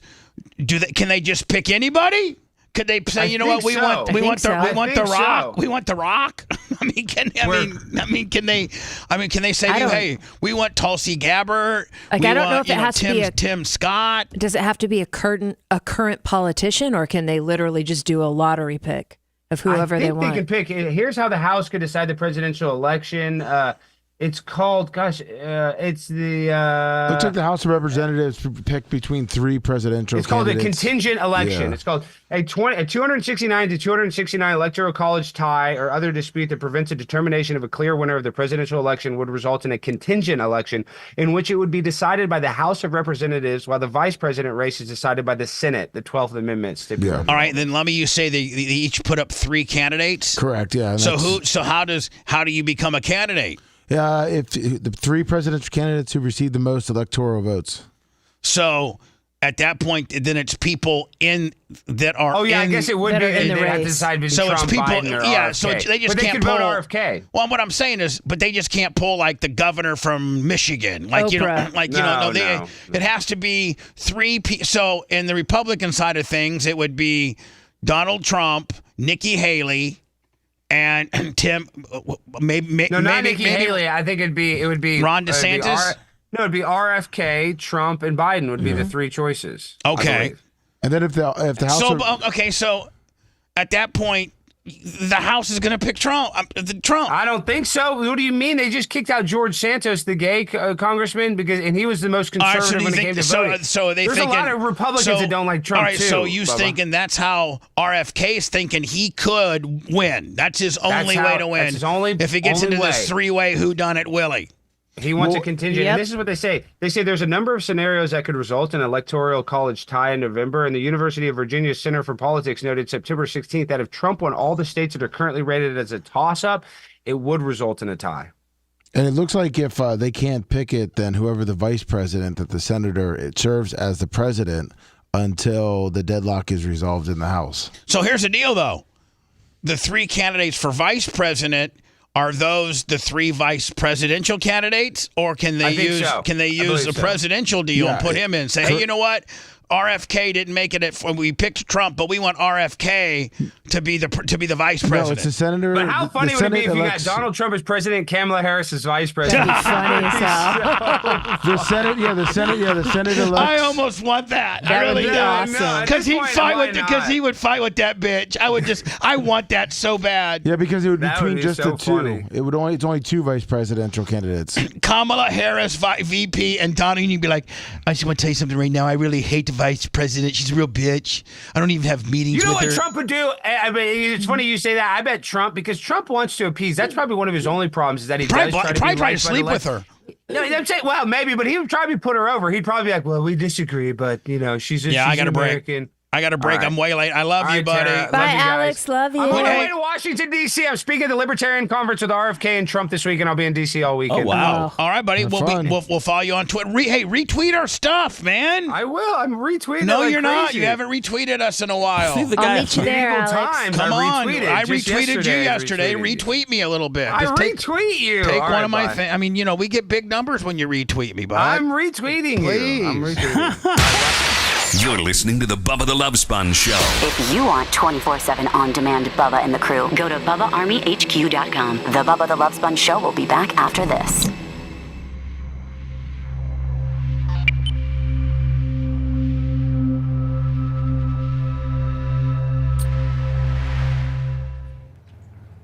Hey, Bubba. Hey, what? Do you want to film that quick video for Alex now or after the show? No, do it after. What video? After, no, in case he's surprised. All right, just doing it off. Well, I'm not familiar with the video. All right, We'll don't talk worry. after We'll the show. talk about it after. What video, lover? We Well, told we you talked about about it off before. the- yeah. We told you about it before. Well, that doesn't mean you could have told me. You guys know I'm getting. I understand. I didn't realize it was a K5 thing until just now. I'm sorry. I got yelled at by the new EP.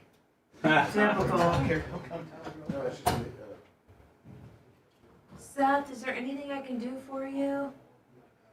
No. Is it just, do you think you have the norovirus? No, not because I was only throwing up, but originally, I thought I was just having an anxiety attack on Sunday. Right? Because I just didn't feel right.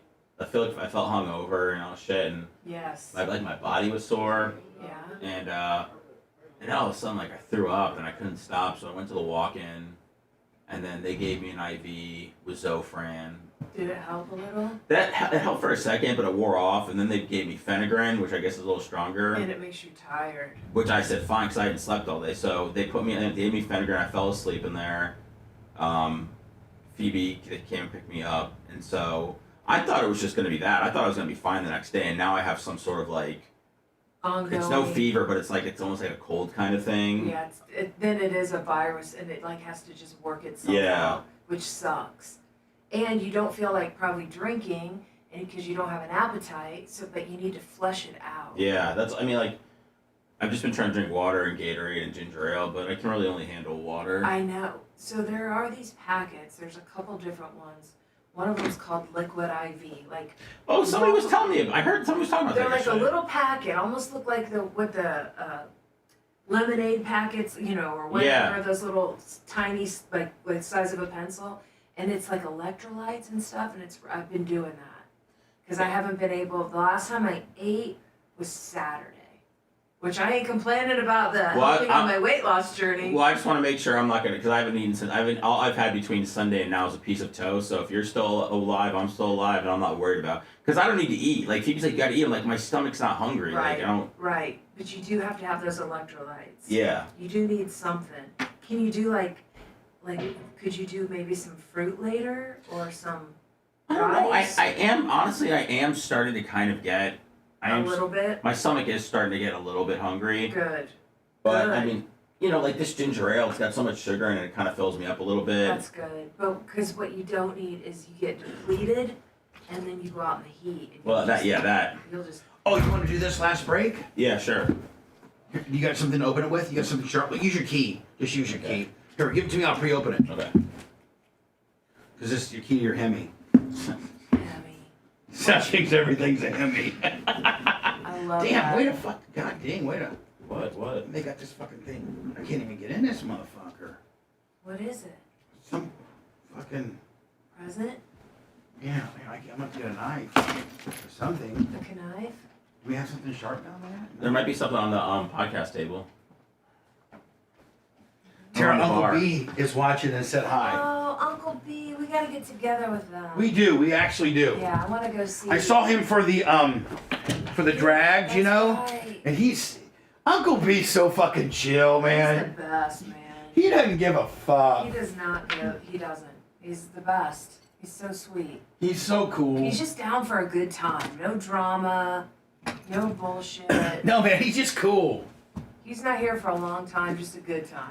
He's just. He's such a good dude. I need to see Aunt G. Yeah. And then I got some kayfabe shit to tell you. I'll walk you out to your car. Okay. I gotta go to my office. Man, this guy here, Seth really, really wanted you to. I mean, he Bird out. like he sent you. Oh, here we go. Okay, there we go. Yeah, that would have taken a while. Yeah, I had to use this. So, can you imagine? He wouldn't have worked.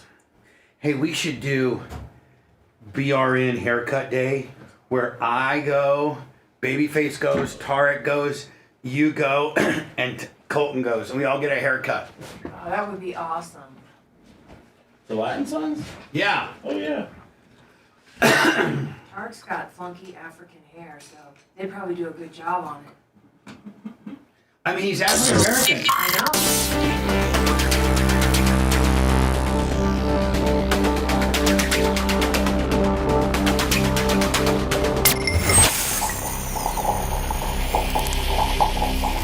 Lummy. Make sure you get those boxes carried up. After the show, make sure to check out BubbaArmyHQ.com. It's all things Bubba 24/7. And now back to the BRN. Yeah, so this, of course. Lummy, I got some good news from Mike Rowe. Did you see that our app probably will be done in maybe like 3 or 4 weeks? Yeah, I'm excited about that. Tara, we're getting like a regular, full-blown Bubba Army HQ app where you go to the app and it completely mirrors the site and you can navigate and listen to all the archives. That's and, awesome. yeah, it's a fully, but apps are, I mean, you probably Expensive. don't. Do you have an app for your company? No. No. But could you imagine, Tara, just only having something where you can use it on a desktop and not have an app for it? No. Yeah. No. There were anti-app people around here. That's crazy. Oh, they weren't. Seth, They weren't in this building. Oh, they weren't. Sorry. Seth, back it down. What? kid. I don't know, I thought You're it was getting ready to like open up that. a present from a fan. I mean, you're big time. You're well liked. And I'm sorry. and you got a gift. Don't be spreading the K5. I'll stop. We got K5 stuff. I'll stop. Are you going to open your present now? By the way, Tara, I will tell you the overall consensus, and I haven't checked chat. Almost afraid to, because they've got me so I feel like a battered woman with I know. chat. Me too. I'm scared. But from everybody that's texted me personally, they're like, man, Tara sounded great today. Oh, that's awesome. I had all these Neil Mount Plaisir. Lummy, you as the executive producer, what has been your, Tara's over. All the money has been. Love seeing Tara again. Neil Mount Plaisir, 50. Dave Morris, 20. Austin Wolf, 20. All positives toward Tara. Thanks, guys. And if you look at Tara, is loved. Nice. And our very own Uncle B, Uncle Bruce, is listening to us on AM 820. I love you, Uncle B. And thanks, Bubba Army and all the Bubba listeners. You guys are awesome. Seriously, I mean that. And you know who I am dying to meet? White Iced Tea. Yeah, really? I found out that he lives in here. I don't know, man. Just every time he calls, I love to listen to him. And he sounds White Iced Tea. And he sounds just like his title completely describes exactly how he sounds. To the T. And I found out that he was at Barb and I didn't get to meet him. I was so bummed. He's a good dude. I love that dude. He reminds me of J-Rock from the Trailer Park Boys. I don't know if you've watched that show. Of course. Seth, he looks exactly the way that he sounds. I can't wait to meet him. Seth, what do you got? Somebody sent you something and you love packages a lot. Don't put that on a crap on me. No, but well, I mean, John Costica's also sent you like a blaster, and you almost had an orgasm with the deal. I appreciate when people send me stuff, but I'm not asking people to send me stuff. Nobody says you are, but somebody did send you something, and you're excited about it. Yeah, Berto Perez just sent me my very own Funko. Nice. Wow, what a cool. Did he? Now, is it really designed after you? Look. Oh, it is. Oh my God, that is so cool. Why don't we have Bubba Funko? We talked about that. I got one. Rhett's got one. And I don't have one. Because the problem with yours is your registered trademark R. Oh. That's true. Hey, Berto, thank you so much. My daughter's going to love this. Man, thank you to everybody. Thank you to my sister, Tara. Thank you for coming in. Thank you for having me, guys. Thank you. What is Operation Pigmentation today, right? Yeah, I'm going to record it with the guys. Should have it up later. But it goes up today, right? It should, yeah, if all goes well. Perfect. Operation Pigmentation, your podcast that gets uploaded today, probably by 3 or 4. Seth was a little bit late yesterday. I had to prod him. Oh, dude, I fell asleep. I was asleep for 8 hours. Thank God I prodded you, though. I know. Go to wherever you get your podcasting. iHeart, Apple, iTunes, Spotify. Type in The Bubba Army and become a daily downloader. We'll see you tomorrow. Appreciate you. Bubba Army Store, Bubba Army Merch, and BubbaArmyShop.com for all the great brand new stuff. Thanks for letting me finish. You've been listening to the Bubba the Love Sponge Show, starring me, Bubba the Love Sponge, co-host and show historian Lummit, co-host Dr. Dan Diaco Esquire of Council, co-host J. Diaco Esquire, the Spitting Cobra of Council, Rhett, the Filthy Ginger video editor. Yeah, back here wiring up. It's Mini Macho. The BRN agent, Thomas Buttoned Up B. And for everything else, go to thebubbaarmy.com. Now, time for the legal disclaimer. Exactly. The Bubba the Love Sponge Show is intended solely for the enjoyment of our listening audience. Any rebroadcast, retransmission, or other use of this show without express written consent of the Bubba Radio Network is prohibited. We must dissuade him of this delusion. Until next time, always remember. I'll repeat hello.